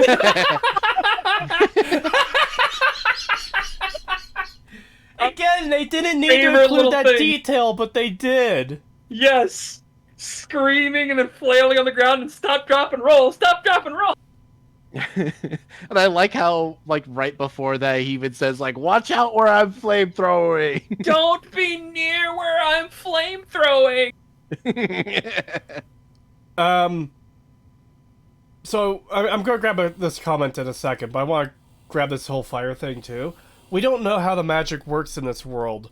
Again, I just finished listening to the Harry Potter audiobooks. In that world, there's a lot of scenes that take place in, like, the hospital wing, or characters get injured and they have to go to the nurse to get their wounds healed. There's some wounds that can't be healed because they are caused by dark magic. What if, like, this is a similar situation where certain kinds of magic just can't undo the damage of other kinds?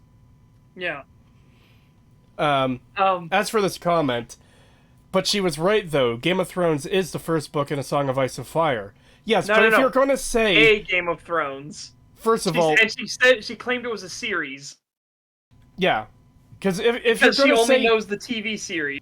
Yeah, if you're going to say you read the books, then you would say, like, filling out the list, yes, I've read the books from A Song of Ice and Fire series, starting with A Game of Thrones, or A Game of Thrones. Yep, A Game of Thrones, A Storm of Sword, A Clash of Kings, A Feast for Crows, A Dance of Dragons. Yeah. And hopefully one day the Winds of Winter. And oh yes, please, please, for the love of God, Winds of Winter.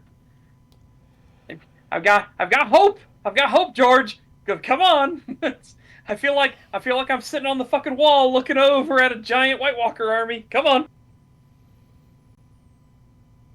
Like, just where it ends, too. Like, some of the other books end on, like, kind of a note of what will happen next, but not nearly as bad as fucking A Dance with Dragons does. Yeah. Because... Fucking goddamn it. It was. I swear that he was immediately going to go into Winds of Winter, but then he just, like, didn't. That's why he left it on such a fucking cliffhanger.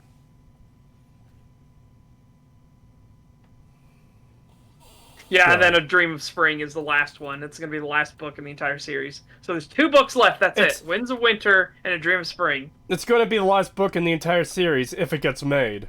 Yes! Just so fucking... Like, normally this wouldn't be a concern. If this guy was, like, 30 years old... Well, actually, the series started coming out in the 90s. So, like, let's say he was 50 years old. 40 or 50. Like, okay, yeah, whatever.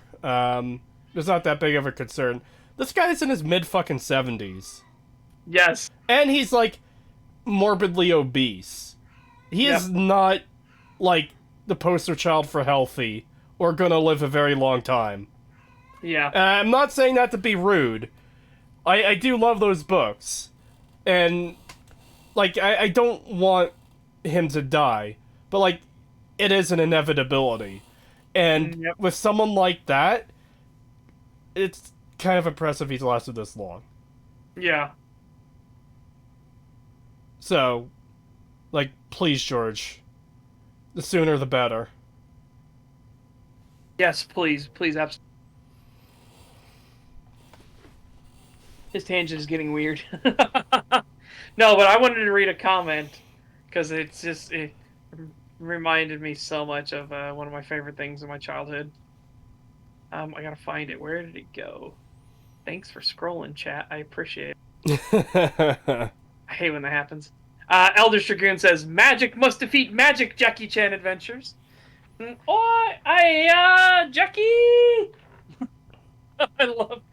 I love Jackie Chan's uncle. It's so good. There's also another comment here I wanted to grab and I forgot about it until I scrolled up and see it. If he disses my man, Jiminy Cricket, I'm gonna do a low-tier horse. Oh, God.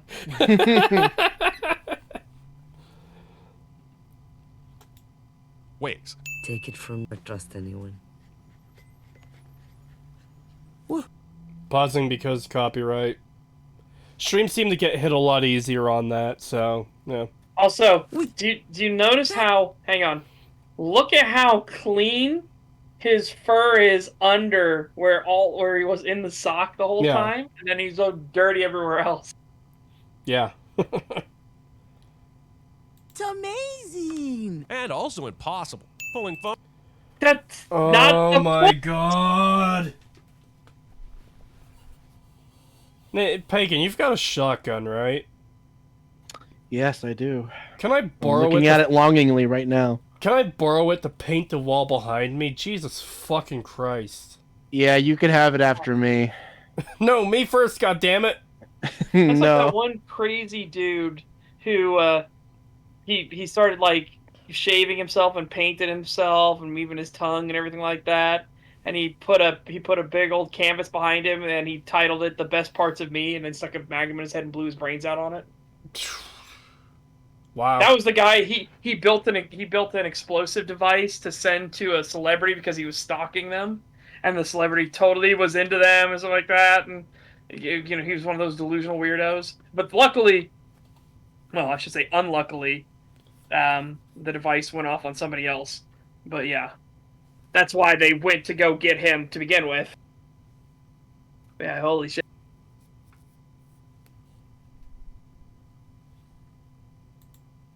Foam out of non-foaming a dagger is scissors to cut the beard off an animal that shouldn't grow a beard. Give us the. All right, hang on. I'm gonna tell you this right now.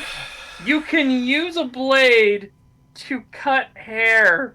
You don't have to have scissors, okay? Yeah.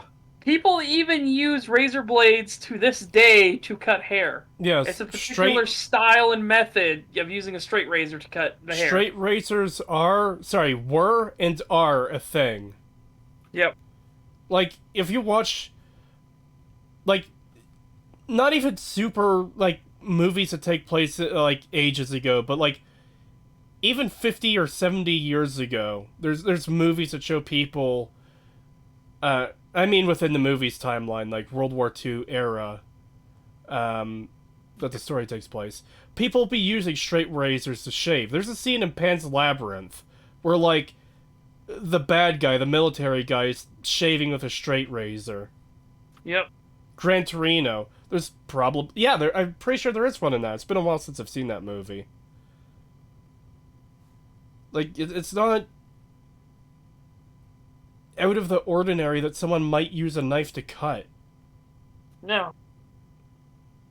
Like, holy shit. It's how you would do it. Like, you even get to see it in stuff like in the movie The Patriot. When they come up on the British camp, and the one guy, the main villain of this, the British Dragoon leader, is shaving, and he is using a razor as he's shaving. There's also that scene in Game of Thrones where Ramsay makes Reek shave him to show how loyal Reek is to him. Yep. It's just so fucking. This is just utter insanity. It really is. No, you don't even need scissors for the head. Again, you can use any blade to cut hair on your head too. Again, people use it even to this day. People use straight razors. And I'm not saying like, oh, that's the only thing they have, but they'll use it because it gives you a particular style of haircut. It's also why they use those new type of scissors that actually have the bits cut out of it like a comb, because it actually staggers how the scissors cut. It changes how it cuts. So it doesn't look like you just got your hair cut. It looks more natural.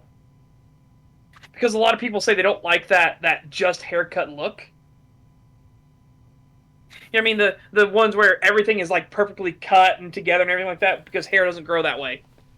Individual hairs will grow at different rates. No, fair enough, for convenience sake. That's fair. World War II is 50 years ago, 90s kids. Look, yeah. Sometimes you just wish you were in a slightly better era than we're in now. I want to go back to my childhood, that's for sure. It is also like a weird thing that's fucky with memory. It's like, oh, you're growing up in the 90s. Oh, World War II was 50 years ago, and here we are. That's why I corrected to 70. It's like, yeah, it's not 50 years ago anymore. It's like 70. Yeah. Actually, more than that. Jesus Christ. Yep.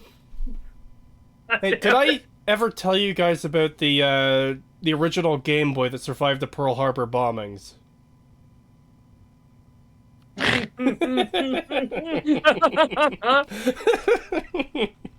That's all those people that think that, like, Pokemon, they think Pokemon came out, like, before it did, because they grew up with it, and they misremember it because they think it was an invention of a different time. It's just weird. It's weird how the human brain works. Speaking of Pokemon. Uh-oh. Let me find it real quick. Where'd it go? I posted it, like... Well, while you look for that, I'm gonna continue with the video, because I do want to get this video done today. Them out the Baker Man gets it. How convenient that everyone arrived here within a few seconds of each other. But how did Goldilocks, Pops, and 2 other barrels even get through the flowers? Because they were burned? Because they came after the fields literally got fucking Vietnamed, you idiot. Like, there's a region region, Jesus Christ. There's a reason the phrase scorched earth exists. Oh my god. It survived a grenade in the Gulf War about 10 years ago. Get it right, I'm gonna play that new Pokemon game, Pokemon Blue. Yeah, I was making fun of myself for making that mistake, like, several weeks ago on a STAG. Did he just forget the part he just went over? Yes, he did. Yeah, he likely did. There we go, I found it. Also, it's not convenient that everyone shows up in the same place at the same time, because everyone is chasing after the group of heroes, Puss, Soft Paws, and Burrito, because they have the fucking map, and everyone needs the map. Oh my god. Pagan. Oh. That does make me hurt, that's for sure. Yeah. Oh. Yeah, It's one of those hurts where you have an existential moment of realizing you're old. We talk about psychic damage from time to time. This is fucking soul damage. Yeah. Hold on, I'll put it on screen to damage everyone's souls in chat, too. Yeah. Prepare to have your soul damaged. Yeah, the kind of damage that can't be repaired either, by the way. All you Zoomers might be able to recover in chat, but I don't know about the Boomers. Yeah, I know. Or the rest of us are Millennials. fucked. Us 90s kids were ruined.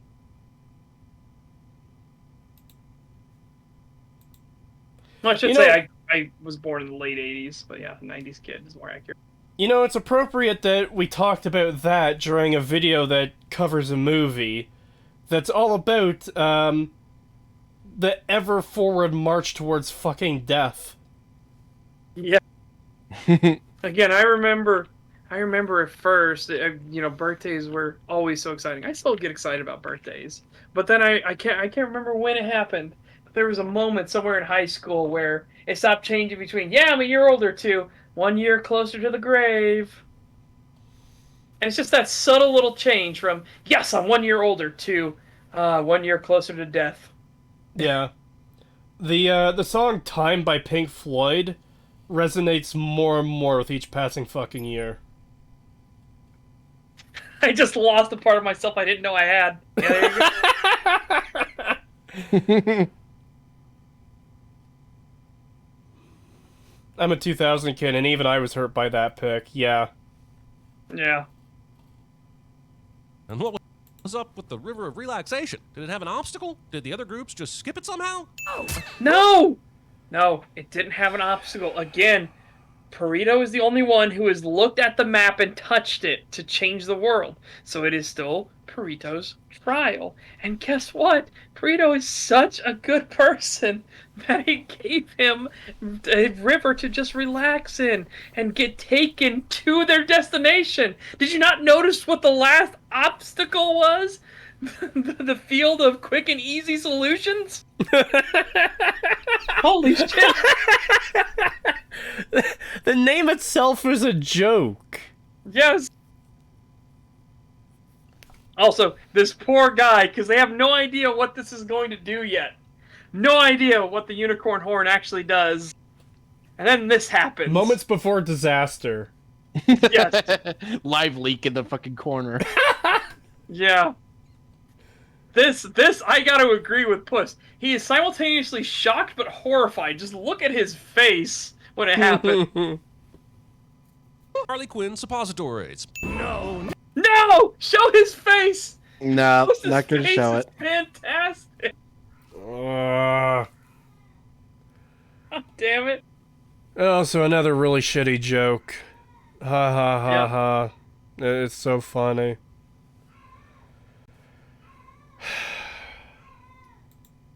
No!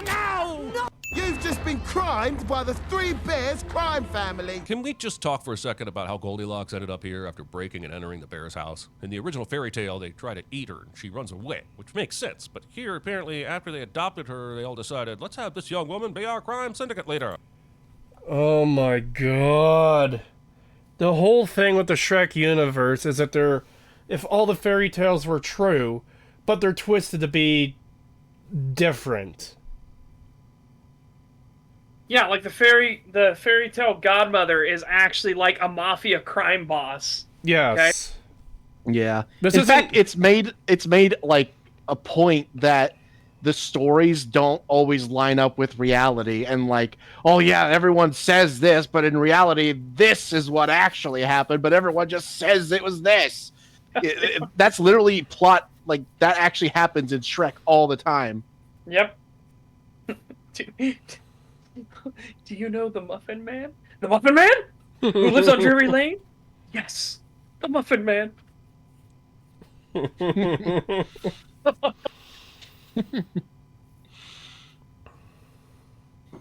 In fact, that was the whole thing with the main story of the original Shrek. I say main story like it's a fucking video game. But the story of Shrek from the original is the traditional fairy tale story is the rescued princess marries a prince, and the horrible curse is lifted. The Shrek version is the horrible curse is essentially made permanent. Yeah.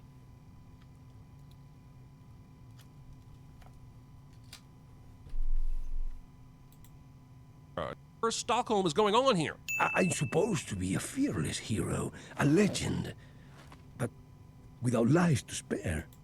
Pausing for copyright. Also, skip the Also, fucking they panic skipped attack. the fucking panic attack. He skipped a lot of stuff there. Like, yeah, there was a lot that happened. Whatever, like, yeah, Cinema Sins is garbage. He dings for stupid bullshit reasons. Surely the Jack Horner joke, like, could have been a removed sin. Yeah, in the face. Yeah. Why? Like, that's such a hilarious moment. Well, there's Puss. Just like... Although you could argue that in between the previous 8 lives, you were simply a hero with 8 cheat codes. So. Oh my god. No! This is like draining the energy from me.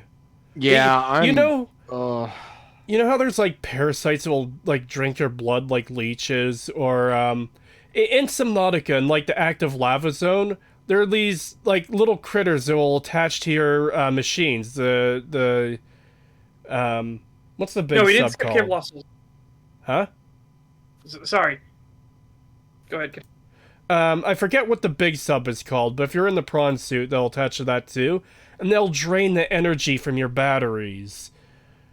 That's what this video is like. It is like actively draining my energy and making me more tired for having watched it. It's like a fucking energy vampire. Like, Jesus Christ. Yeah, it really is. Like I said before, I was basically dead at the start of the stream and was thinking about, like, honestly, I might just fucking, like, tap coast out through this one. Yeah, like, I might just fucking sleep through this one, but then I got mad and it energized me a bit. But that is quickly draining. I am quickly getting tired again. I'm like, I might go to bed. Yeah, there's the image of Puss being like, what just fucking happened? This is making me violent. Like, I'm genuinely getting angry at this. What's wrong with me? Nothing. This is what a normal reaction to a Cinema Sins video should be like.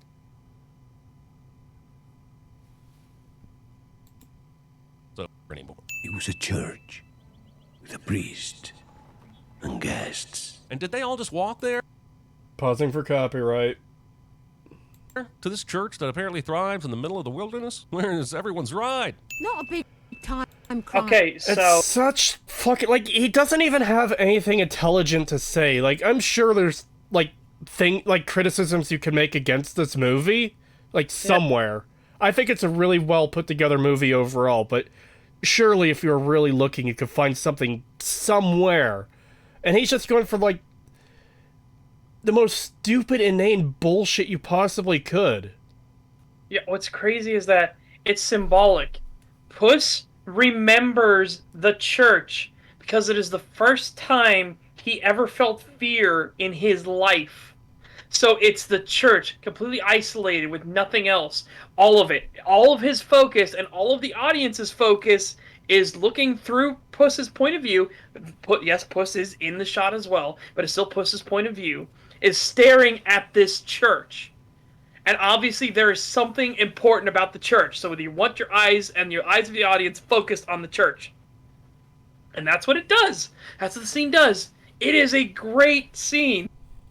Yeah, it's not a proper flashback or anything. It's literally just him remembering the church. It's a representation. It's his memory of it and his memory of that fear. It even appears like a painting, like when it forms the memory itself, and then like the way it looks when it's finished. The whole thing is like an abstract painting. Yep. I'm syndicate, love. I'm crime family. Isn't that right, Goldie? Referring to your employment situation and your coworkers as a family. I don't care if they actually are family. That's still messed up. Don't do that.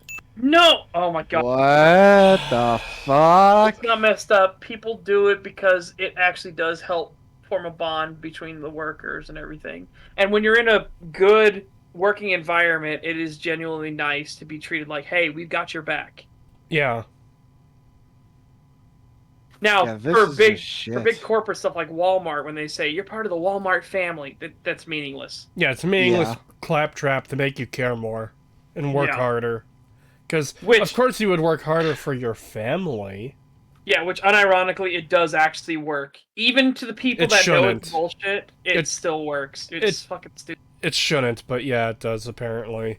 Yeah. I'm glad I'm apparently immune to this effect, because, goddamn. But yeah, holy shit. Hello, hon. Contain a willy-nilly silly old bear. So... What?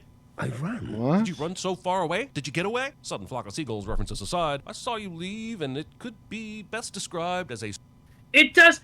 When he says he runs away... It's figurative! Oh my This is the same problem I had when I was explaining fucking self-defense law. When I say somebody... If I say the word somebody backs off, that doesn't mean they're running from you and being like, I give up, I surrender. That's not what backs off means. If they take a step backwards, that is backing off. Like, holy shit. Him saying, I ran away, doesn't mean he had to literally start running and panting and be like, I gotta get away. That doesn't what that means. I don't even know what to say at this point. This is just actual retardation. Like this is a video made by somebody with Down syndrome. That's all this is at this point. Yeah. All right. We do it nearly every stream, and I feel like it's that time. How many views and upvotes does this piece of fucking garbage have? It's just gonna make way you too sad. many. It's gonna way make too you many. fucking sad. I know it's going to make me sad. This video existing makes me sad because it's so fucking terrible. Hold on. Where's the, There's the link. No, yes, that is the link for the video. Yeah, don't... Everybody's like, that's offensive to people with Down syndrome. Don't insult Down syndrome people by that comparison. Alright, let's see what this piece of shit is at. Oh my god. First of all, 9.2 million subscribers. Fucking how? When the content is this garbage, how? Because there's a lot of idiots in the world, and they're getting more and more of them by the day, by design. There is one good thing. The top comment, the fact that the panic attack scene didn't get a sin-off is crazy. It was such a powerful moment of sheer fear and helplessness that made Puss into a true character for me. Yep. At least the top comment isn't retarded. 420,000 views 6 days ago. 20,000 upvotes. 2,538 downvotes. We're not gonna make it, are we? Humans, I mean. No. No. Or no, he says No, people, we I are- mean. People, yeah. Yeah. We are doomed. We are fucking doomed. with the way things are going, yeah, no, stupidity is an actual plague at this point, and it's actually spreading. Yep. Yeah. Little did we know, idiocracy was a fucking guideline for the powers that be. Yep. At least a few of them probably forgot they subscribed, but how they still get views for this trash is beyond me. I do not get it. Yeah. I don't understand how such garbage content like this can be, like, so widely praised and loved. Because if you're looking for criticism, well, most of the criticisms are either pointless or garbage or inaccurate or outright lies. And if you're here for comedy,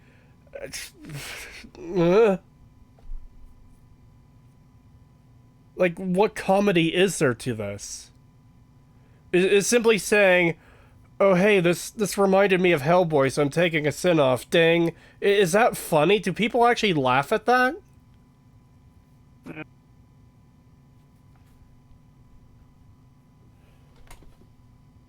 Hope. There was no running involved. Sure, human bridges, hilarious, whatever, but how do they work? How is the guy at the foot end even keeping his feet on the ledge? There's nothing for him to hook his feet around, and he's holding several hundred pounds of weight. Okay, one, you don't know that. There could be a crevice there. Secondly, they could have just dug a fucking hole with their hands and stuck his feet in that. There's all kinds of shit they could do. You don't know. You literally cannot say that there's no way he could do that. Shut the fuck up. But I'm going to tell you something real special. In the Marines, there's a thing called the Crucible that you have to go through, okay?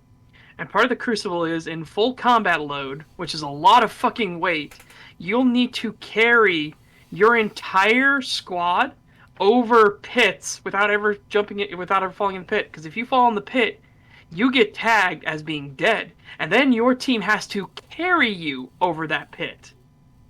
And this involves making a lot of interesting human bridges and ladders with each other.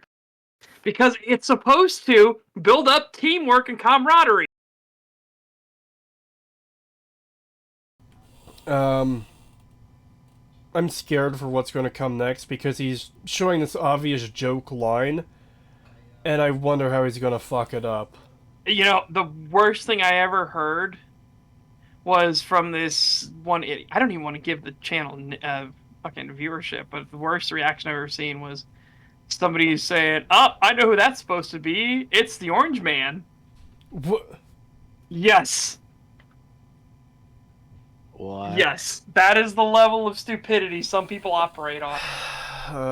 Yeah, I should be used to the level stupidity people operate on with not only the channels we've dealt with on this show, but just other people we've dealt with online.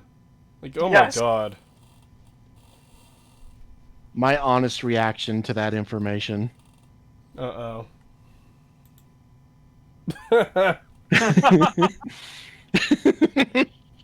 You know, you can even put the Puss in Boots one right there for that reaction as well.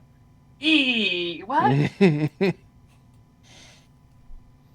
All right, let's see what this is gonna be. I have a feeling it's gonna piss me off. You know, I was a kid, just loving parents and stability in a mansion. Millennials. You're horrible. Okay, at least like it could have been so much worse. Oh my god. Yeah, that actually wasn't a bad joke. That was actually a pretty decent joke, but still. You're an irredeemable monster! Indeed, which is funny, sure, but also kind of steals the ability of the movie to have any kind of nuance about its central villain. Am I sinning a children's movie for not having nuance? Does a bear make porridge in the woods of varying temperatures? No, just a placeholder. Oh my god, so it didn't get worse. It still has nuance. The point is everything else around it. He is irredeemably evil. Yes. And that is kind of the point. He gets his comeuppance in the end because he is evil and he has no one to help him. No one. Whereas everybody else teams up against him. Even the people that were rivals with each other moments before put aside their differences and work together. Holy shit. I just can't fucking understand this take where, and this is something I've hated for a long time, is this idea that you're not allowed to have villains who are just villains because they like being evil. I hate that. I hate that this has become a thing where, oh, your bad guy has to have some sort of, sad backstory. Like they have to have been abused as a kid or something. They have to have some sort of fucking sob story to them in order for them to be evil. And it's like, no, you don't. You don't have to have that at all. Yeah. So first of all, you don't need your villains to be nuanced. You can have just like a bad guy who's a bad guy for bad guy's sake. That's not a bad thing. Yeah. Second of all, people like this exist in the fucking real world. There's people who do have every opportunity and luxury given to them, and like they just turn out to be pieces of shit. It happens. I can think of one, and his name starts with a J. Oh my god, I just realized that works on multiple levels. Holy shit. Never mind, I can think of multiple that start with a J. Oh my god. The reason these guys want villains to be relatable and forgivable is because they are villains IRL. Yes. I genuinely think that that's the case. I really do. That's same with these writers, because they are actual terrible people IRL, and they think that the hero should do terrible things because they do terrible things, and they want to see themselves be the hero. I sort of agree. I agree with the fact that if you think every villain should be relatable, then yeah, it seems like these people are like trying to cover for something type thing, But I do think there's value in villains that have like relatable traits or like reasons for believing or doing the things they do. I just don't think every villain should be like that. Yeah. Yeah. And Death, you have a nuanced villain in Death, right? Because he's not a villain. He is just an antagonist. He's an opposing force to our heroes. But he is not a villain. He has a job to do, and he is specifically breaking the rules of his job for Puss, and only Puss. In fact, he makes sure that nobody else can interfere and thus get hurt in that fight. Yeah. Was I making a spicy joke with that, Jay? No, I was genuinely referencing one person who was from World War II. And then I was like, oh my god, it can work with a modern day example as well. Holy shit. Yeah, no, but you have a nuanced antagonist. I guess I won't say villain, but a nuanced antagonist in Death. Yeah. And his reasons are understandable. Like, they make perfect sense why Puss would piss him off to such a degree that he is willing to cheat and just take Puss early. He's like, I'm gonna fucking kill your ass right now. Well, he's not trying to teach Puss a lesson. In fact, he gets pissed at himself for accidentally teaching Puss a lesson. Yeah. Name, I'll workshop it, okay? This is a movie where cats fight with swords, bears raise a human girl, and the villain has a cricket on his shoulder. But Perito knowing what workshopping means is where I'm drawing the line. And you so cut another out terrible joke. Perito slaps him on the ass, and he's like, "Hey, what?" And that was the meme repository. Couldn't remember. He's like, I put in my notes, sexual assault, and I don't remember why I put it in my notes, because he forgot that Perito slapped Puss on the ass right there. And he slaps him hard, too. You can see it actually, like, knocks him forward. Yeah, I just... This frame. Yeah, the bear in the background just looks so... I just have nothing to say about that last comment from him, because, like, what even is there to say? He just said something dumb. That has no meaning. Wake up! Someone's nicked the map! Well, considering earlier you were very clear that... You're the smash, I'm the grab. So you have no one to blame but yourself, Little Miss should have grabbed better. How the you fuck is she...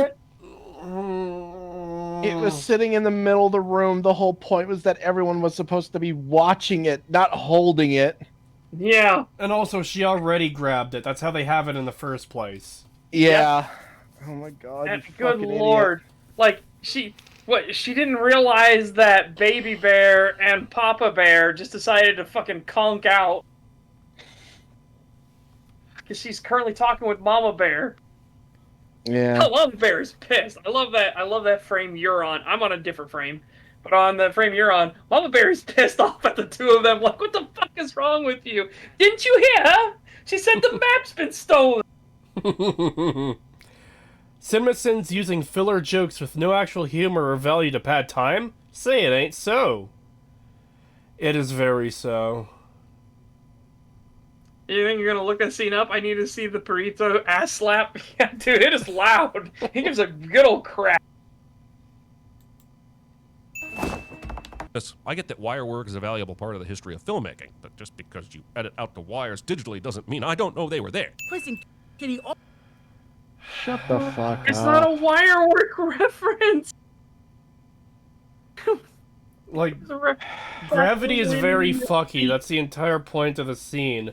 And they found a clever way to get around it by dancing off of each other's boots. Yeah, because cats land on their feet, so they were using their feet to continue moving upwards. They do it in the first movie as well. Yep. And there wasn't even any gravity fuckery going on in that scene in the bar. They literally just do it because cats. Nice subtle smear frame right there, Creed. That you have on screen, I mean. Because it's a way to showcase animation without using motion blur. Yeah. That was really cool. Burrito's eyes are huge. They turn into Pac-Man. Rescue me when I'm kidnapped. Wait, no, they're Among Us. It happened one other time. Okay.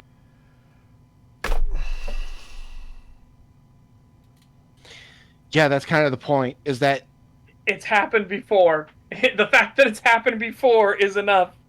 yeah, he was doing this earlier too, where remember when Puss and Kitty land in the back of the wagon and Burrito tries to tell her like, oh, we're best friends, we go way back and shit like that, when they literally just met. Yes. He tends Like, to exaggerate. I'm his best friend. No, he isn't. And his therapy dog. Definitely not. Yeah, exactly. It's like he does this all the time. Yep. Someone in chat said that was a Burrito Pog. Oh no. Burrito Pog Well, chant. his eyeballs. If you guys looked at his eyeballs in chat, and unfortunately you're not going to be able to see it now. But if his eyeballs were Amogus. Both of them were Amoguses. Oh no. Here we go. A bunch of knuckle-dragging, honey-scrounging, grub Copyright. oafish munching, mangy nugget, and your snooter. Calling someone a honey scrounger. Some hero. How is that a sin? God, if you're listening, please crash an entire space station on top of me. God, if you're listening, let people wake up and understand that CinemaSins is retarded. Yeah, I don't know how anyone watches this video and thinks it's good.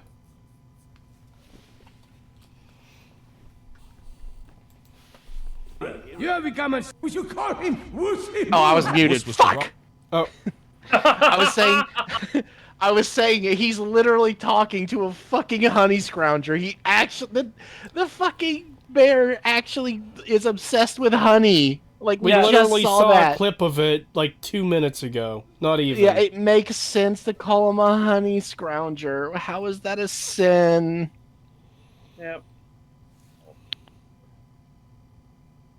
Sorry, guys, but you need to make an appointment for me to do miracles from Grandmaster Pie. I didn't know you had such a high opinion of yourself. Which was derived as a less vulgar way of calling someone a pussy, so I'm not sure that changes in the direction you think it is.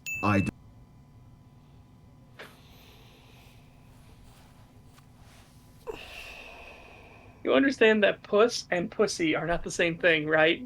CinemaSins? Do you understand that they're not the same thing? Like, do you think when somebody gets called a sourpuss, they're saying that they look like a vagina?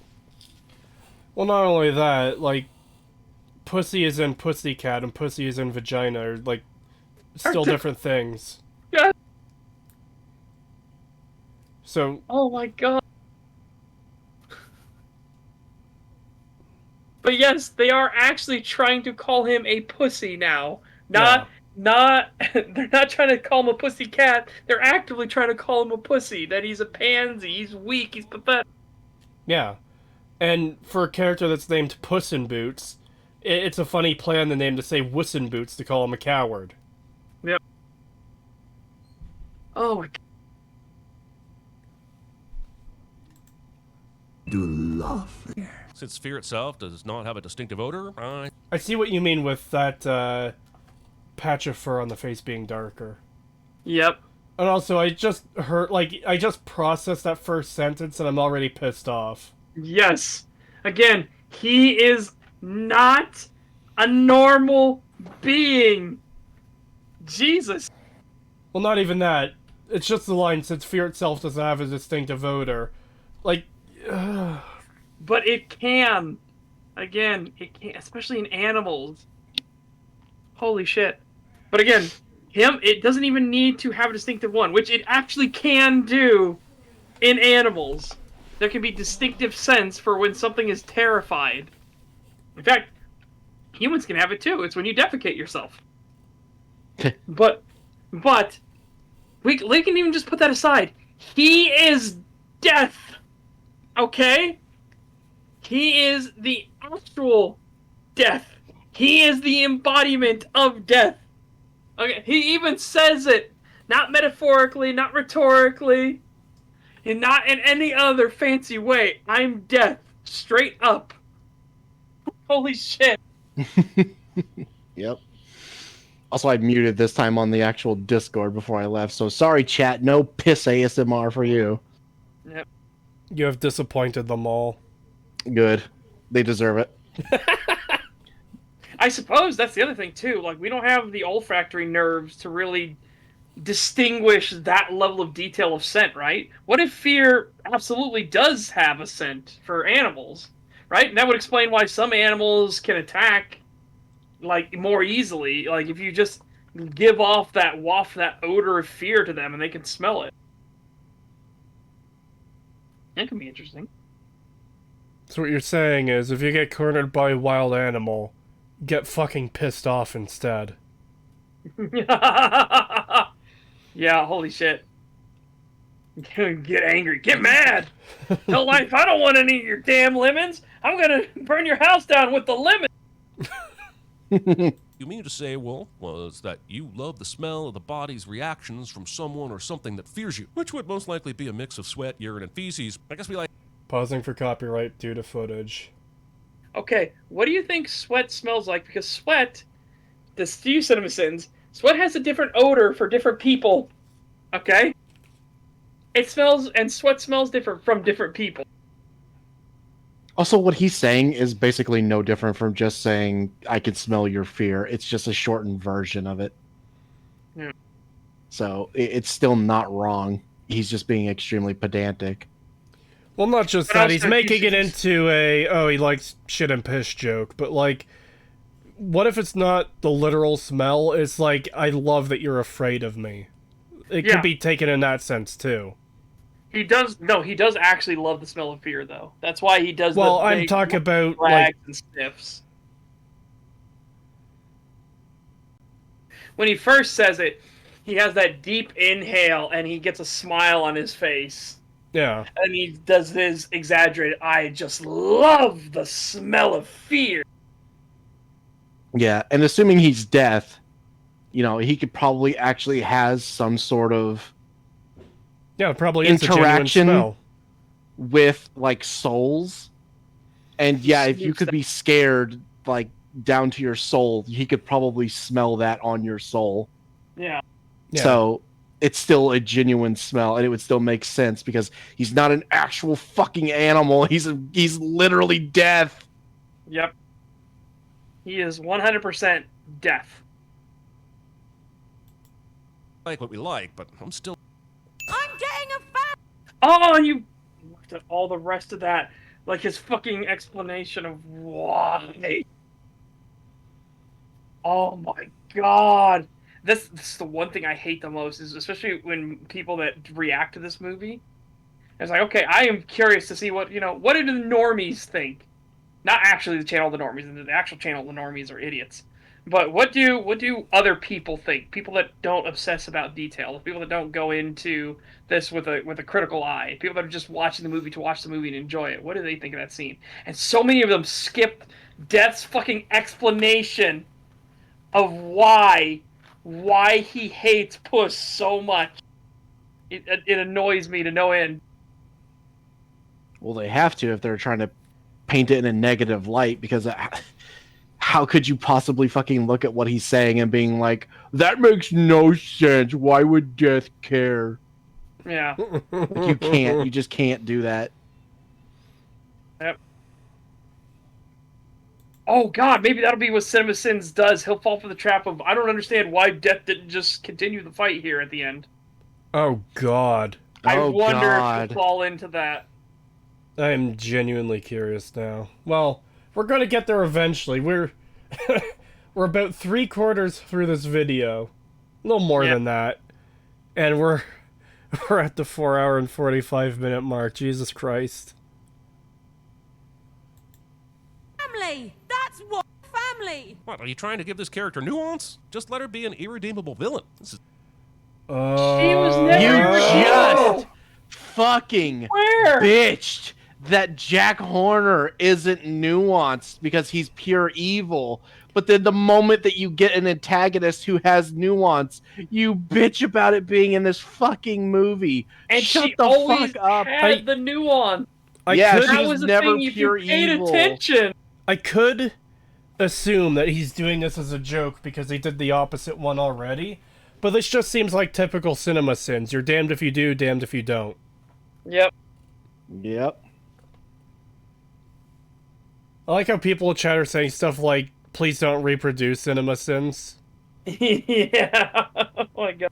Yeah, get that shit out of the gene pool, please. This is a children's movie for the map in one hand and holds Puss at sword point with the other, and somehow when we see the map in her hands, it's already completely scrolled up. I can't even. Did you watch? Did you watch what she did? Okay.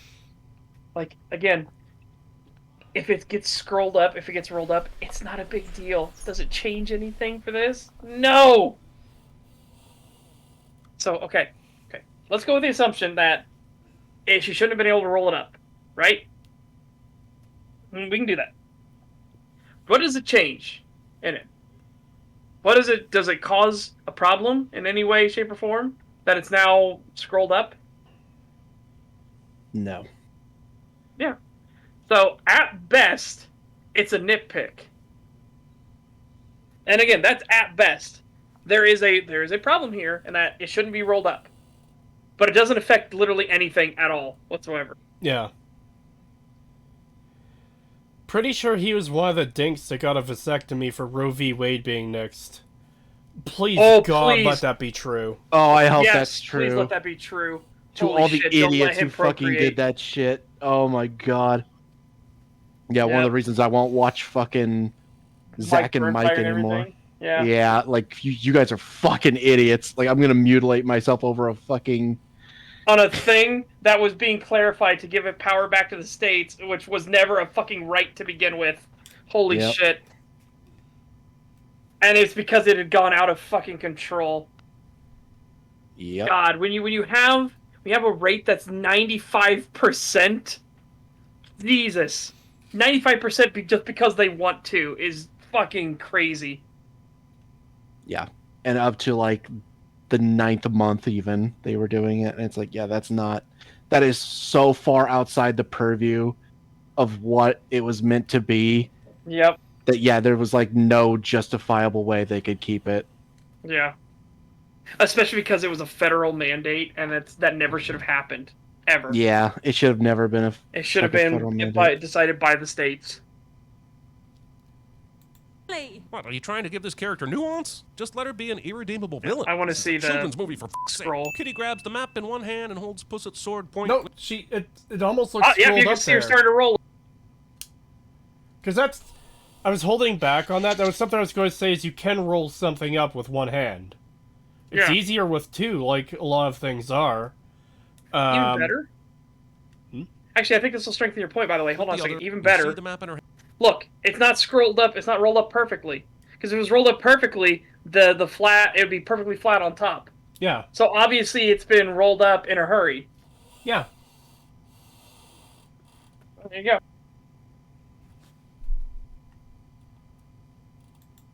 Her hand completely scrolled up. I can't even keep my yoga mat scrolled up with both hands, a leg, and my chin working in unison. Yeah, I do yoga. Namaste, motherfuckers. Neither of these kids. God, you're so fucking lame. You are. Jesus. This man, nerd react him. And they just jumped down about 100 feet to solid ground. One of them landed in the classic superhero landing pose. These are vanilla-ass human beings, for f***'s sake. Okay. Again, this is slightly off from reality. We don't know what the power of the wishing star is. Puss didn't jump down there, but clearly we see that they can jump down there, and so can all the bears and Goldilocks, and everyone can jump down there too.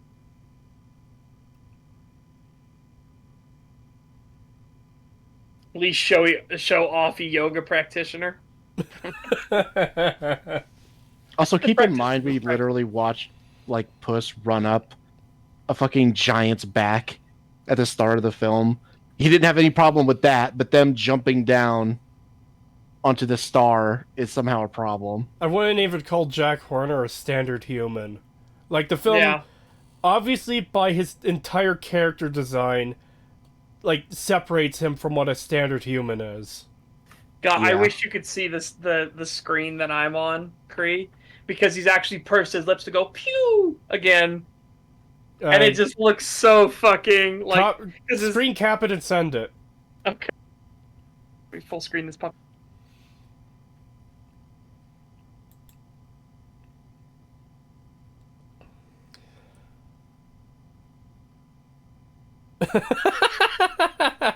Fuck this guy's namaste. He shall have no peace. Peace. There will be no peace. Yeah, I am absolutely reminded of why we have the limit of one CinemaSins video per year. God, it is so fucking bad. Like, again, it wouldn't be a problem if he was actually making funny jokes, or if, like, the criticisms he was making were good, but that's not what we're getting. We're just getting the most basic, like, lame shit, and, like, in terms of joke and criticisms, like, I hate there's it just so nothing. much. Yeah, there's just just nothing. There you go, Kree. I've got it in this way. Pew pew. Yeah, that is a funny face. He's like a little pufferfish.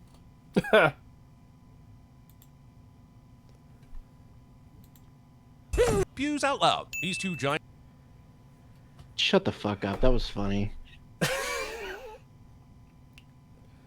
Yeah, there's at this point, I'm just at a loss for words. So yeah, it's like, what can we even say at this point? This dude's just a retard. we need to break out the retard squisher again. Yeah, we need to send him through it a couple times.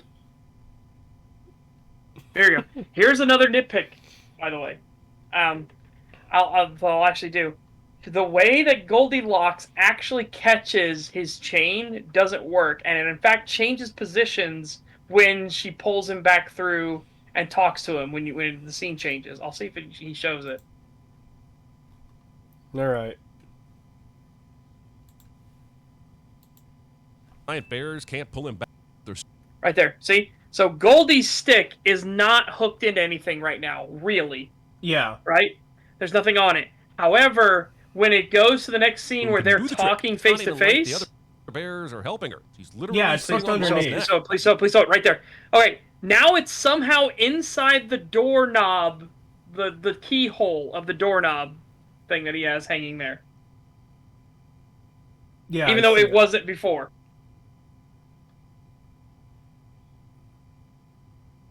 So like that one is a fuck up.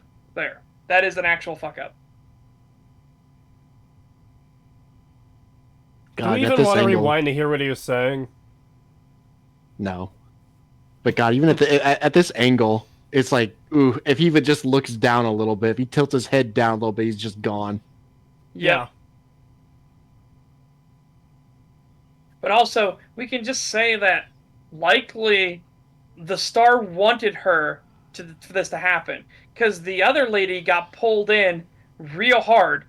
She was given a chance at first, and then for whatever reason, the intensity, like, it ramped up and then sucked her in faster.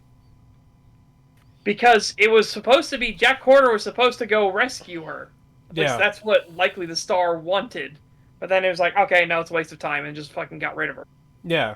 Where here, Goldilocks is learning her lesson, essentially. She had the chance to take the map and make her wish, and she opted to save Baby Bear. Yep. Well, like I said, when it comes to how she actually did it, when she first catches the chain, it wouldn't actually catch on anything. There's nothing there for her to hook. But then you see they corrected it, and they put it through the keyhole of the for whatever reason, Baby has an entire door knob assembly that he carries with him on his chain. But yeah, and then it's actually in there. And there's another one when it turns to look at his face, and he's going, yes! Yes! That you see it even more clearly. But I don't think he'll show that, because it seems like he's wrapping up this end right here. Yeah. Movement is all traps, delts, and tries, baby. See, there you go. You can see it a bit better here, because again, it sounds like it's gonna fucking go. Goldilocks must be ripped, bro. What is that? Goldie and the bears are still there? Why aren't they still trying to get the map away from Puss? Because they learned the lesson. Yeah, they're done with that. She They don't want learned the who her map. family is, so it'd be pointless to get the map now. This is why they're so in on it at the end, keeping the map away from Horner and destroying it. Yes. Because again, she finally realized she has her family. She always did. How'd he do? What did I miss? Pain. Yeah, just pure pain. Like, I don't even know what to say at this point. It's just bad. It's just really bad. Yeah, he did skip the that was weird scene. That's how Baby gets in the portal, or sorry, the disintegration ray to begin with. If you say, "Heart, so help me, I will hug you," but not a fun hug. It will be the hug where you feel like your insides are about to pop out. And right as you think I'm releasing you, I will strike your nose with my forehead, and you will be covered in blood and regrets. Is it like a special ability of yours to be fucking unfunny? Yeah, and to also sound like a fucking sociopath. Yeah, and also the fact that you just got that wrong, because yeah, that is exactly what it is. That's why they did it. They have a change of heart. Like, that's the character arc. I'm sorry, that's a problem for you, you fucking weirdo. Yeah, he's literally just being upset. Like, no, you can't tell me that she just realized her lesson and is now no longer wanting to do the wish. You can't say that, even though that's exactly what happens in the film.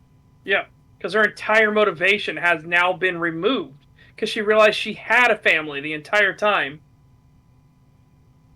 Is he threatening to talk to someone without consent? Oh no. Stick him, chat. Stick him. Don't actually stick him. You know, obviously this is a joke, but Jesus Christ. I guess let's put that in before some weirdo YouTube's like, oh, you were telling him to go after him. No, you dumb fuck. Why are we still watching Cinema Sins? Just to suffer? Yes. Pretty much. What can I say? I'm a hugger. I tell you how to do your deathing or anything, but efficiency-wise, wouldn't it be smarter to go ahead and carve all the cat heads into the blade at the beginning and then...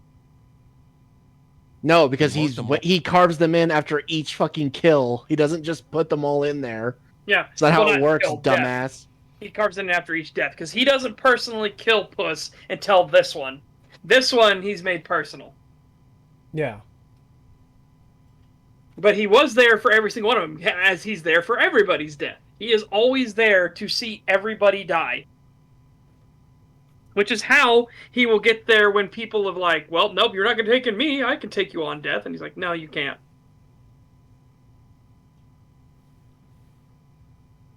There is exactly 3 minutes left. Mm-hmm. Off as each life, creating more work for yourself on the back end by waiting to do both at the same time. What's the matter? No, Lights you fucking flashing idiot. Before your eyes? No. Just one. Liar! That flash. Oh my god. Yes, it 'Cause starts it's a with big that, and character then that moment. makes him realize Started with what you it as a baby, actually is then important. went to this last life stuff with... There. When it switches to his interactions with Perito, that is the moment he realizes what's important. That belly rub. Again, that's why it was so fucking important at the beginning. He wasn't just a comic relief character. He was the entire beginning of Puss's change. Yeah. Also, I don't remember the original scene off the top of my head, but he's missing his beard here. Is that intentional? This is his self-reflection. Yeah. Alright. Because otherwise, all they could have done was they could have just redone that shot. But it's obviously a self-reflection because Perito's not freaking out. He looks happy. Yeah. And their eyes aren't as exaggerated anymore. Like, they're still exaggerated, but they aren't the extreme, insane thing. So he's having his memory, his variant of the tale. Yeah. Also, I like this idea that he's trying to propose where it's like, you're not allowed to remember your childhood based on this life because it's, oh, well, that technically that's not this life, so you're not allowed to remember your fucking birth and childhood and all that other shit. No, you can't remember any of that stuff. Again, not only is it a great line, but he has those tears in his eyes and he closes them, and that's when he gets asked the question, what's the matter? Lives flashing before your eyes? Because again, Death wants to rub it in even more that Puss has this coming. That this is entirely his own fault. This is a problem of his own making. But then as he says no, and he brings his head up just one, it perfectly reveals Kitty Softpaws and Perito in the background. Yeah. God, again, the fucking attention to detail in this movie is fantastic. If we cover the Cinema Wins video on this at some point, I swear to fucking God, there better not be anything as inane and stupid as bagpipes. Ding! Because, like, there is genuinely a lot of great things to praise in this movie. He should have no problem finding good things. Yeah, absolutely. And yet, I can't help but imagine, like, it's just the most inane bullshit still. Yeah. Kitty, that's at least 2 of your lives. Stop focusing on badass comeback lines and just learn to tell the truth. Also, the lesson here appears to be if you have the chance to save your life that involves no fighting, throw that possibility out the window and go ahead and have an unnecessary... You don't get it. Oh if my he God. does actually go through with it, if he actually says that he wants the lives, Death is going to kill every single one of those lives back to back right here and now. Yes. There's nothing that would actually stop him from doing that. Death doesn't magically go away, and you can't wish Death away. Death is a constant force in the entire universe. Like, holy mother of God, man. Literally, the only way out of the situation is to fight and prove that you care about your life. This life. This life. Yep. Yeah. Which If he he just makes cowered abundantly in the clear. He's corner- like, I know I can never defeat you, Lobo, but I will never stop fighting for this life. Yeah, Yes. that's the fucking point. The The whole thing was that he ran away before. That was the problem. He ran away and he was still too arrogant. Here, he's actually fighting to keep his life. If he just shriveled up in the corner and was like, "Oh, please don't kill me," like that wouldn't fucking prove anything. That's still a problem. Death would still kill him for that. Yes. Yep. Again, this is the only way out. Yeah. And it's a perfectly fitting solution. Again, it even takes him back for a moment. Death is shocked that he actually wants to fight, knowing that he's going to lose. Because, again, Death is going to win. Death always wins. Yes. So that's why Death has a moment of surprise, and then he starts laughing, and he starts basically limbering himself up. He's like, this is going to be fun. Yeah, because he doesn't believe him yet. Yeah. He thinks this is arrogance coming in. He doesn't realize that Puss is actually like, no, I want to live. Again, he thinks this is Puss trying to live up to the legend. He doesn't think that this is Puss just wanting to live and actually having respect for death. Legalizer in chat. I'm not even going to comment on this. Just throw him into the retard squisher and make him into a pancake, please, and thank you. Yeah. Yes, Mr. Cinema Sins here deserves to go in the retard squisher. Fight. Yeah, that sounds like fighting is always the answer, kids. Okay, no, fighting is not always the answer. That is not the lesson that they're currently displaying here. In fact, him wanting to fight all the time is the problem. He attacked Death at the bar first. Yeah. Like, holy shit. Again, fighting is actually an answer. There are times that you have to fight. And this is one of those times. He has to fight. No, Setch. We should have just all held our hands and sang Kumbaya during World War II. We shouldn't have gone to fight. Yeah. We should have just stayed home and sang songs. It would have been fine. Yeah, that would have showed the funny mustache man he's wrong. Yeah.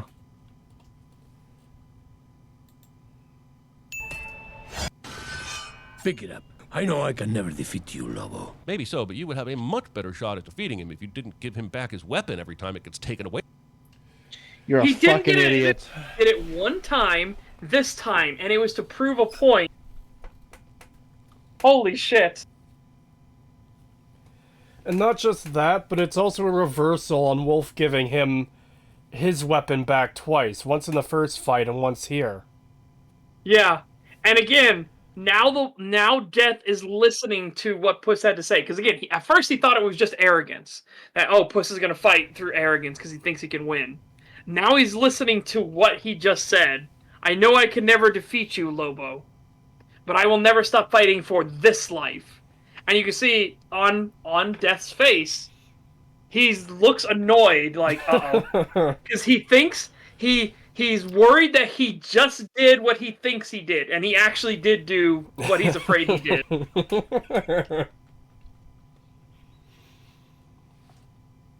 But also, this works. I'm not kidding. Wolf leaves after this. Keep watching. It's f***ing unreal. Not taking this... Are you fucking... Oh my god, he actually did! He fell for it! He fell for the fucking thing! Oh my god, you're so fucking stupid! Just off yourself! Just fucking off yourself at this point, dude. I actually called it that he would be so dumb he wouldn't understand why Death left. Oh my god. It's even more stupid than that, because he thinks Puss giving Death back his weapon is what worked to make him leave. Oh. My god. This opera in the eyes, Three Stooges style. Apparently Jack Horner went to... And then he just skips everything else. Of it. He didn't understand anything about what Death was about. Any of it. He also cut out why Death was pissed off at Puss earlier as well. Oh my god. He really did not understand anything about this movie. So I just want to stop for a moment and say, if you're a fan of Cinema Sins, why? Yeah, why? Seriously, why at this point? I don't get it. He's so fucking stupid. I'm surprised he can remember to breathe. Yeah. Also, yeah, what the fuck is this on screen? Let's listen to it, but I'm already pissed off. To the every villain ever being dead, but waiting until the most opportune time to resurrect themselves. He wasn't fucking dead! What are you talking about, you he was retard? trapped in a magical dimension. He fell into his own magic bag that had all the stuff that he needed to escape as well. Like, yeah, it was kind of obvious he was gonna come back. A bottomless He wasn't bag. dead, and he had all the tools. Yeah. Jesus oh my God. Christ! How fucking Again, and they set it up stupid can you multiple get? times because he's so like nonchalant with how he throws around all the other magical items. Then he daintily Yeah, with the cookies and the drink. Foods. And then you see it again when he's like rummaging around for something. He's like, nope. He throws the golden needle spinning web that spins golden thread. He throws out the magic broom from the old Disney short from Fantasia, where it was the magic brooms that Mickey Mouse actually brings to life. And then he pulls up the snacks. He's like, magic snacks, save those for later. Again, it gets called back to multiple times that he's going to use the magic snacks. It's Chekhov's gun. It is literally a loaded shotgun on the fireplace mantle, and you know by the third act it's going to blow someone's head off. Preferably one of ours to put us out of this fucking misery. Yeah. God, man.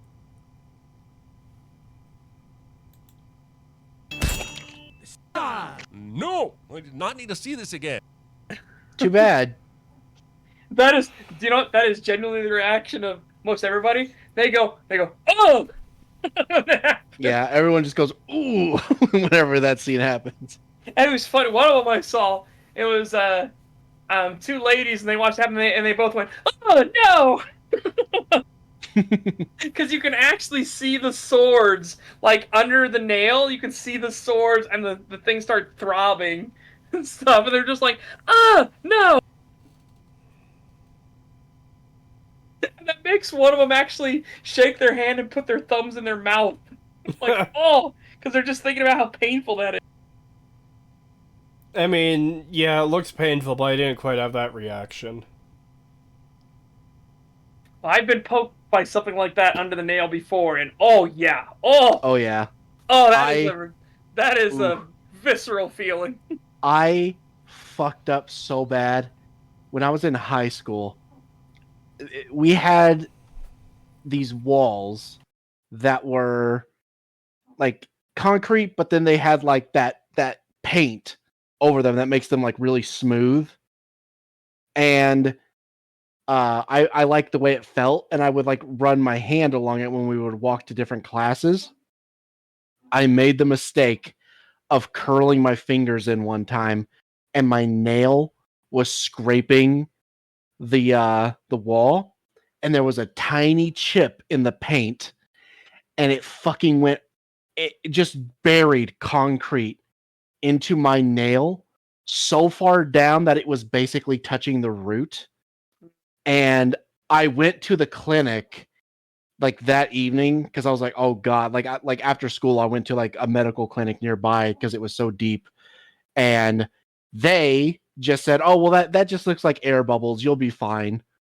And I was like, that is not air bubbles. I can feel it in there. It fucking hurts.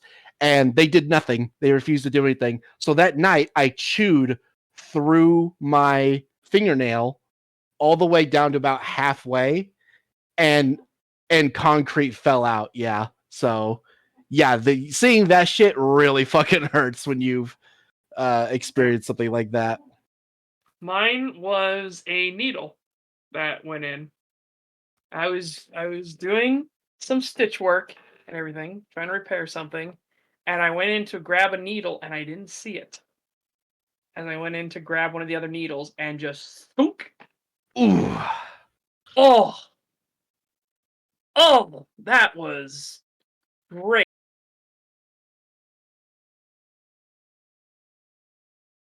Living vicariously through such a pagan in the worst possible ways. Well, there you go.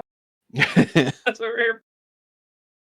Yeah, mine wasn't like, mine was just painful.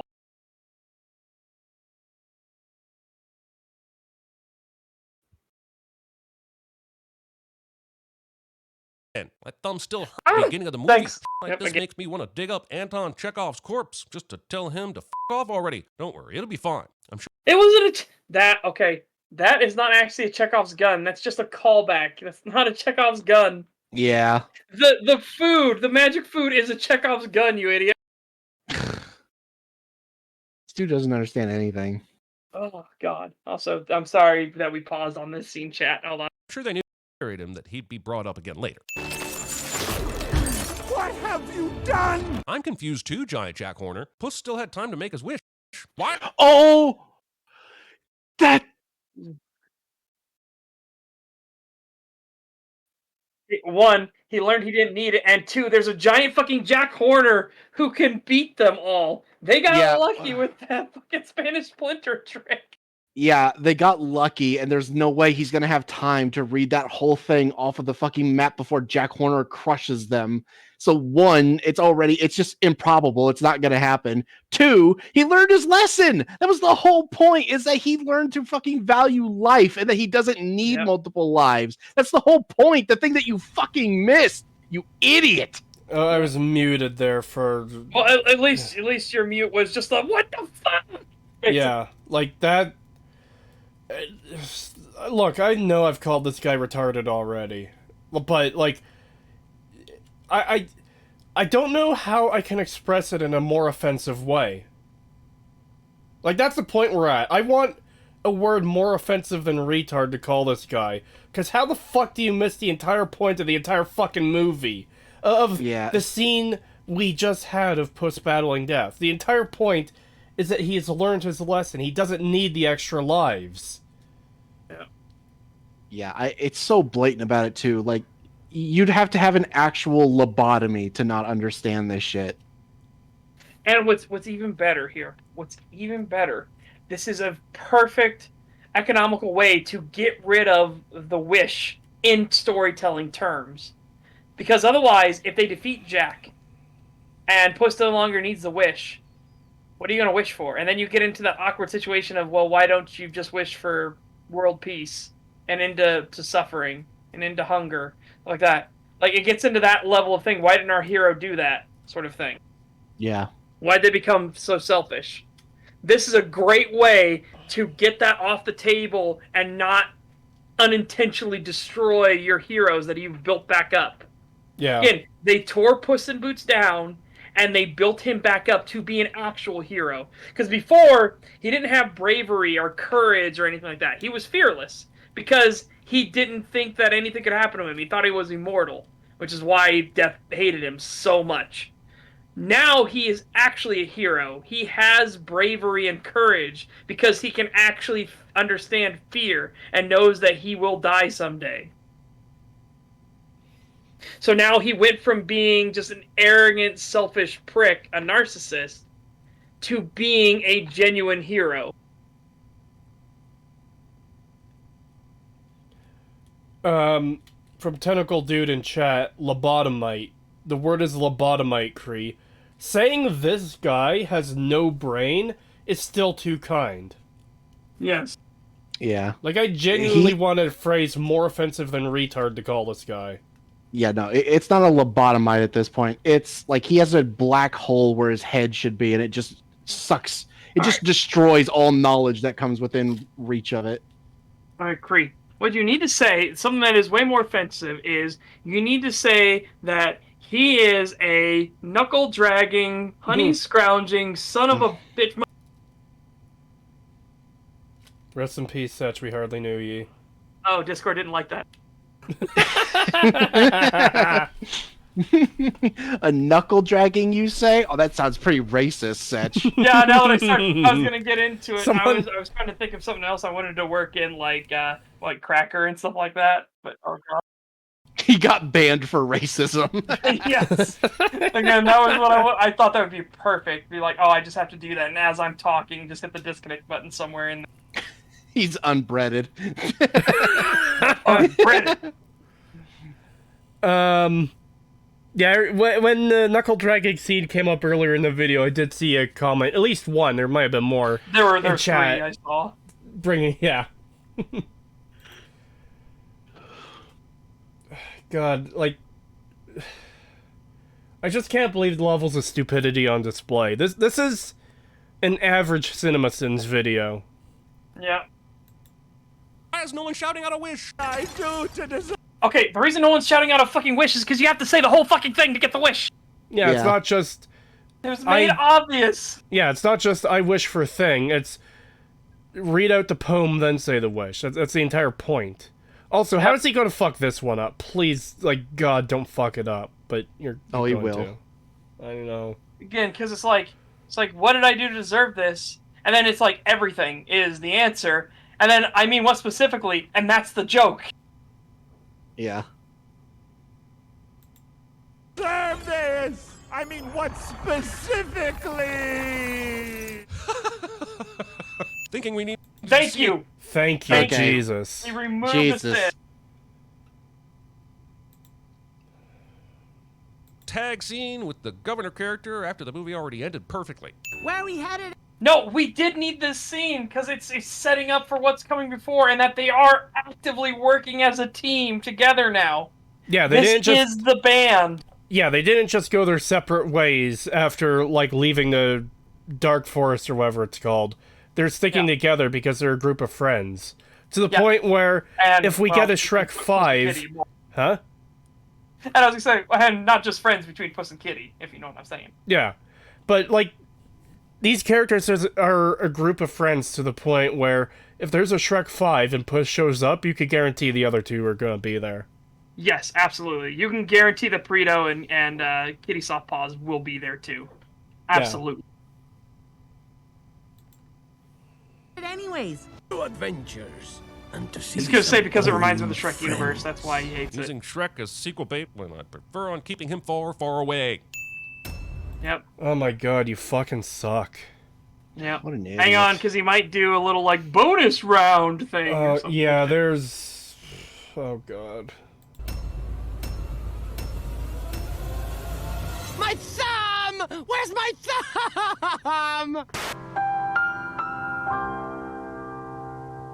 Okay. God. Oh my god. Play a song! Don't make me sing. He was known across the land by many names. Soup strainer, lip whiskers, and until recently, giant horse vagina. God, like, even when why do you're you putting keep other... ruining me? It's... Like, when you're even, like, taking other people's clips and putting them over the thing, you're just as unfunny as you are normally. Yeah. Holy shit. Like, this guy's a prodigy at being fucking unfunny. No. 3 Australian from Get Out There, Yo. Thank you. Sorry I'm late, boys. No need to apologize. Yeah, it happens. 5 Australian from Dileocon. Thank you. On a scale from 1 to 10, what, oh my god. What would y'all rate Daddy Death? What? Well, 10. 10. Yeah. And ignore the daddy death part, Bree. Just what would you rate him as an antagonist? As an antagonist? Yeah, 10.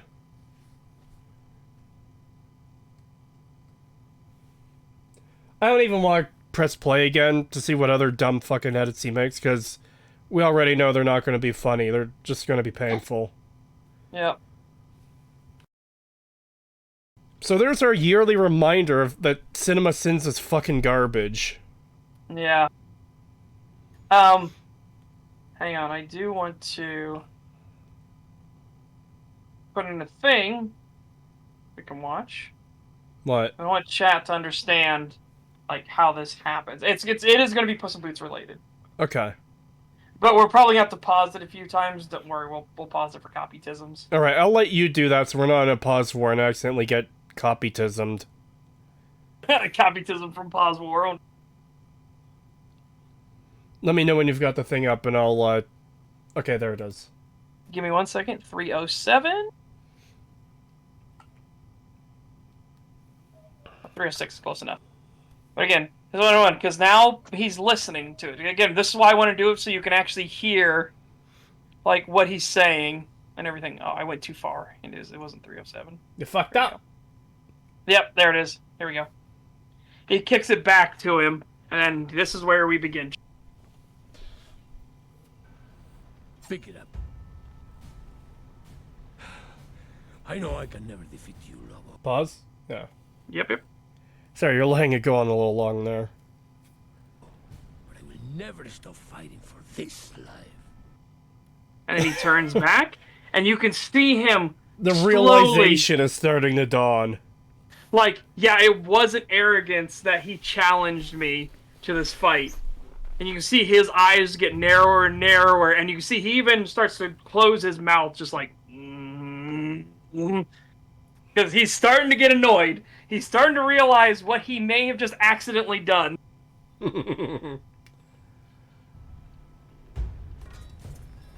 Oh yeah, you have the anti-thing thing, don't you?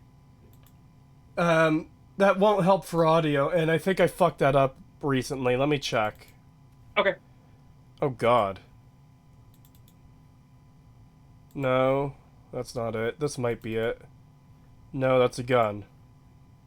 That might not actually... Let me double check. Well, when that doesn't work, Kree, use more gun.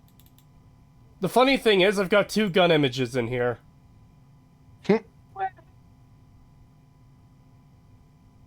here, I'll just do that. While you're looking for that, I'll do that. Yeah, I don't have it. Okay. Again, he's getting closer and closer.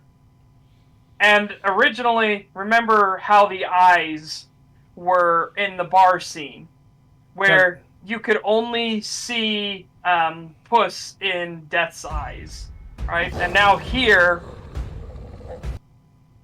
see? Or sorry, you can only see Death in Puss's eyes, because Puss was clearly focused on him. Now Death is clearly focused on Puss. It's a great callback, and then it goes back to Puss. He's not flinching away. And that's when he realizes, right there, that he did, that Puss learned his lesson.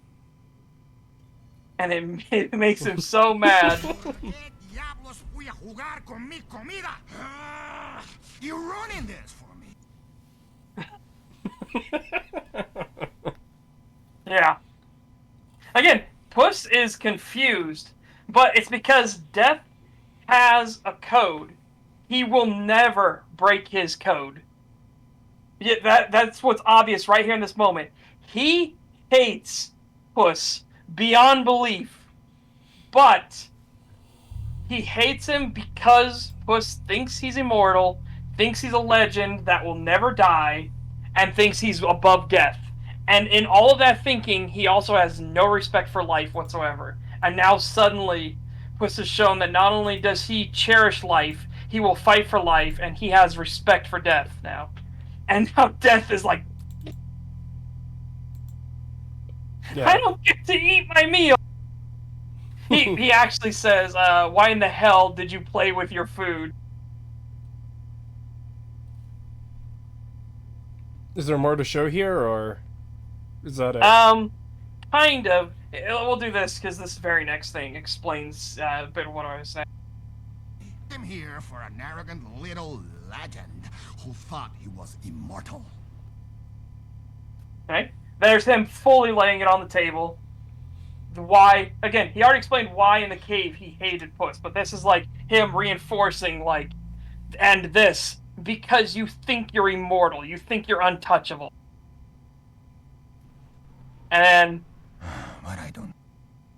This is important, and I'm pausing here before it, because look at Puss's reaction when he says, but I don't see him anymore.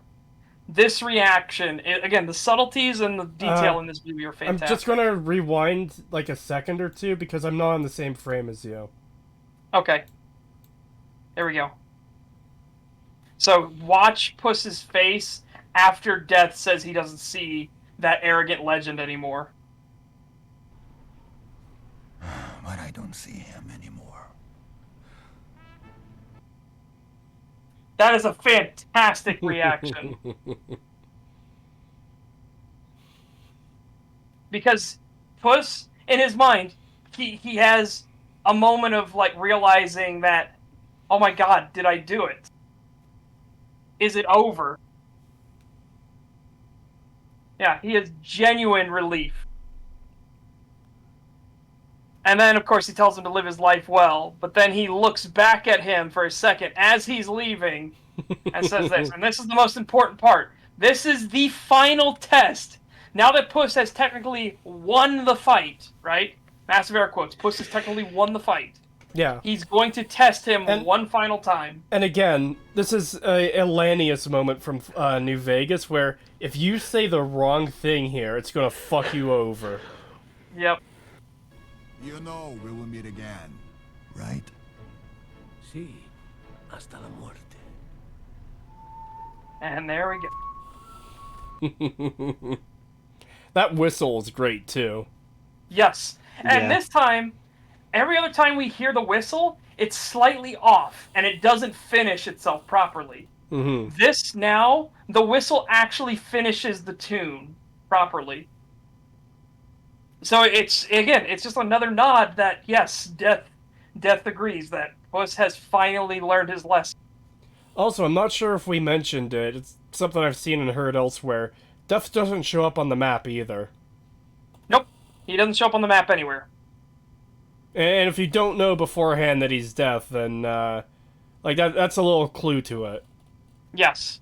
There are tons of clues. Also, back during the fight, when he's fighting with the Baker's Dozen and Death shows up, when Death is standing there on the rocks, if you don't look at Death himself, and you lean back and look at the overall image, you realize that Death is the nose of a skull. The rocks and the shrubbery and everything like that make a skull face. Again, there are hints everywhere. The first time we're introduced to the bounty hunter and he puts the bounty over, it says sign right here, and he taps on dead. Again, that's your first indication that he is Death. Yeah. God, I love this movie so much. It's so good! Yeah. And then, of course, people went back through the footage and realized that Death was actually at the giant battle. Yep. He was there in the crowd, so as the people were doing the Mexican wave, you can see him standing in a doorway, and he does not look pleased.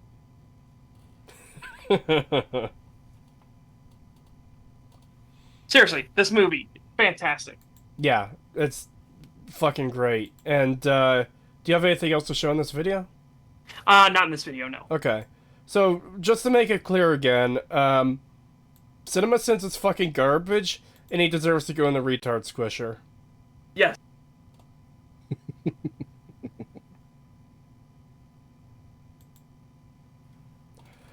There's a video I want to watch with you and Pagan after this is over, though. Alright. $5 from Dileocon. Thank you. Honestly, that last scene made me kind of simp for Death, and made me question myself for a week. Well, alright then. I will be right back a second. I need to go to the bathroom. Well, this sounds like a good time for Pagan to start shilling. I have a YouTube channel. That shit happens. Yeah. Yeah. There's gonna be more streaming, hopefully soonish. Like, what, 2 months, maybe? You think it might take that long to get them? I don't know. Rigging could take a while. Really? Yeah. Alright. Hopefully within 2 months, but we'll see. I like your Stalker playthrough, Pagan. I hope so, because I'm never doing another one. Oh, no. Yeah, no, it did not go well. There were some funny bits, but man, that game is just...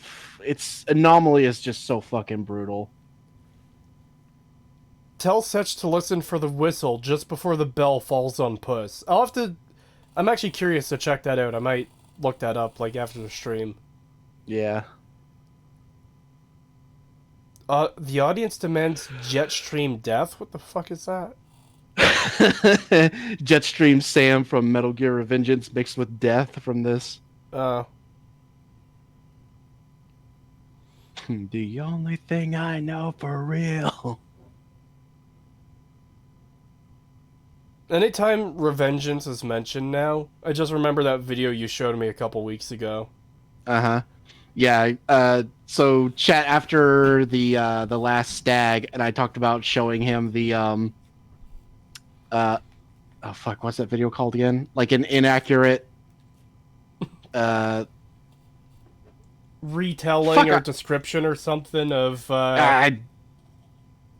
yeah, I already forgot the name of the fucking video, but it's the really funny one of where it's basically like a rundown of the game, but in like a really funny way. And we watched the second part of that with Cree, and he enjoyed it. Yeah, the one where, do you have any sources to back it up? Yeah, I made it the fuck up.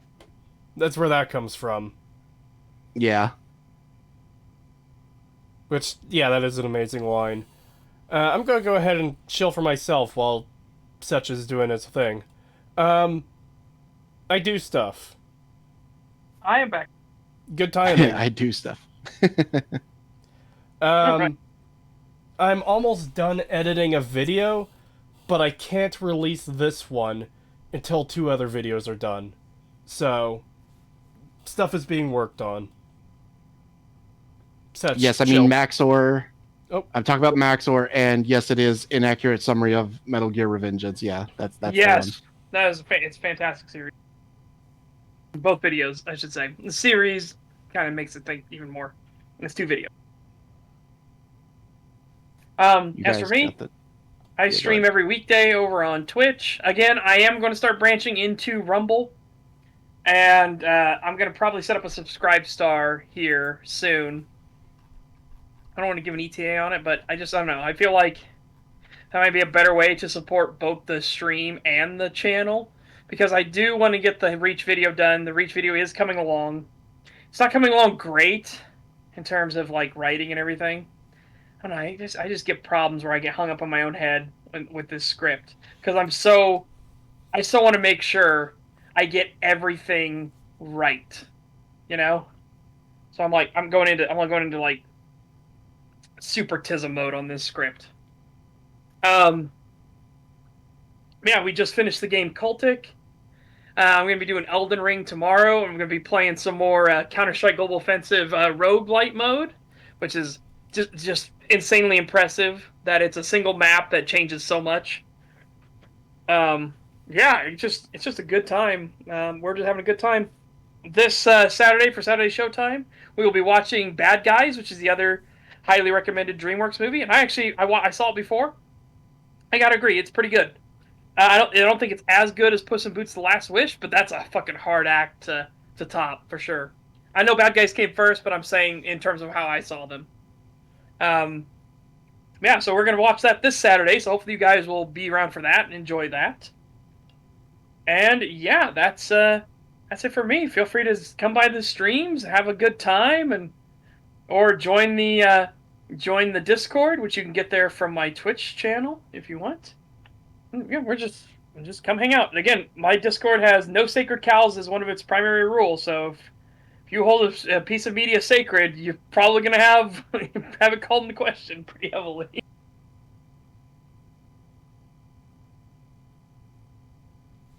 Yeah. So I believe that's everything.